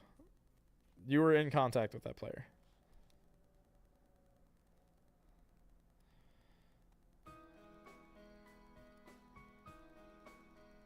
Okay. Yeah, I like this. Kind of. Not really. But I think in terms of if you are going to play solar, this is like a pure solar deck. This is probably the best you can do. So I do like that about this deck. I think that the cow is crazy because it's just a free dude off of Apollo. Low key, I would be tempted to play like multiple Lestragon and go Apollo, try to find Lestragon, and then like hit a cow at the same time.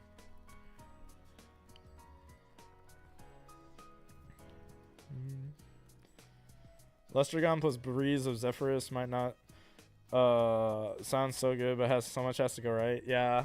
Unfortunately, I think that's the problem with all the breezes. Like, when I read them, I immediately felt like all those cards were kind of troll because they ask too much. They're all way too situational, which is really unfortunate. I think if those cards had just been a little bit better, like if they had been more overtuned, I think they would have been really cool cards.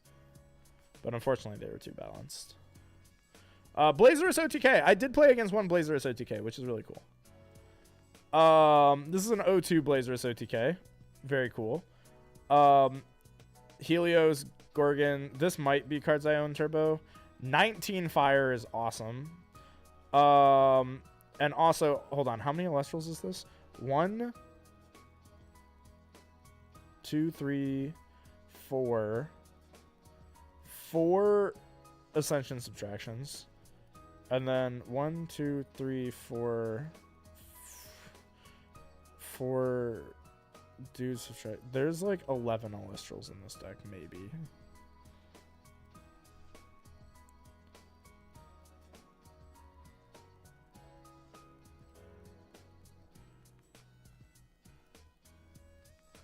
This is like as mono red as it gets.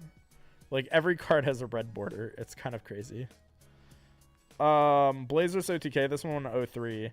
This one was playing Kinleos. Hestia's Hearth, we've already discussed this. 3 Torches, Psychotic. 3, 4, 7 Counter-Runes. Yikes. Double Scythe. Double Scythe. Double Necklace. Triple Torch. Double Hestia. Oh my god. Double Hearth. Leonite, Rumacol. What did they think all these enchantments were going to do for them? Side deck Astrabbit. Oh my god. I love how every card in their side deck is just staples. And they're also siding 2, 4,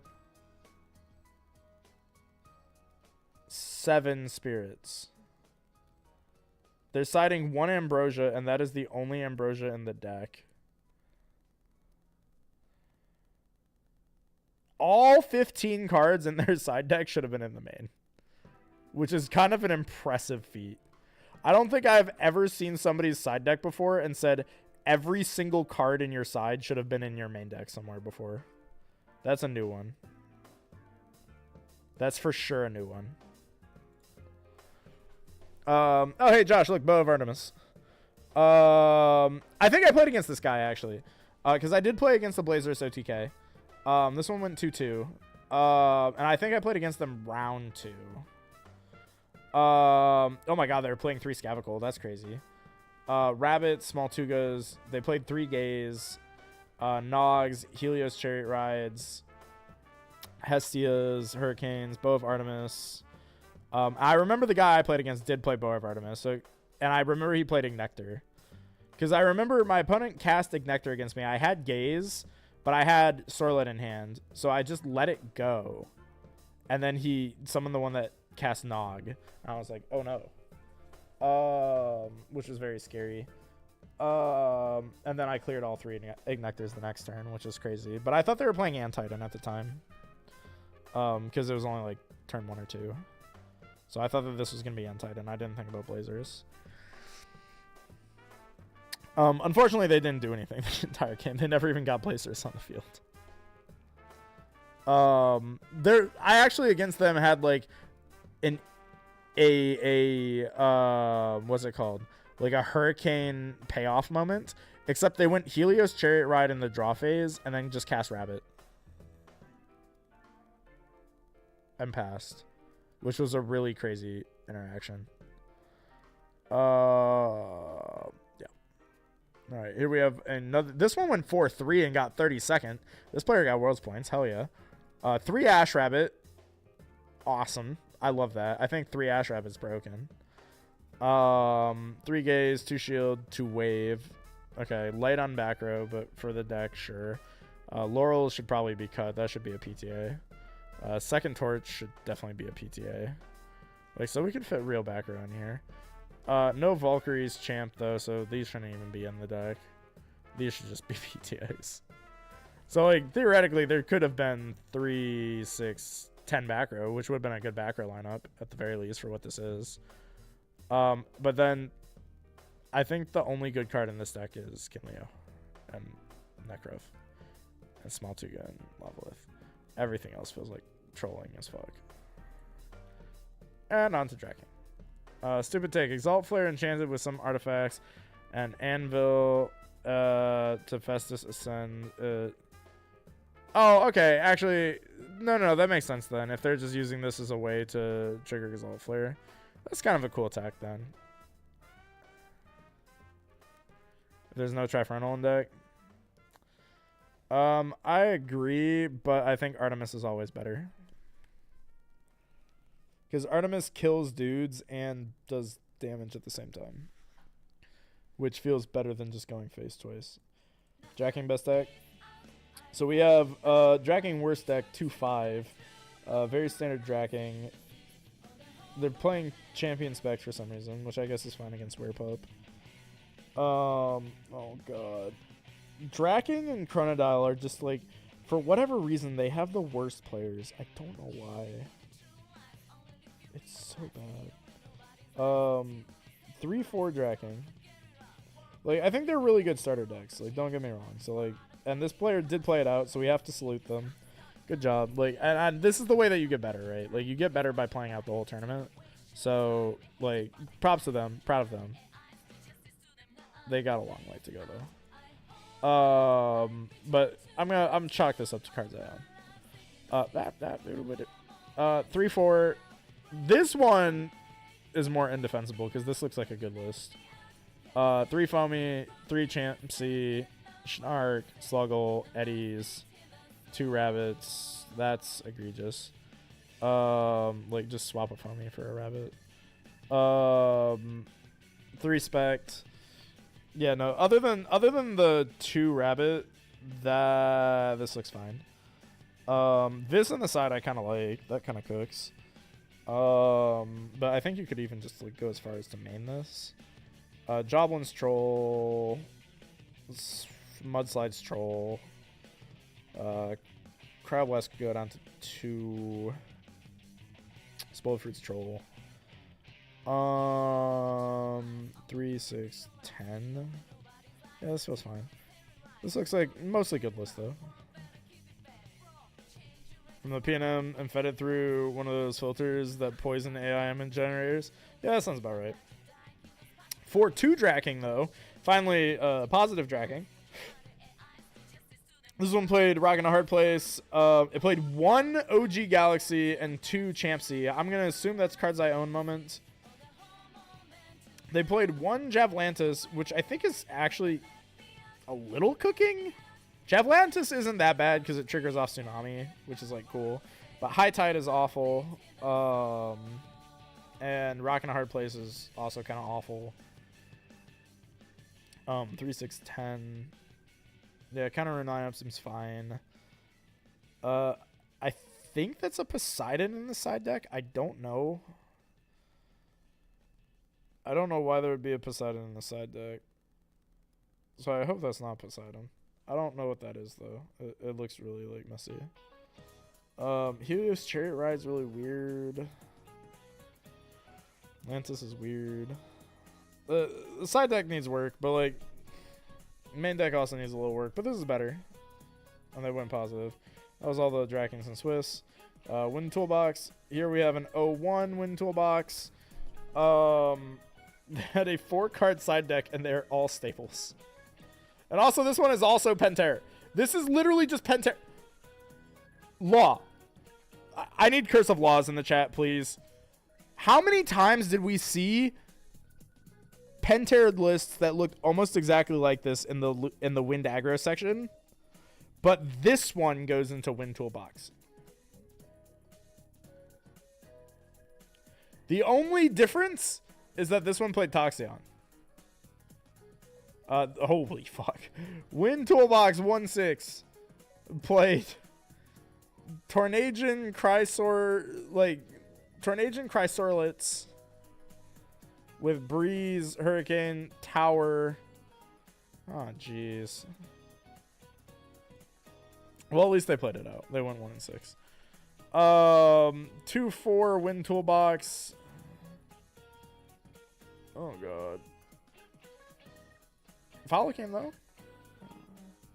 Is OG Galaxy not good right now? OG Galaxy is, like, no int. It's, like, bad, but not because it's bad, you know? It's bad because there's better cards. But it's still good.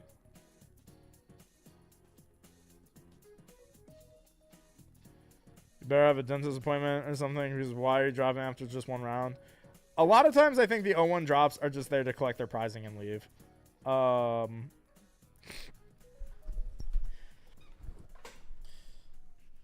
Pigs found the Fent. Oh, you'd be surprised how many like Pigs decks have found the Fent. This is not the first time we've seen this.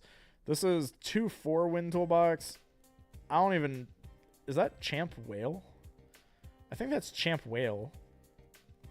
Which is kind of cool, because you can go Aeolus, search Champ Whale, ascend for Follicane, or Chrysor, but this is just like overcooking. This is doing way too much. Also, holy fucking Wind Spirits. Also, no Astrabbit out of 10. Also, no Champsy out of 10. Also, no Like a Void out of 10. But we also 1 Hurricane out of 10. 3 Aeolia out of 10. There's so much wrong here. Alright. Ooh, Peliquarius! Here's a Wind Toolbox that went 3-4, and this actually looks pretty competent, because I think me and Josh actually built something that looked really similar to this. Because it plays the Chrysor stuff, which is obviously broken. The Hurricane Chrysorlet, sure, like good engine, we've already discussed. Galaxy Rabbit, good cards we've already discussed. Fin Dust has potential, which we've discussed. Peliquarius, best card in the game. And then it plays 13 counter runes, which isn't bad. 1 Aeolia, which is fine. Probably could have benefited from playing Zeus. And like maybe Like a Voids or something.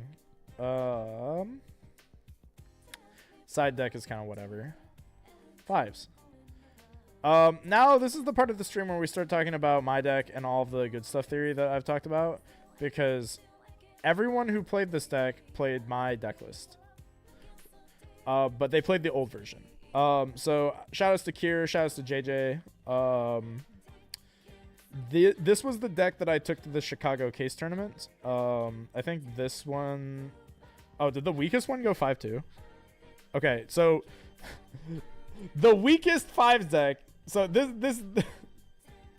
Oh, God. The weakest of my deck list that entered the tournament bubbled. So shoutouts to me. I'm the GOAT. I'm the greatest to ever do it. So this is the old build of the deck. This is the one that I used to win the Chicago Case tournament. I think card for card. Yeah, this is card... Or actually, the only difference is that Hurricane wasn't in the Chicago list. It is here. I don't like Hurricane in the deck, in this version of the deck, because you already have Titano Strike for Thunderstorm for the same reason. These were Cryoblast in my list originally, because you would go Zeus plus Cryoblast versus Lyca Void going second, and it was siding other Zeus.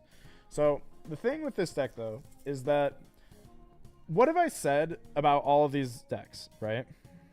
I know who played this. It was either Kier or JJ. Like, it's this. This one's JJ. This one's Kier. So this is version 1 of the deck. Version 1 of the deck played Titano Strike because I expected a lot of Majesty and like Zeus stuff to be popular. Found out that this wasn't the case, and those decks are bad. So we stopped respecting those. But what have I said about all of these decks so far? Yeah, these cards are good, but we're leaning too hard on synergies. Instead of playing a Vanilla 5, what if you just played Viscerus? Instead of playing Galaxy, or like Eddie, what if you just played Galaxy Champ? Because it's better. Every deck should play Lyca Void. Every deck should play Rabbit. You know, like, all of these are just the best cards in the game. Spectrus is kind of flavor, right? So these are all just the best cards in Alestrals, for the most part. Like, all of these cards are just massive threats by themselves that all are both propositioning value and requiring answers. And that's why they all go into the deck. Version 2 of the deck looked more like this. This was JJ's list. JJ's a little bit different from me, like in the side deck, I know for sure, because I didn't play the Argo stuff. But I don't think the Argo stuff is bad. I think the Argo stuff is fine. He just said, you know what, Cryoblast bad, so I'm just not even going to side it in ever. I was like, I might side it in. A lot of people are on Spiders, so I had Cryoblasts. But this was the main deck that I played, and we can probably skip over me and Top Cut when we get to me. But basically the idea here is all the good dudes in the game, but because the Titano Strike stuff didn't feel good, because the champion decks didn't feel good, we're going to replace them with the best dude in the game, being the Sorlet. We're going to replace the Cryoblast with Hurricane, and now we have Sorlet Hurricane versus Werepup. And JJ didn't side the third Sorlet, but I did. So I only landed on 2. Okay, I guess our lists were a little bit different. What the fuck did he change? 2, 4...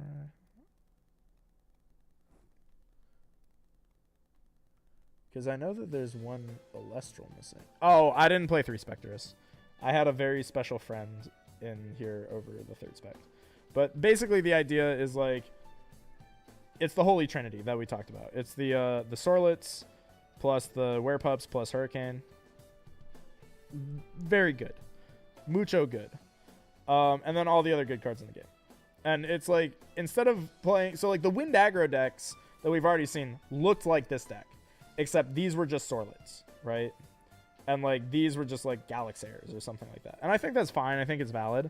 But I think that you can do better overall on average by just taking the cards that are like good but like mediocre and just replacing it with like fucking excellent ass dudes like Viscerus and just being like, okay, I'm gonna get on the field. And so this deck is really crazy. I know Tractor likes to call this archetype or this deck like Snowball, and like I would just call this good stuff or 5s or Lunar Aggro. But that's kind of what this deck aims to do, is it just snowballs the game. Like, I'm just going to, like, take good, efficient trades and get out of control because you are trying too hard to, like, focus on synergies and focus on doing something cute instead of just, like, playing the game with me. And really the only thing that you have to worry about is other people playing the game with you. So moving on to Bugsnax. O2, Bugsnax, and Titan. Very interesting. All right, I said I would talk about it if I saw Antitan.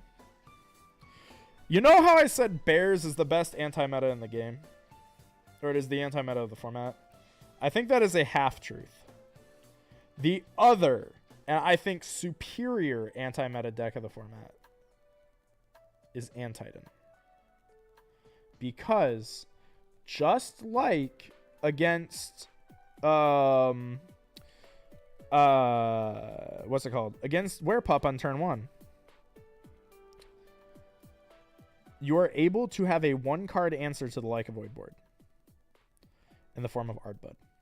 And the key, the secret to this success, and this player, I don't know if they thought about this, but the secret is Champion Spectress.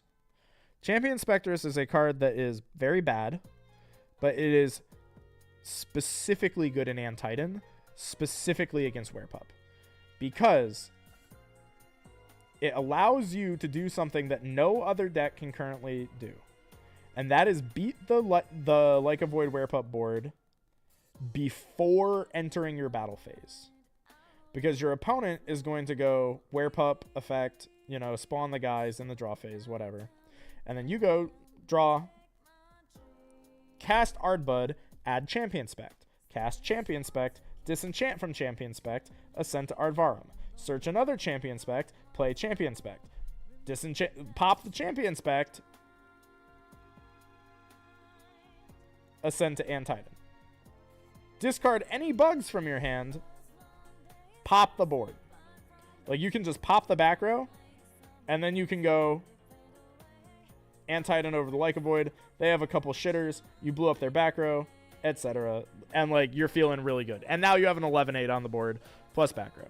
Also, you still get to play Like a Void yourself, because the Werepups can ascend into the Ardvarum and then continue the loop, right? You get to play, you know, Demeter, you get to play Equilinx, you get to play Rummagem. This list is not particularly, like, well equipped to be doing what it should, but all the right pieces are there to make this deck potentially very potent, very threatening, very lethal into the format. And I think that Antitan is something that, depending on how much Like a Void creeps up, Antitan becomes extremely dangerous.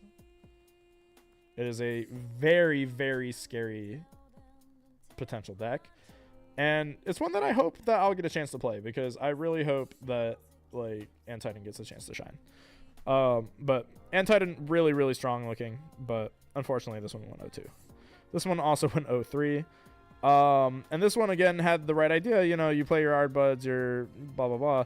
But this one clearly is not, like, up to speed on why this deck is broken, because they're not playing Champion Spect anyway. Or anywhere. This one actually looks like my list. Weirdly enough. Very similar.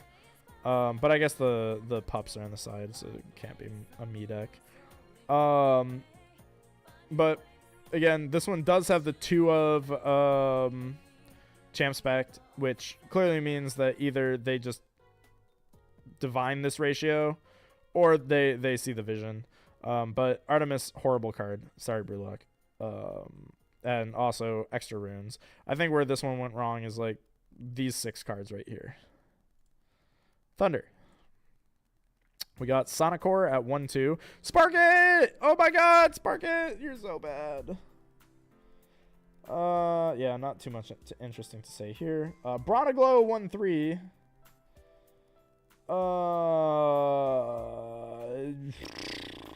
2 Werepup Like a Void. There's only one human being that I know that would ever run 2 Werepup, and that's Sand Sally. I am going to just assume that this is Sansally's list, not knowing what she played, based exclusively on the assumption that I think she is the only human being that can convince herself that it is that you play 2 Werepup and not 3. I'm just gonna go on that assumption. And if I'm wrong, I'm very concerned.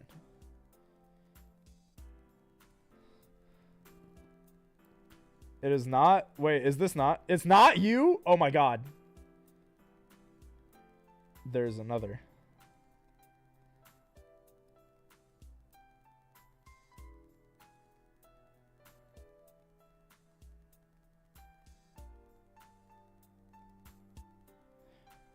I'm not sure if this makes me... Since Ellie played Hermes Carryoff? Oh, okay.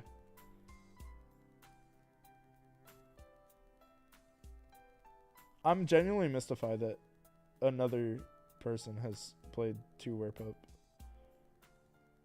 Please play 3 Werepups. I didn't think that this needed to be said to anybody, but please play 3. Please play 3. That ratio only works with the old Like a Void. That ratio did not work with old Like a Void either. You are just a gremlin. There's... ah!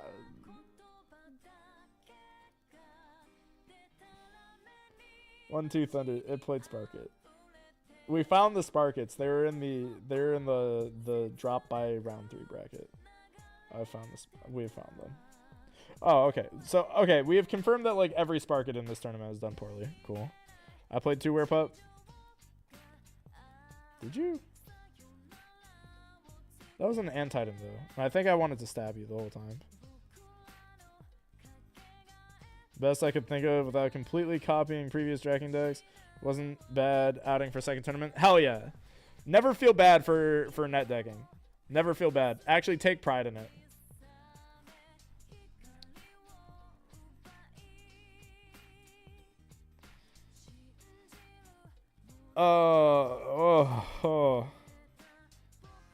Burn 1, 2. Well, at least they played Like a Void. I can't even flame this deck that hard because so many people just didn't include this package. And at least this one did. Terrastar FTK. Is that what this is? Is this the Chicago Secret Goo? The fucking Terrastar like war crime FTK deck? Where are the Circle the Skies? Where are the Circle the Skies and Altars? The fucking Giga Burn like super turbo. God, I hate that deck. Terrastar is real and it can hurt you. Terrastar is not real. It cannot hurt you. Please do not fall for the propaganda. Who brought it? I don't know. Somebody find this caster and like give them a gold star. Burn 3/4.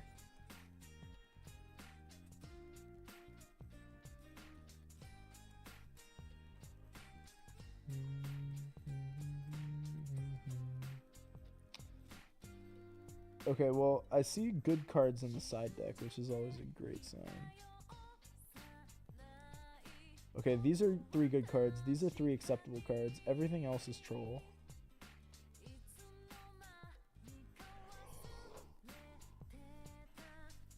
We went 3/4 though. Waylands. 3/3. I think I need to get another Red Bull. I was gonna like. How many more decks do I have? Hold on. Oh, okay, we're almost through. We're almost through. So bathroom break and like Red Bull recaffeinate break soon. Waylance, this one play. Oh my god. Why is this Waylance deck? Actually, wait. Is this my Waylance deck?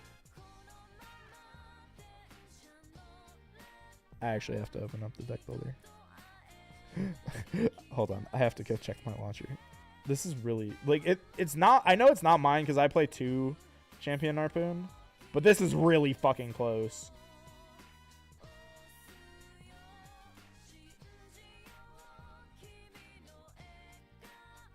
Hold on. Whale. Oh no, I guess I played Crowling in mine. Oh, damn, that's crazy. I actually didn't put Lycanvoid. This is better than my Waylance deck. My Waylance deck sucks. This looks really good, actually.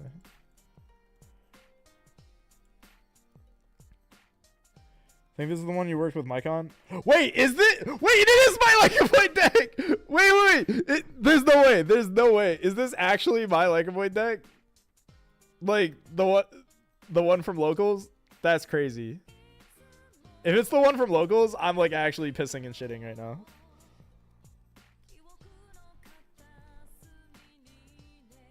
Alright, there's still some things wrong with this list. I think one Blizzard should be the Earthquake that's inside. Cryoblast, unfortunately, really bad. Those should be the Tsunamis.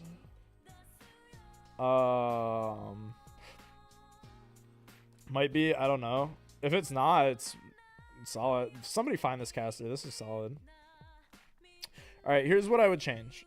I would take one Blizzard out for the Earthquake that's in the sideboard.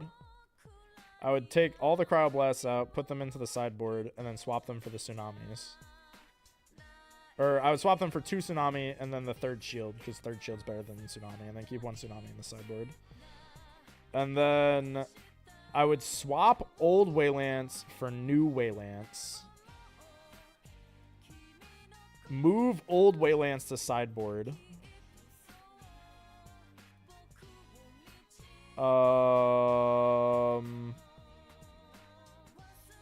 And I think those are the only changes I would make.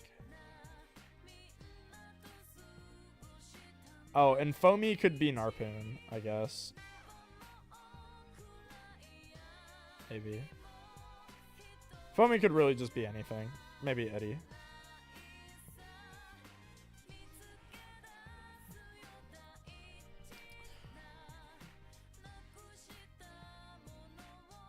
But yeah, I think...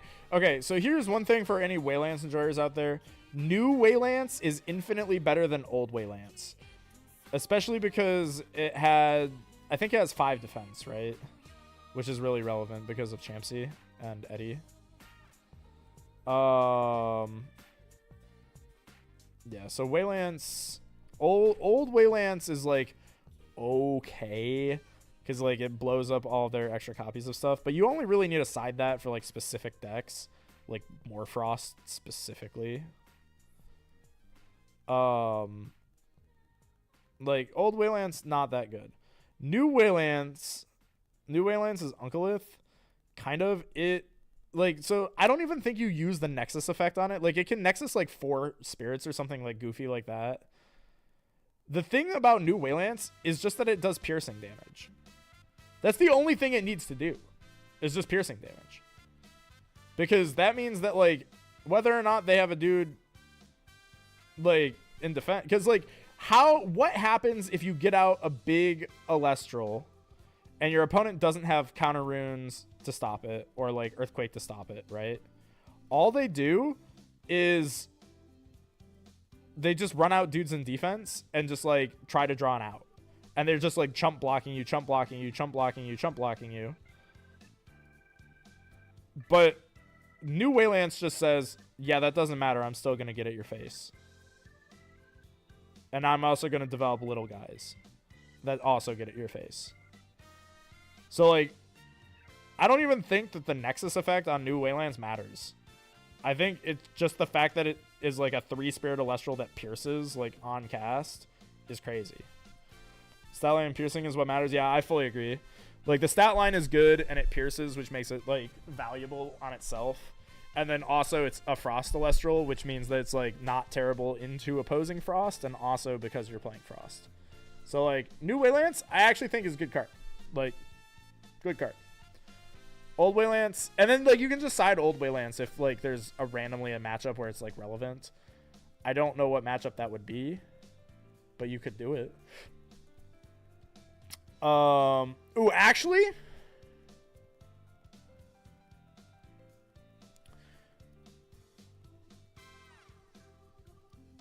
Does Waylance trigger Cedar Soar? If you Waylance kill a Cedar Soar, does it trigger Cedar Soar? I think it does, because it says send them to the underworld instead of destroy them.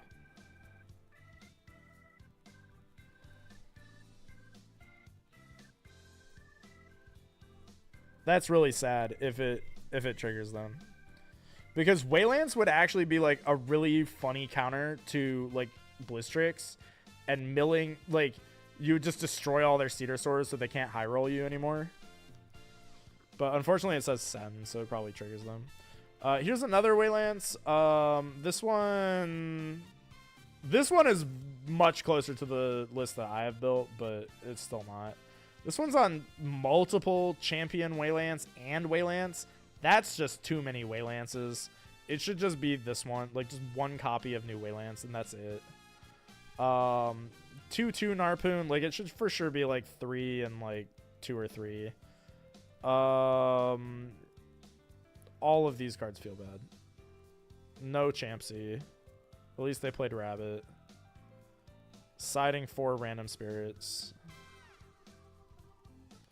Alright, now we're moving on to the one-offs. Thank God. Chat, we're almost done. As we move into the one-offs, let me remind you guys, please like the stream. And soon I will take a quick little break to kind of rejuvenate ourselves for this last little stretch of the stream. But remember to take care of yourself, like the stream, subscribe, yada yada. What's it called?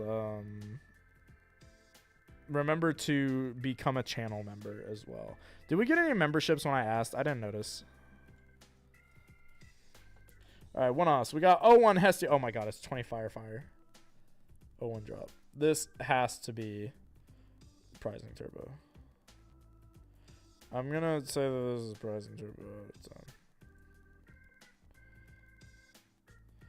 on. We got Water Lunar Toolbox, otherwise known as Dracking.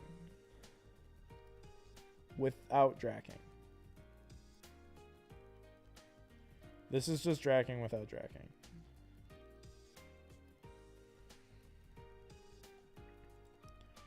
We got... Oh, I thought this was 20 Solar. We got Solar Pile 01 drop.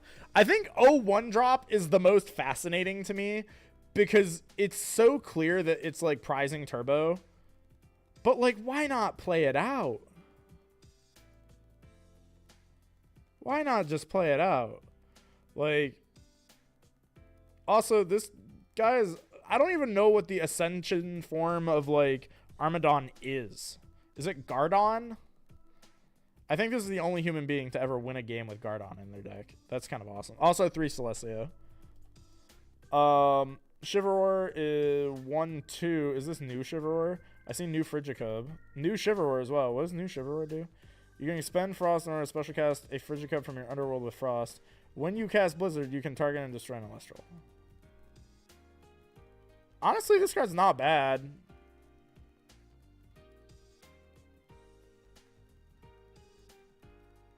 But I actually have a question. This is a ruling question. How is Blizzard worded?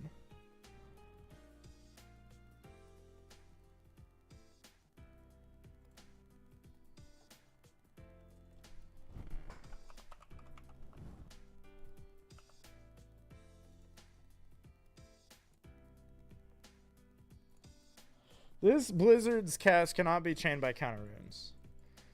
Target. So, if you cast Blizzard... Oh, this is me. It did not work the way I thought. What do you mean by that? Going to mill graveyard stuff with new Chivalry. Oh. Okay, I wasn't even going to comment on that. Because I think Morolith is actually just correct. Like in Frost. Like just playing 3 Morolith. That's just correct. Like, you don't need to, like, mill and, like the synergy, like, sure, there can be synergy, that's fine. But, like, this is just, like, a big dumbass. And big dumbass seems fine. Here's the question I have about Blizzard. This Blizzard's cast cannot be chained by counter runes. Target and destroy an opponent's face down rune. Chivalror says, when you cast Blizzard, you can target and destroy an Celestial. It's on resolution. Okay. That makes this card really good. Because I was about to say, does this, like, make Blizzard really bad? There's new text for Blizzard. Oh, is there?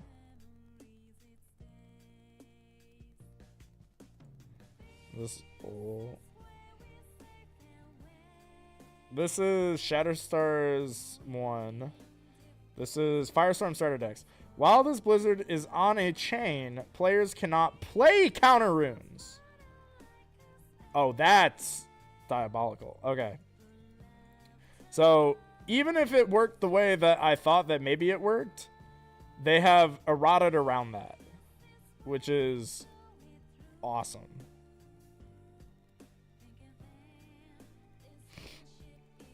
That's awesome.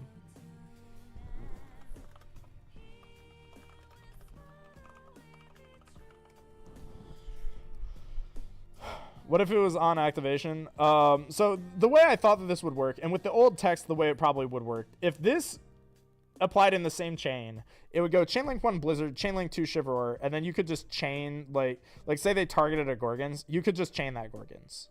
Because it's no longer being chained to the cast of Blizzard. It's being chained in response to the effect of Chivalry. But they have, I think, played around that interaction in two ways.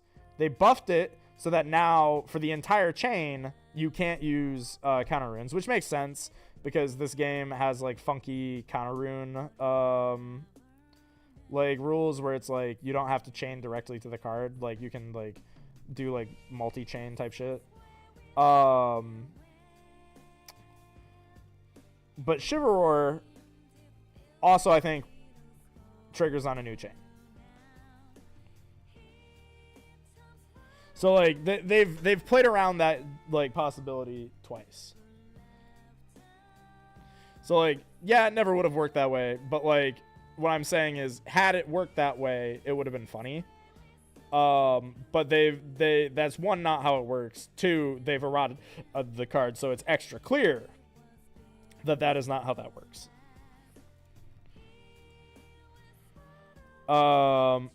Next we have Crowsect 2/2. Is this the Crowsect that I played against? Maybe. Probably not. So that's the Crowsect. I think this deck is still good. No Brummelings is sad, but whatever. Solar Scrap. Yo, shout outs to Solar Scrap. Also just known as Solar. Lustragon, good. Exaltus Champ. Exaltus Champ for Lustragon, hell yeah. Love to see that. Rare Brummelings? Yeah, I'm not sure. Not enough counter runes, Nectar moments.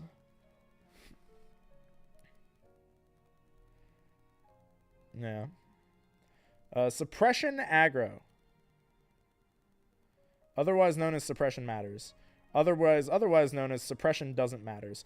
Oh my god, there's another human being that plays 2 Werepup.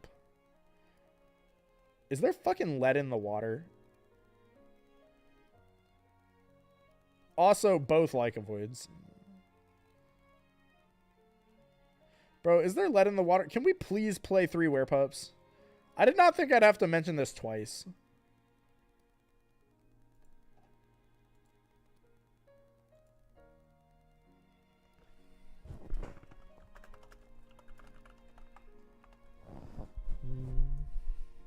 Two pup ratio? Yeah, this is a little psycho.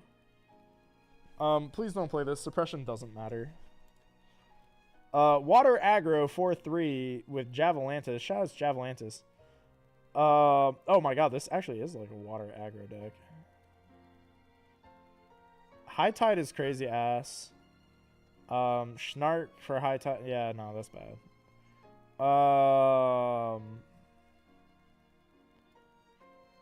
Also, this is like Waylance but bad. It like does piercing only while you control Poseidon. So bad.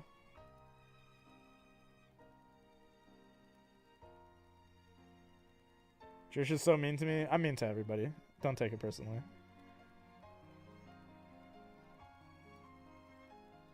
Yeah, this is bad.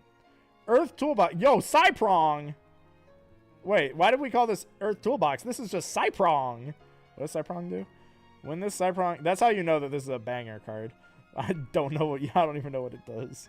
It's been out since Frostball. When this Cyprong is in attack position and an Alestral on your field is destroyed in battle, you can return each Earth that was enchanting that Alestral from your Underworld to your Spirit deck. There's 20 Earths.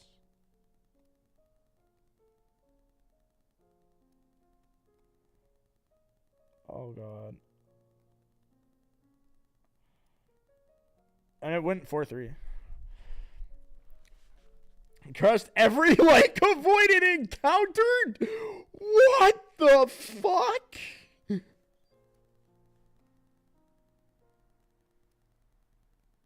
Every card heals, searches, or kills. I'm just mystified. That's awesome. The one card I'll point out as being like, okay, hold on. I'm going to point out something that's truly psychotic that you've done here. You played 3 Feloy Forests, put 2 Demeter? Brother. Brother. Where is the 3rd Demeter? We are playing mono Earth, and there's only 2 Demeter. Demeter didn't even make the cut in her own deck. That's crazy. Alter also didn't even make the cut. Scythe made the cut, but not Argo. I think this could have been a 5-2 if it had actually played like real back row, which is concerning.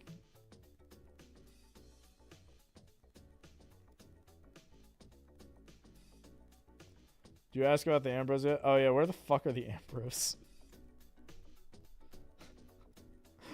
Oh my god. This is kind of awesome. Needs and Kylo Surge? No, because that would require Thunder. Argo, Alter, Inside. Yeah, I think if those had been in the main and Demeter had also been at 3, this list would have like made more sense. Did you like do this as like some kind of masochistic challenge, or like did you just believe that you didn't need any color other than green?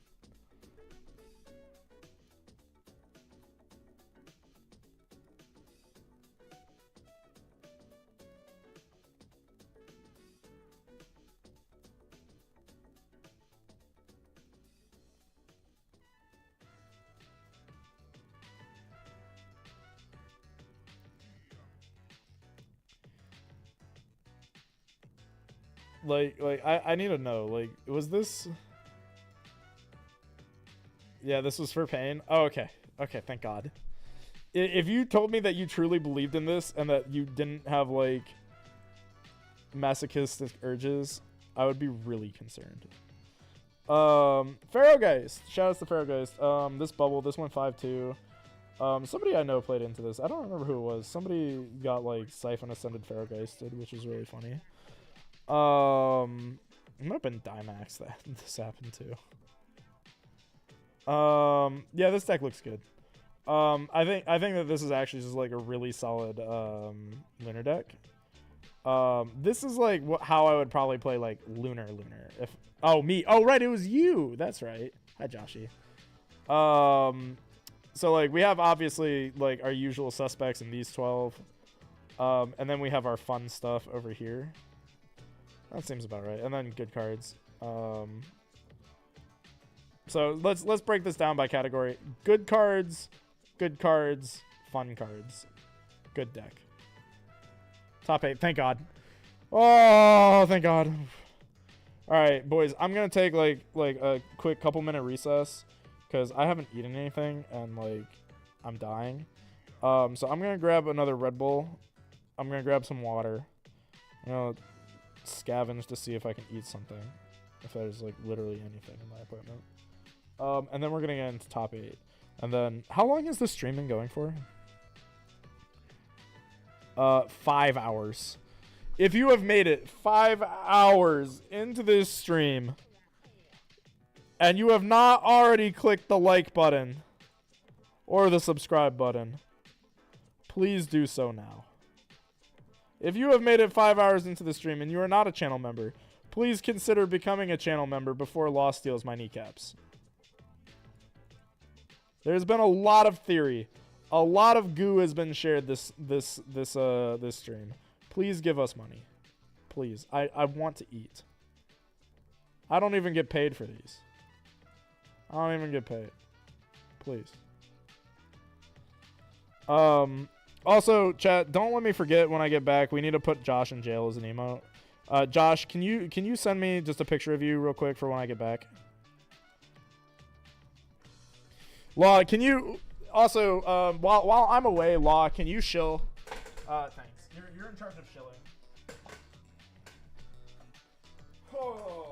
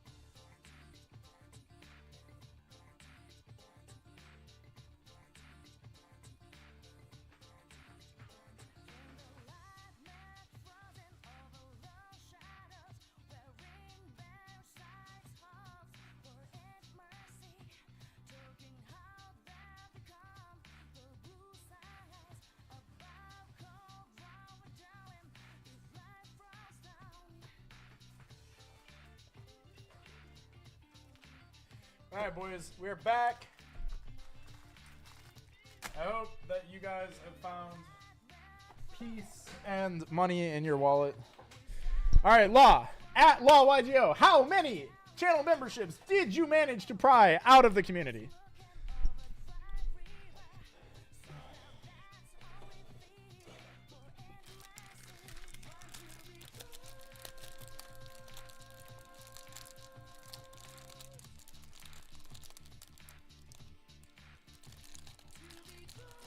How many memberships do we get a Shuffle Up and Play studio? I don't know what that means.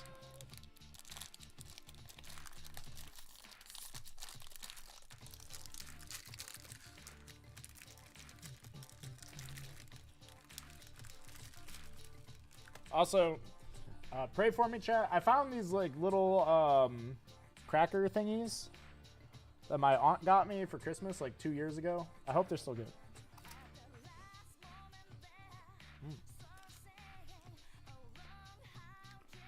I can't even pay attention. You know what? That's fair. -1 membership? Yeah, that sounds about right. That stonks.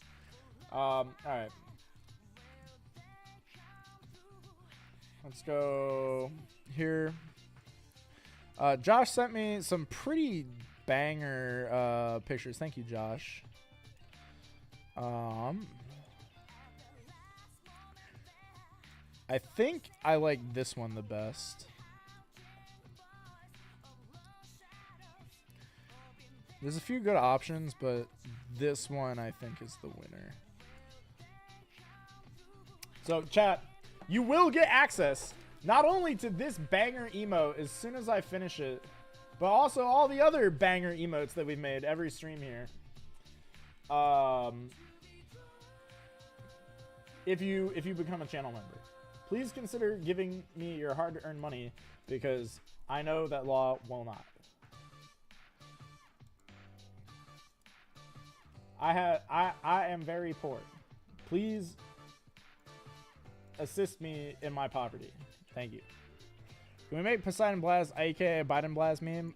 For 3 memberships, I will consider it.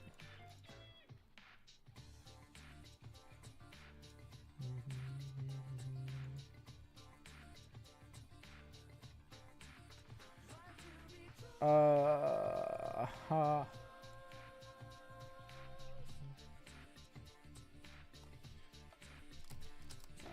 pretty sure that this one does not like to play nice.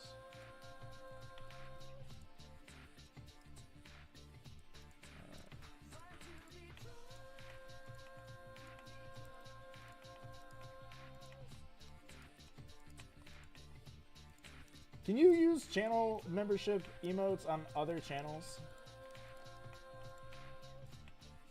Because if we could spam this in the main Alestrals chat, I would go crazy.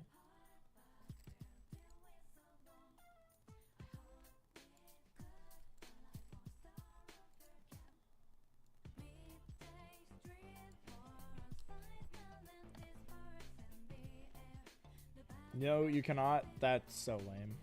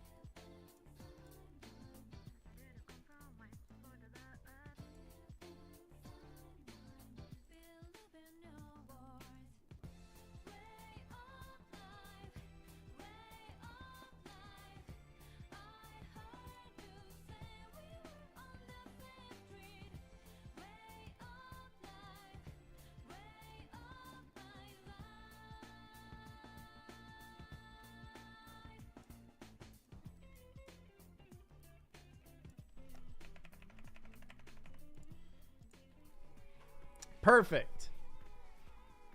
Ah, what a perfect emote.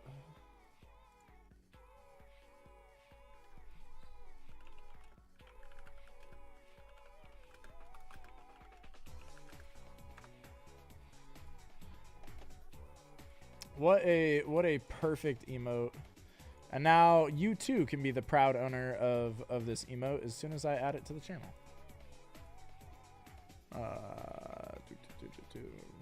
Customizations, earn. Earn memberships. I'm starting to learn where stuff hides. Oh, I cannot actually add new emojis. I need 2 more channel members. I'm not trolling. It says I need 2 more members in order to add more emotes. Chat, can we get 2 more emotes or 2 more memberships, please?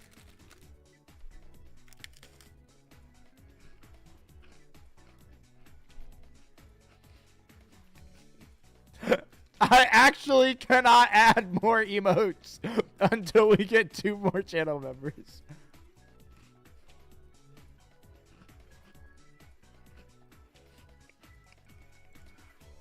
Pretty please, chat. Ooh, pretty please. Never happening? Yeah, likely.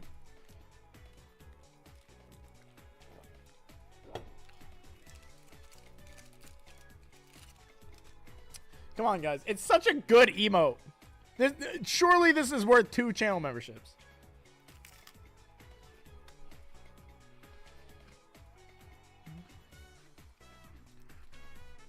Think of all the times I call you bad, chat. Doesn't that mean something to you?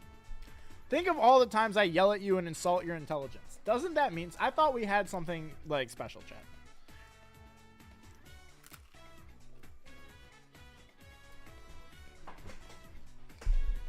No gift channel member option? No, there is. You can gift.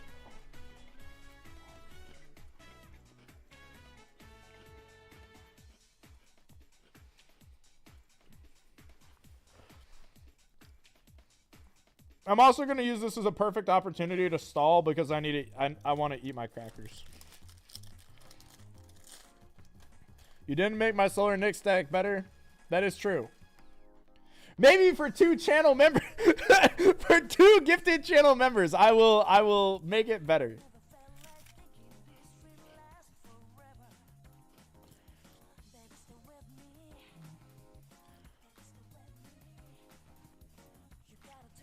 That's 1. And it went to law. That's probably the funniest possible outcome. Shout out to Real Chair. Thank you, dog. Check out the Elestrals Sudoku. Elestrals Doku. It's really cool. Law got it. I can't. That actually rigged. He didn't need it. The best part is he does not need one because he can just log into the account and spam whatever he wants. Yo, Redox, thank you for the channel member. Yo, let's go. A ninja, congrats. Congrats. I'm going to feel really silly if we get scammed out of that. Okay. I'm going to refresh this page. And if we get scammed, I'm going to actually be really upset for you guys. Oh, not scammed. Oh, thank you, YouTube, for not scamming us.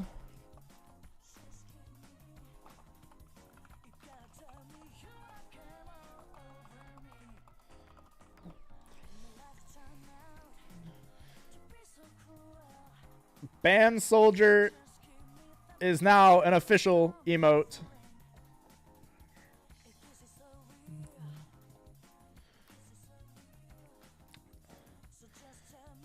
So now, wait, hold on, that says engage with you guys. I don't want to do that.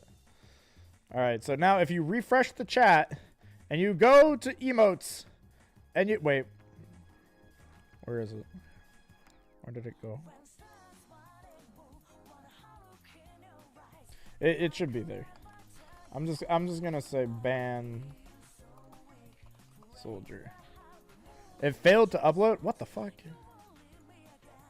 Oh, aspect ratio must be 1:1. Thank you. I don't know why I copied that.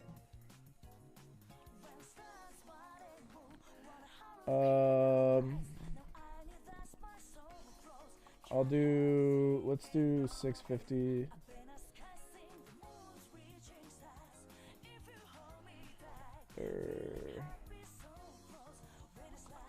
I'll do 700 by 700, I guess.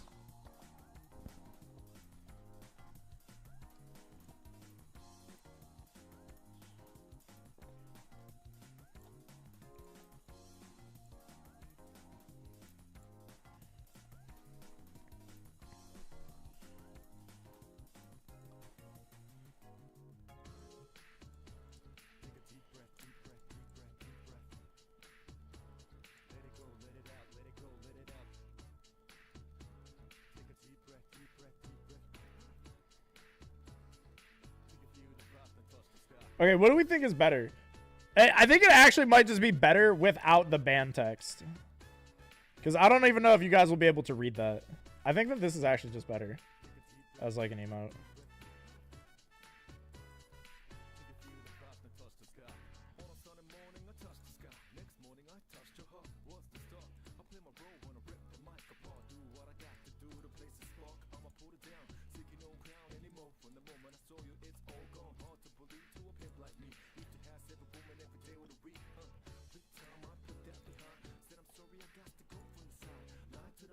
Save and publish. All right, now, chat, behold the power of. Oh, hold on.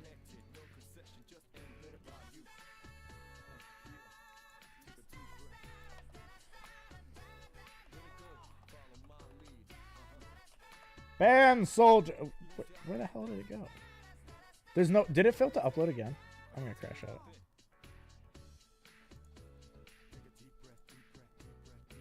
Oh, no, no. I uploaded. Okay.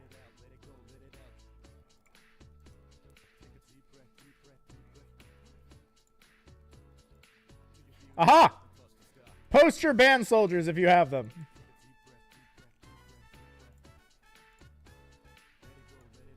Chat. Now we get the best part of the stream, which is talking about band soldier. Look at band soldier.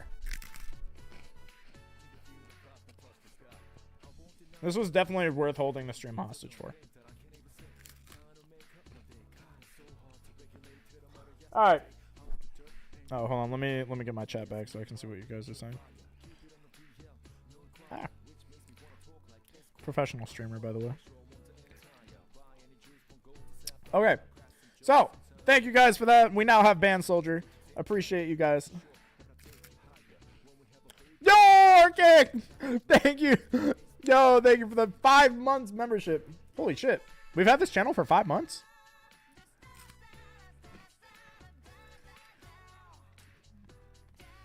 Yo, we got Johnny S. starting off top 8 with that membership. Johnny S. on Fartifact. Let's see. What do I like here? This is, I think, probably a better fire artifact deck. However, there are no rabbits in this deck. You will be sent to the gulag. Please prepare to be sent to the gulag. We've had this channel for at least 10 months. We've had this channel for 10 months? Oh my god.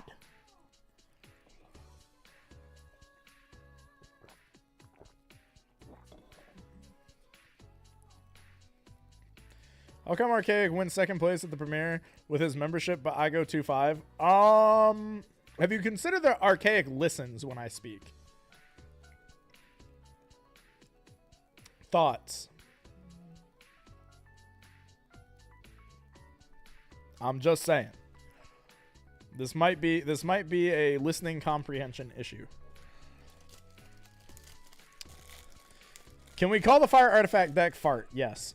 So this is a fart deck with no bunny in it, therefore awful deck. Terrible deck building. I'm actually kind of shocked that this went to top 8, considering there's only 14 Alestrals in it. I guess, to some degree, I can understand that, because a lot of people play so many bad Alestrals in their deck, they're effectively running fewer than 14.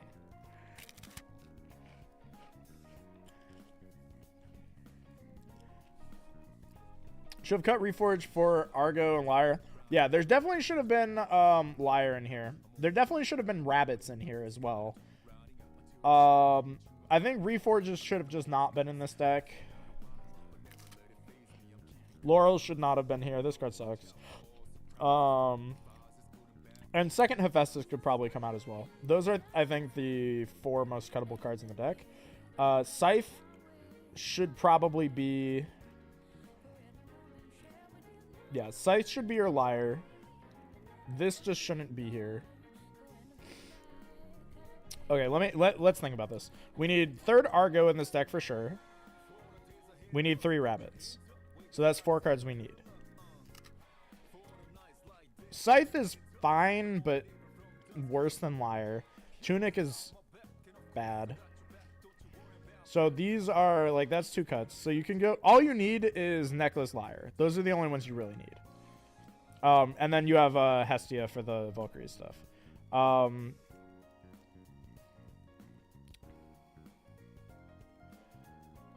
Yeah. So 1, 2, 3. You don't need 2 Hephaestus. So that's 4, 5. That's 3, 1, and then you can fit in 1 slot or keep either, or keep one of the cards that you cut. Yeah. Never considered Eddie. Should have been Champwell. Yeah, Champwell. Oh, yeah, that should be the last card. So, okay. So the differences that I would make are 3 Champwell.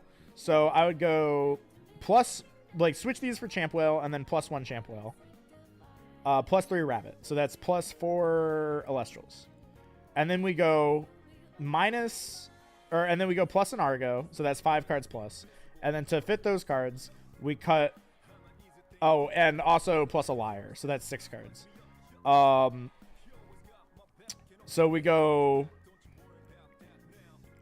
-1 PTA, -1 Laurels. So that's 2. And then minus Scythe, Reforge, Hephaestus. Those would be the changes I make in the main deck. Then in the side deck, I think you can still play your Eddies if you want them. Probably over 1 Eruption, or 1 Cryoblast, or over Divine Blessings, because this card's ass. I would play... And then I would probably play like 2 P-Box over 1 Eruption, 1 Cryoblast. Yeah, that sounds about right. Fun fact, the first Alestrals game I played versus Trish, I beat him with Mill. This is true. This was also the first Alestrals tournament I played in general. I played a casual with Shivaroar as my first ever Alestrals tournament. And I got fucking cooked by Trevor. Didn't know who Trevor was. And I was like mad tilted because I was like, man, this is goofy as fuck. What do you mean I lost to Mill? How does that even work? And then I was like, oh, hi, Trevor. And then I love Trevor. It was awesome. Next, we have Shivaroar from Soren. Soren always brings, like, wacky-ass shit. I kind of love that for him. He played 1-1 of Old Shivaroar and New Shivaroar. I think New Shivaroar is strictly better, so probably... I would have just played 2 of New Shivaroar if I was playing this. What does New Frigicup do?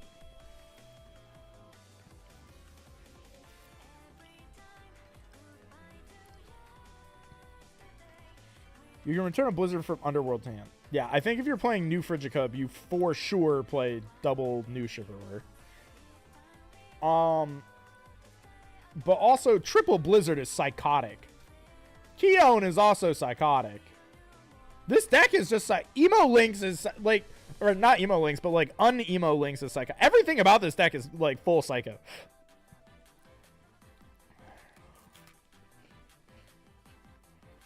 There's also only 9 counter-ins. Soren, I love you, bro, but like, what the fuck is this deck? This looks awful. This is 17-3? How the fuck did you top with this? I think that this is just like a Soren knows how to play the video game moment, because this list, like, objectively, like, this is awful. Like, this list is really bad. But Soren good. That's going to be my assessment of this. List bad, Soren good.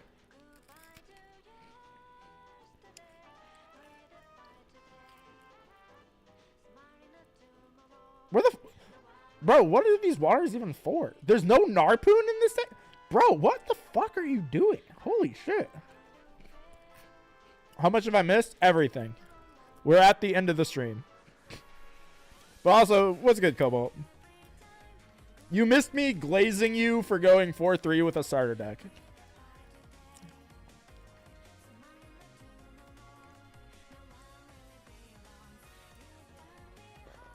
Yeah, I really don't even know how this happens. I'm not gonna lie. It's for the cryoverns. Stadium Wars gotta need that third mountain. I don't think I'm questioning third Boreas. I mean, I am questioning third Boreas. I think third Boreas is, like, bad. But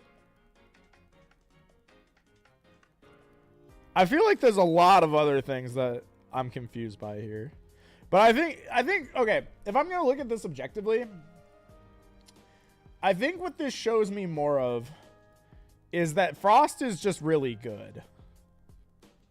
I think Frost might be the most represented color and top cut for this first tournament.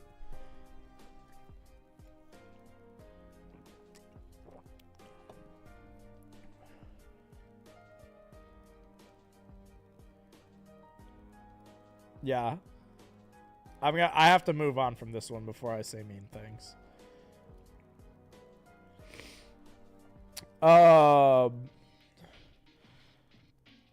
3-8? Yeah, 3-8.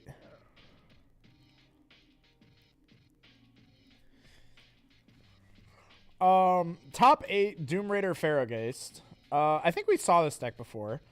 Does that mean that there were 2 people on this?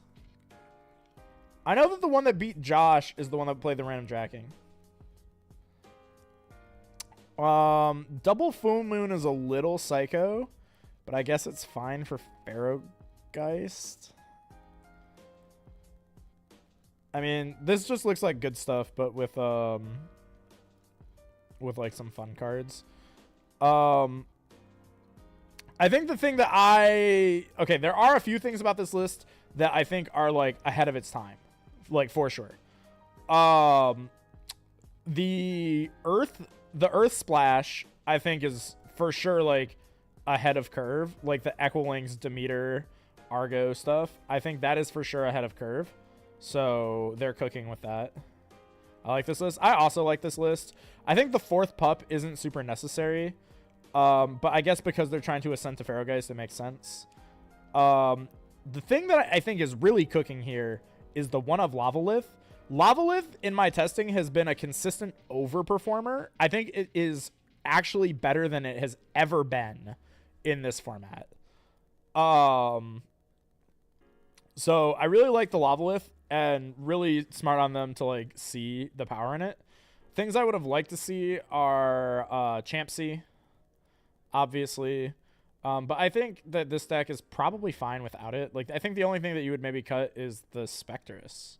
I think Spectrus is the weakest link here. But even still, Spectrus isn't bad. Naubert's in the side. I think I would have rather had seen the Cryspore engine. And I think what I would have done is I would have cut a Laurels and a Temple of the Moon, or Jalton, take your pick, for 2 Wind Spirits, and then replace Naubert line with the Surlet line, because then you have Surlet Hurricane for the Werepup decks, and that feels really strong. But otherwise, I like this list a lot. This is like pretty cool. I think that this is for sure ahead of curve. So very good deck building here. Happy with this. This is me. We already talked about my deck. The only thing that I will add to the conversation about my deck, so if you're just joining us, just scroll back to when I talked about fives, because every fives deck that was categorized was just my deck. It was me and my disciples. But my side deck was the most different of us. I had the P boxes, which I think that JJ didn't play. But it was really the real superstars were the extra Sorlet, extra Hurricane, and the one Zaptor. So this is like ascendant deck building theory at this point, of you side Zaptor for when you go second. And I don't think there has been many other cases in this game where people are specifically siding a spirit for when you go second. And this is the theory that I'll just like run it by you guys again in case you missed it before, or it didn't sink in, is that Like a Void is specific. Like, you only ever need the 5th Lunar Spirit for Like a Void when you go first. When you go second, you don't need that 5th Lunar Spirit. So you can just swap it out for a Zaptor. Because you would like 5 Zaptor in this deck. But to fit the Sorlets, I had to cut it. Also, the other thing, I've alluded to it before, is my very special friend. I believe the first person ever to top an Alestral's Premier event, at least to my knowledge, and also to my knowledge, or at the very least, during best of 3 Alestrals, because God knows what topped during best of 1, with Pelaquarius. I believe this is Pelaquarius' first Premier event top. And I put it in. This was like a right before I went to sleep decision. I put in the one of Pelaquarius because this was originally an Ardbud, just as like the 7th starter card. And then Dymax pointed out that Ardbud dies to Werepup, and I said, oh yeah, I'll just play Pelaquarius instead. Nah, it was done in base set. Base set doesn't count. Base set was not real Alestrals. I'm genuinely like I'm kind of trolling when I say that, but I also think that like we just should ignore anything that happened before Frostfall. Because I think that this game was like severely underdeveloped before Frostfall. There's a reason nobody tops with it. Yeah, because they're all bad and they're not god gamers like me. Also, why the Quackle? It was there for time. Like, just going to game 3. And also, like, it fills out a side pattern. So if... I'll just elaborate on the side pattern here. Is you can see that it's 2-1 on Sorlet Chrysor. This is just because this carried over from the Titanostrike ratios from the previous deck list. So the idea is, in matchups where this is bad, right, you side out of the two pigs and Chrysor for 2 Eddy plus a 1 of Rune, and Quackle is a Rune. So it's just 2 Eddy and a Rune.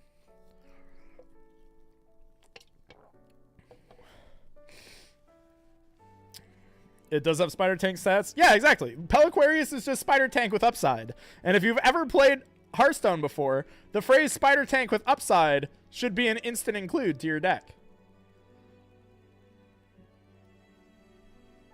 It's just Spider Tank with upside. Like, I don't see why I would not play that. It seems broken. Shout outs to Shurit. This is the part... Oh, now that we get to Shurit. One, shout outs to Shurit because I really like their deck, actually.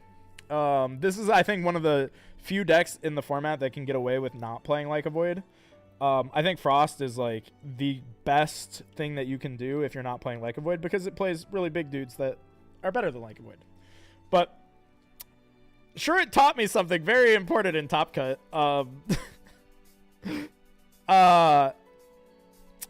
I didn't know that Rhynymph could attach itself to their own Alestrals. I thought it had to attach to one of mine. So, against Shurit, I might have had Rabbit Gorgon's PTA with another Gaze in hand, and then PTA sacked my own Rabbit. only for Shirt to say, yeah, that's fine, and then activate its effect anyway. And then I had to gaze it, and then I got beat to death with hammers. I might have gotten beat to death with hammers immediately because of that. And I'm not saying I would have won on the spot if I hadn't done that. But I think I would have won on the spot if I hadn't done that. So, oops.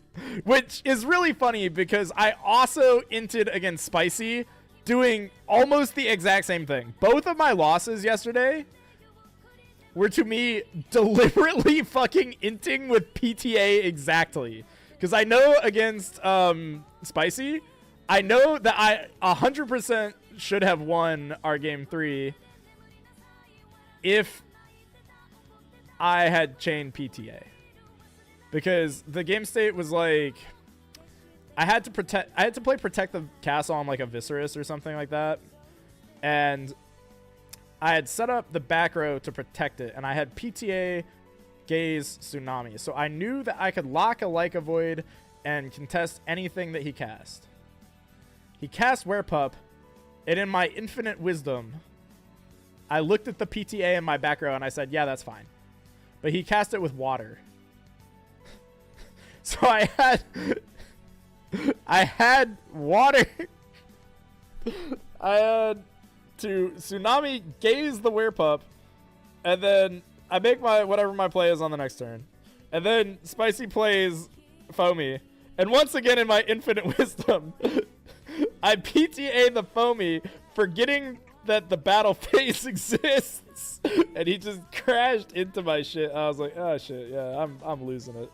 So I think I need to learn how to use PTA better, because I think I'm actually just a moron. And that was actually kind of awesome. Yeah.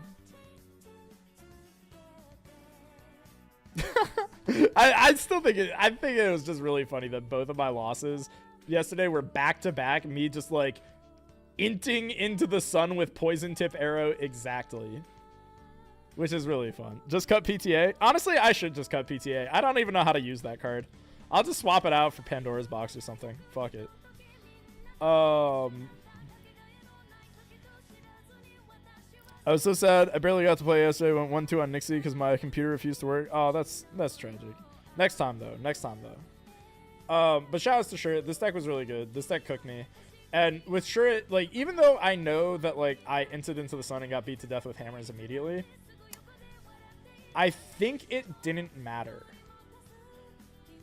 Because if I recall correctly, I think on the turn that I would have like correctly Gorgons'd his guy, I would have still had a rabbit, but my only other Elestral was Viscerus. Or it was Viscerus and Leica Void Champion. The back row he had was Tsunami. The only play I could make that I think wins me the game is Ascend Rabbit for Thunder, Water, Leica Void, and beat over Rhynymph.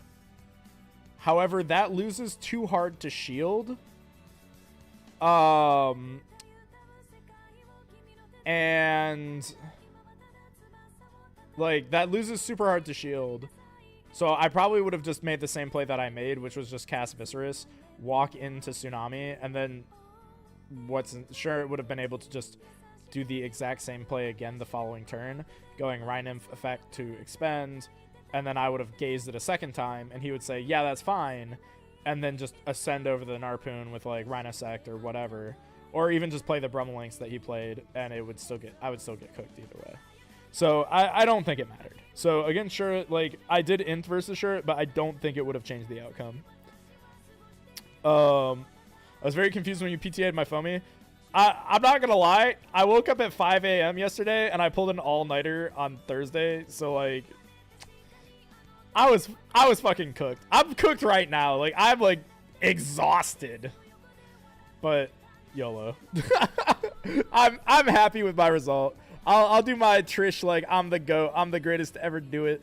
My deck is the best deck in the room. Everyone who played my deck did at least 5-2 or better.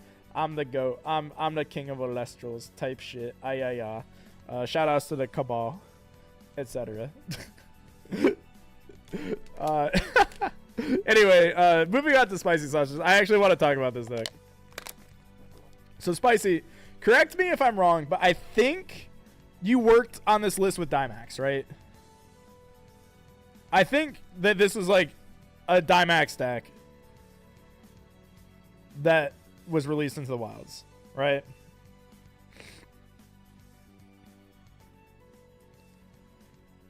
Oh, look, that's me. Yeah.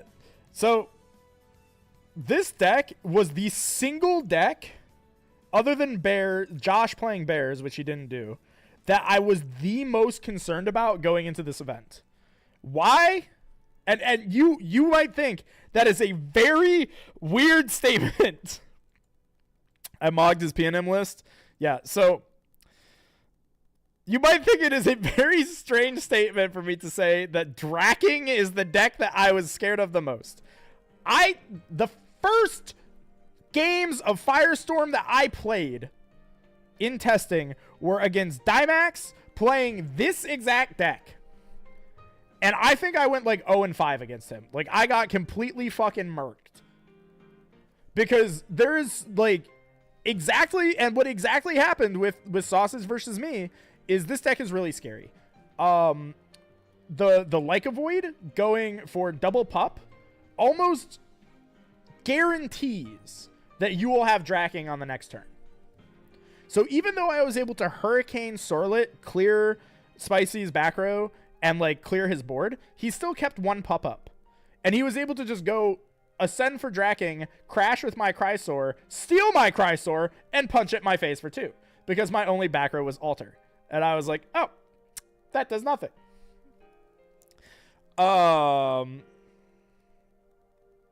So this deck is very good. So basically this deck is like, this is the good stuff deck. And like you can see the shared DNA. Like you see the rabbits, you see the werepups. Instead of Peliquarius, you play Schnark as your 7th starter. And then instead of playing the Chrysor stuff, you're just playing more Eddies. Foamy, which is diabolical, by the way, to cast after you go Werepup. Because the idea with this deck was completely, you put your opponent in a bind. By you go Werepup, you make the board, right? You tell your opponent you have to do something about it. On the following, and then you obviously counter rune them and they can't do shit about it. But then you play Foamy, and this is where they get trapped. You play the Foamy, and now if they have a Spectrus, they want to Magnet at the Leica Void because Leica Void's huge. But now you have a Foamy. So if they can't attack your Foamy with the Spectrus because they have to attack Leica Void, that means you get to deal with the Spectrus. And now if you get to deal with the board, like say you clear the like Leica Void board, they still get to like float Foamy into Schnark if you manage to kill it. And then Schnark gets Dracking, which then resets the Vortex, where you keep them in the Vortex of big lunar dumbass plus small shitter bodies. And that Vortex is very hard to escape from. And that's why I was really afraid of this deck, is because I think that this is like genuinely one of the best variants of like a Werepup deck that you can play because of that Foamy Werepup like Vortex, where it's just like you can't attack anything because like the best out to what they can do is they can go Hurricane Sorlet. But then the Foamy just says, okay, well, you can't make progress without letting me clear your Chrysor for free. Eats Champ Galaxy Alive. Yeah, it also does that as well. Like, it does a lot of things, like, really, really well. So this deck was really scary.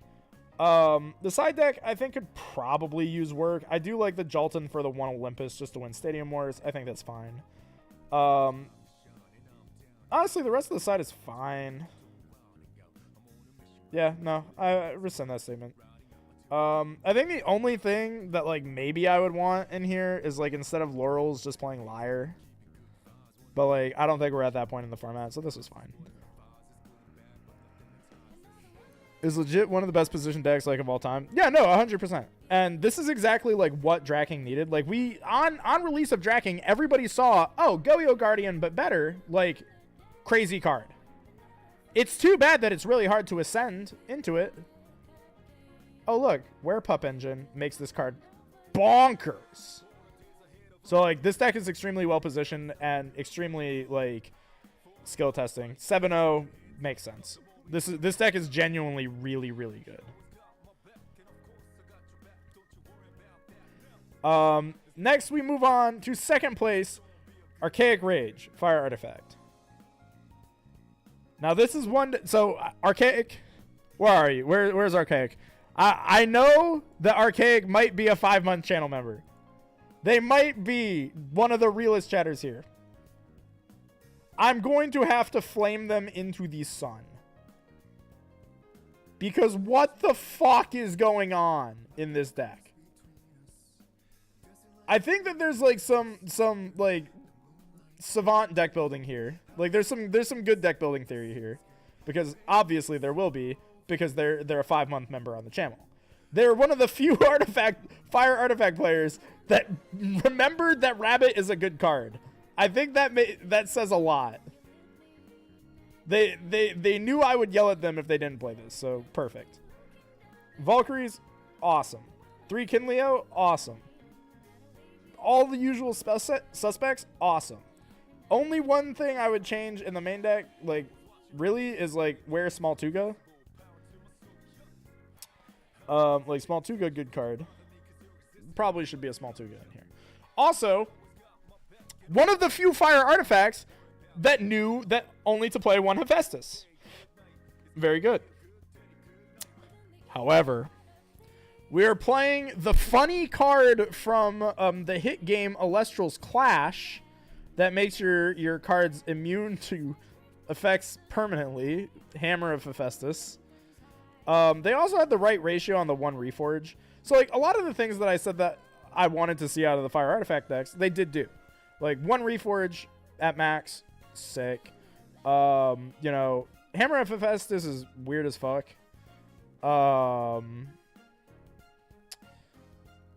And then, like, 1 Argo in main and 1 inside is truly psychotic. Same with 2 shield, 1 inside. Cryoblast, I understand, like, most people thought Cryoblast would be good. And, like, with all the spiders, it probably was good. But, like, this card is awful right now. And, like, 1 Hurricane is a little bit psycho. Like, pick a lane. Like, one of these two. That all said, though. And also, I see your comment. Forgot Liar existed. I only have 1 Small Tuga. That tracks. Okay, that makes sense. And the grace I have to give you is I have heard through the grapevine this was, I think, your first tournament back since Daybreak. Which is crazy. So, absolutely huge congrats. May only need 1 Small Tuga. Yeah, 1 is probably fine. I prefer 2, but 1 is fine.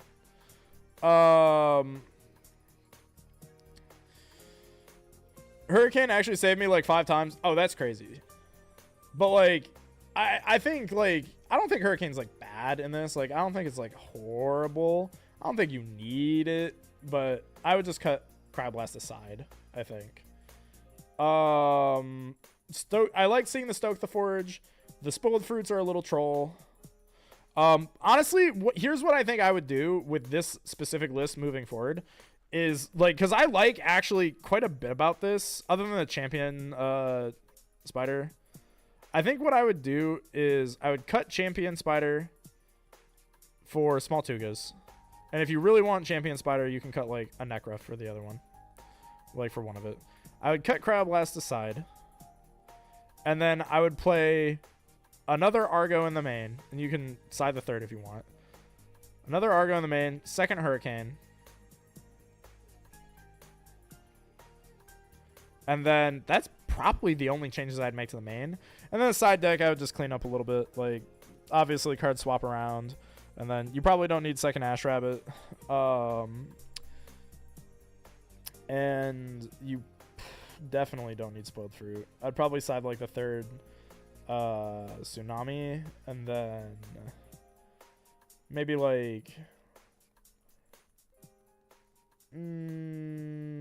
I don't know, maybe like No Stone Krakatuga or something. Like the side deck can kind of be whatever. Maybe like Boom Bats for the inevitable rise of the deck that we're about to see next. Oh, the other thing though I will mention, since just while we're on the topic, if you did want to play multiple Ash Rabbits, I do think that there's a side deck game plan that nobody did, but I alluded to this earlier in the stream. Is I think that there's the best card to pair with Hestia's Hearth is exactly Ash Rabbit. And why is that? If you go back to the Firestorm, or not Firestorm, if you go back to the Moonrise premiere, not the last one, but the one previous, where I played the fire lunar aggro. I play against Soren on the feature. If you guys watch that feature, I do a funny little like desperation dance against him of re-enchant Ash Rabbit infinitely to like fuel healing, right? To just like stunt, right? Just so I can set up eruptions and whatever, right? You can technically make that a game plan and make the Ash Rabbit Infinite Vortex into a game plan, and it improves with Hestia's Hearth. Why does it improve with Hestia's Hearth? Hestia's Hearth is not the best card in the game. It's pretty bad, right? But you can target the Hestia's Hearths with the Ash Rabbits, right? And like say you target Hestia's Hearth plus 2 really broken cards, right? Like that they're definitely not going to give you, right? Like Eruption, Ambro, Hestia's Hearth. Well, they're going to give you Hestia's Hearth. You have now entered the Infinite Ash Rabbit Vortex a turn faster, because now you have an Ash Rabbit with 2 spirits on it. You set your Hestia's Hearth. You pass to them. You have to continue to keep up the Ash Rabbit like protection game, or hope that they just can't deal with it still. But then in their like end phase or whatever, you can play Hestia's Hearth off of the Ash Rabbit, because it has 2 spirits on it, don't forget. Re-enchant 1 to the Ash Rabbit. And then once again, use that Ash Rabbit to target the same 3 cards that you had previously that resulted in them giving you Hestia's Hearth. As long as your opponent is rational and not just like picking at random, they will just give you Hestia's Hearth again. And if they don't give you Hestia's Hearth again, they give you a broken card as per scenario. But they give you Hestia's Hearth again, right? Now on the following turn, you are allowed to re-enchant that Ash Rabbit again. And now you have a 3-spirit Ash Rabbit. So you have gone +1 spirits on Ash Rabbit. And you have kept that Hestia's Hearth. You didn't lose it. It's back in your hand. And now you get another card back. And then you get to set the Hestia's Hearth again. And this finally gives you a way to let Ash Rabbit generate positive value over the course of like several turns. Like it gives you a way to, for free, generate positive value. Because now you get to keep the Hestia's Hearth, you get an extra spirit on your board, and on top of that, you get to like pick another card. So you're allowed to target like now Ambro, or like whatever, right? And also on top of that too, is because there's 2 spirits under that Ash Rabbit, you can now cast Eruption for free off of that Ash Rabbit before continuing the game. Which is just kind of like a neat little quirk of how the Gambit works.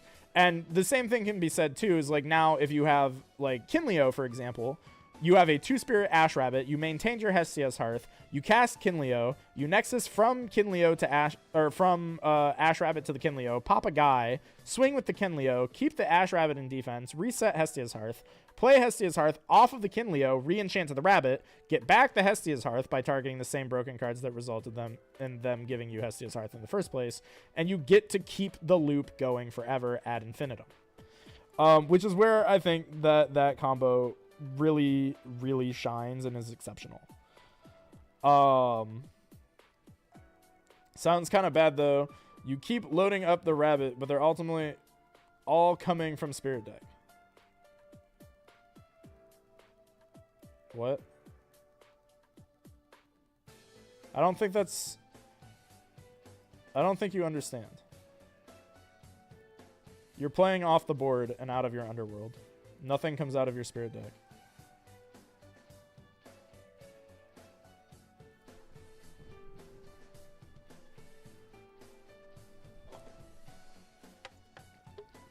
You only bring one fire spirit out of your spirit deck.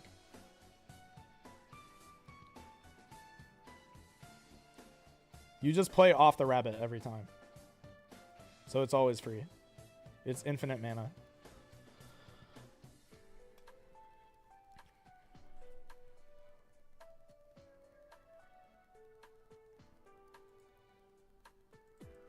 Yeah, exactly. Like Big Lizard has it. Like you're shuffling, you get infinite spirits. Like it is an infinite spirit combo.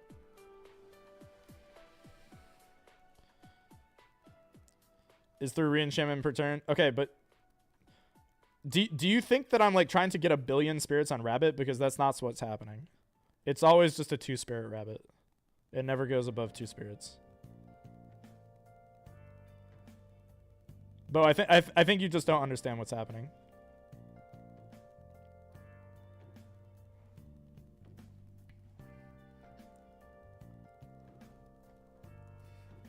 But that is technically, I think, the best thing that you can possibly do with Hestia's Hearth is just the infinite loop. Like the issue with it, like that I think, like there is an issue with it. Like Bo's not wrong. It's just not the issue that Bo thinks that exists. The issue is that your opponent can just kill the rabbit. Or they can just choose not to give you Hestia's Hearth. Like the experiment like fundamentally requires you to target cards that your opponent will not give you over Hestia's Hearth. But like the opponent could just choose to make a bad play to not accept the gambit. If it's just 2 spirits every turn, because you always go +1 card. Because the Hestia's Hearth always returns to you. It costs 0 mana to do it. And then you trigger the rabbit again. So you always return the rabbit. And then the rabbit always gets back another card. Still have 2 spirits on the rabbit? Yeah. You get infinite value. I don't see how you don't understand. It's infinite value. Anyway, Josh's list.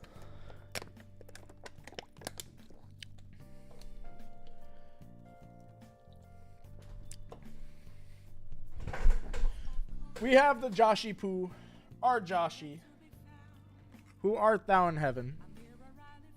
He played Blizzstrix. I hate Josh. I don't know, like, he said he wasn't gonna do it.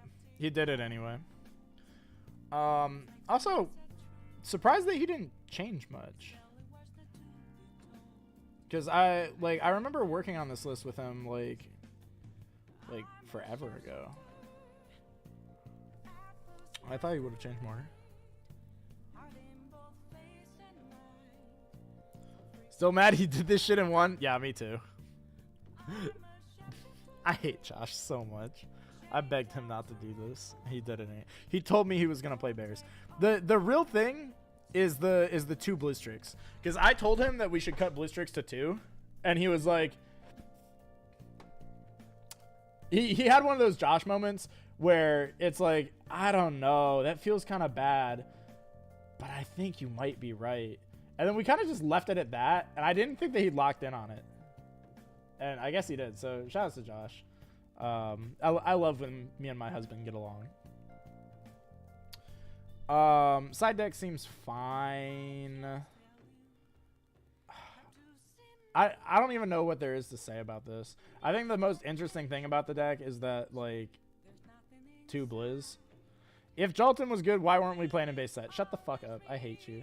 So I guess, okay, his whole theory is like Brummeling's good card, Boreas crazy, and then the 2-drops, like the 2-drops get massive, which is correct. However, I still stand that this is a Josh moment, like a Josh psyop. This man, I watched this man hit double Cedar Soar. The Cedar Soars were fucking next to each other when he milled them 5 times yesterday. 5! Josh is getting banned. Can we get Ban Soldier in the chat?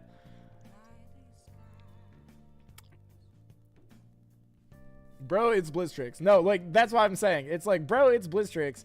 But Josh's whole thing was, no, you see, it's better now because there's a field spell searcher, and it makes all of the dudes fucking massive, which is crazy and broken. Which, like, he's not wrong about. But, like, when I played against him in tournament, you know, he got cooked. He got murdered. I murdered this man. It wasn't close. The only game that he even had a chance is where he frame one milled double Cedar Soar ass prowl against me. I hate you, Josh. But so I just pre-side versus Josh. I didn't even need the pre-side. I didn't even need it. I cooked this shit with Blizzstrix. I love you, Josh. But yeah, I think this deck is a little bit psyop, but I do think Josh has proved his point that big dudes are scary. And so this is where my own personal like opinions come in. I think that Blizz was not hit hard enough on the previous list. And I think this just proves that. I think like Rise to 1 is moving in the right direction, but I think that like, and I also think that like playing the 2 Blizz is just more illustration of the fact it's like Blizz is not the problem in Blizz, it's all the big dumbasses. And Moralith I think should have gone to 1, not only because of like the Brummelinks like Moralith like shenanigans being broken, but I think that Moralith is a card that fundamentally is going to become problematic over time. It says mill 5 on it, and it's also a 2-drop that cheats itself onto the board really easily. I do not think that card should have ever been printed. Like, why are we putting a Guido onto like a Monarch? Like, that doesn't make any sense to me. Same thing with Asprowl. Honestly, like, Asprowl probably needs to get hit too. Like, because it also just says mill 4. Like, it's a little bit more balanced, but, like, at least at this point in the game, I think milling that many cards so easily and for, like, so little cost is, like, really strong. And I think that this is true. Like, regardless of what card game background you come from, any deck that has had a self-mill strategy has probably been overpowered in just about any game that you've played it in. And I think that is confirmed to still be the case even in Alestrals. It's just like, would you believe that a deck that has cards that trigger when they're milled from the deck and gets to mill cards for free would be good? It's just like, when you turn the Underworld into a second hand, it's really, really strong. So I think that some of the like aggressive mill power needs to be addressed, especially because of like Cedar Soar with Boreas. Like, we could even get to a point where like potentially like Cedar Soar is the card that they need to address, which is crazy. I feel like that isn't real. I think they just need to hit the guys that mill like crazy. Like, I think if they like limited Asprowl, limited Moralith, like, and with the limit to Rise, I feel like a deck like this, you could play it, it would be fun, but it would not be crazy. And I think that would also open room for more stuff like Hermes Blizz, which is like another cool like deck that they could play, which like clearly wasn't needed here, but like Hermes Blizz could be cool. Like, you could just go, you know, like, oh, I Snowlit hit into my one of Asprowl, or like I Heart Ascend for my one of Asprowl, and then I Hermes guarantee myself a Blizzstrix. You know, that's still really good, but you're not just like giga milling your entire deck, hitting Cedar Soars, making them 6s, making this dude 8, making this dude a 9, making this dude a 14 that pops cards. Like, there's a lot of goofy shit going on.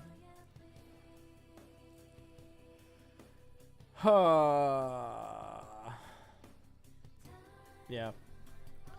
But Josh, I hate you. That has been every deck of Firestorm. Do we have any comments, questions, or concerns at this time before I end the stream?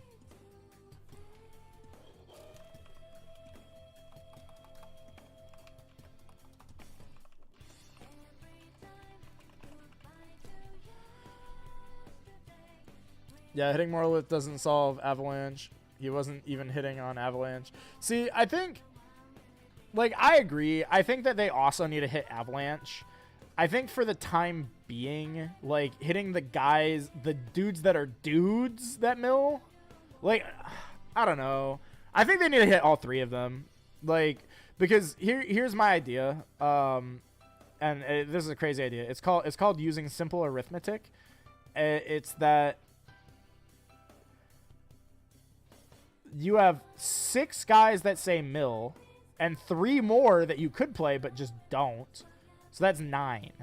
If you limit all 3 of them, you put them down to a total copy, like total of 3 mill cards. If you hit just Morlith, they still can play upwards of 7, which means that hitting just Morlith means that you could potentially accidentally buff the deck, because now all they have to do is cut 1 card and they play 1 more card that says mill on it than they did before by just replacing with avalanches, and then cut 1 card for a 3rd avalanche. If you hit Ass Prowl and Morlith, they could just replace the 4 cards lost with 3 avalanche and 1 other card. So like that's the 3rd Blizz plus 3 avalanche, or just 3 avalanche plus another counter rune. So now they really have only lost 1 card, like 1 card that says mill on it. So I think you have to hit all 3 of them to have a meaningful effect on the math of this deck, which is really silly, but they kind of put themselves into this position by printing all those cards. And I think that those are kind of necessary hits, because I'm sure that these are not the only cards in the game that will ever say, if this card is sent to the underworld, do X, Y, or Z. Which means that every time we get another card that says, if this card is sent from the deck to the underworld, do X, Y, or Z, which means that every time we get a card like that, all of these cards get better.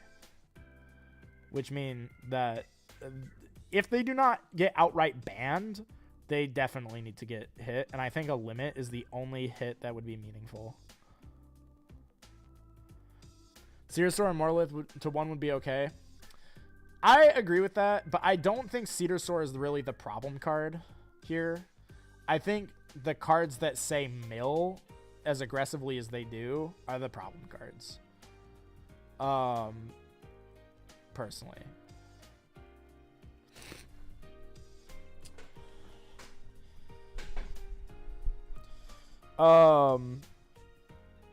But I don't know. Those are just my thoughts. I think part of the issue, though, is like you hit all the cards that say mill, and then Blizzstrix is still a viable deck, but it just turns into a more mid-rangey kind of deck, and it's still a really scary deck. I think that Blizzstrix, in just about any iteration that will exist, is going to be really scary no matter what. Like what? Asprowl, Snowlit, Avalanche. You would have to. I think that the 3, if they're going to hit the millers, they have to hit Morlith, Asprowl, Avalanche, and put all of them to 1, because I was just talking about this. It's just a question of math. If you hit just, so there's 9 potential cards that say mill 4 to 5. I'll count Asprowl as also saying mill 5, because the difference between 4 and 5 is like marginal. That's an eighth of your deck. That's what, 16% of an entire deck? But you start by drawing 5 cards, so it's 1 in 7 of your deck, like a 7th of the cards remaining in your deck always. And there's 9 cards that you could play that do that, right? So milling a 7th of your deck is diabolical in a strategy like this. If you've ever played Yu-Gi-Oh, you know how crazy just a single Kitkalos resolving can be. And that just says mill 5. Right? And that's just devastating by itself.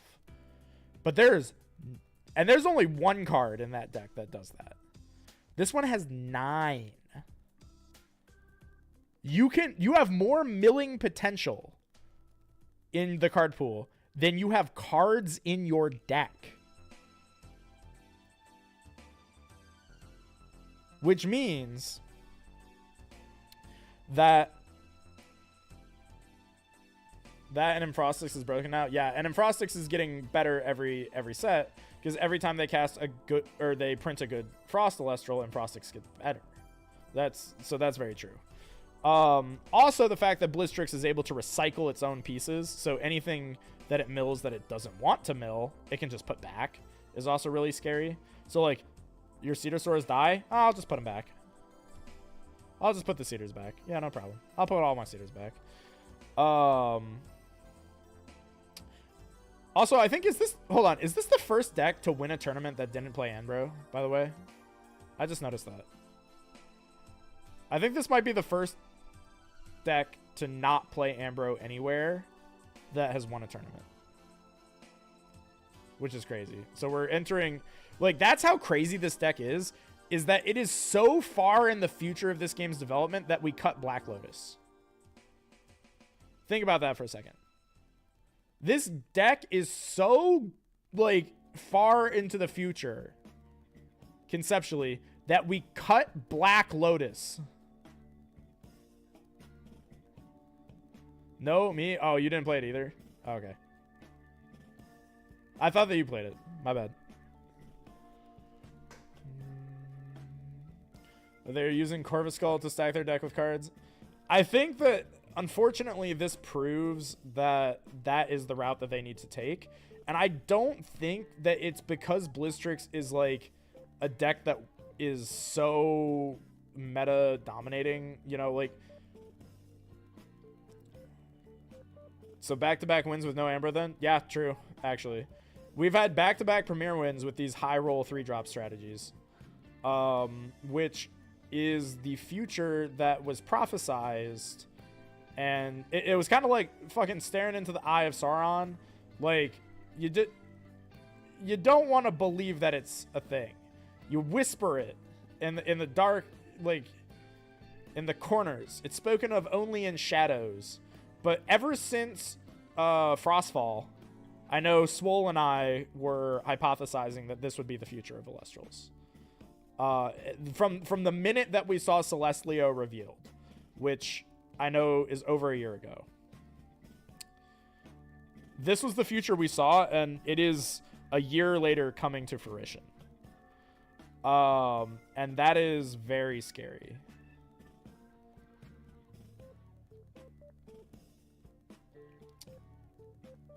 Yeah. So on that note, I'm gonna just say the thumbnail of this stream was not clickbait. This, in my mind, is very problematic, and I think that unfortunately it has to be addressed. And I think what I would say is they need to hit all of the mill cards, not just to address this deck, like in current meta, but also for the health of the game, because we do not want to have this conversation every single time there's a card that says if this card is sent from the deck to the underworld. Like, I think that will start to get very tiresome if that becomes a repeated conversation that we have to have. And on that note, I'm going to leave us. Guys, you've been great. Thank you guys for joining me. Remember to like the stream, subscribe, become a channel member if you haven't already. And I'll see you guys after the next premiere. Bye-bye. Bye-bye, chat. Bye-bye.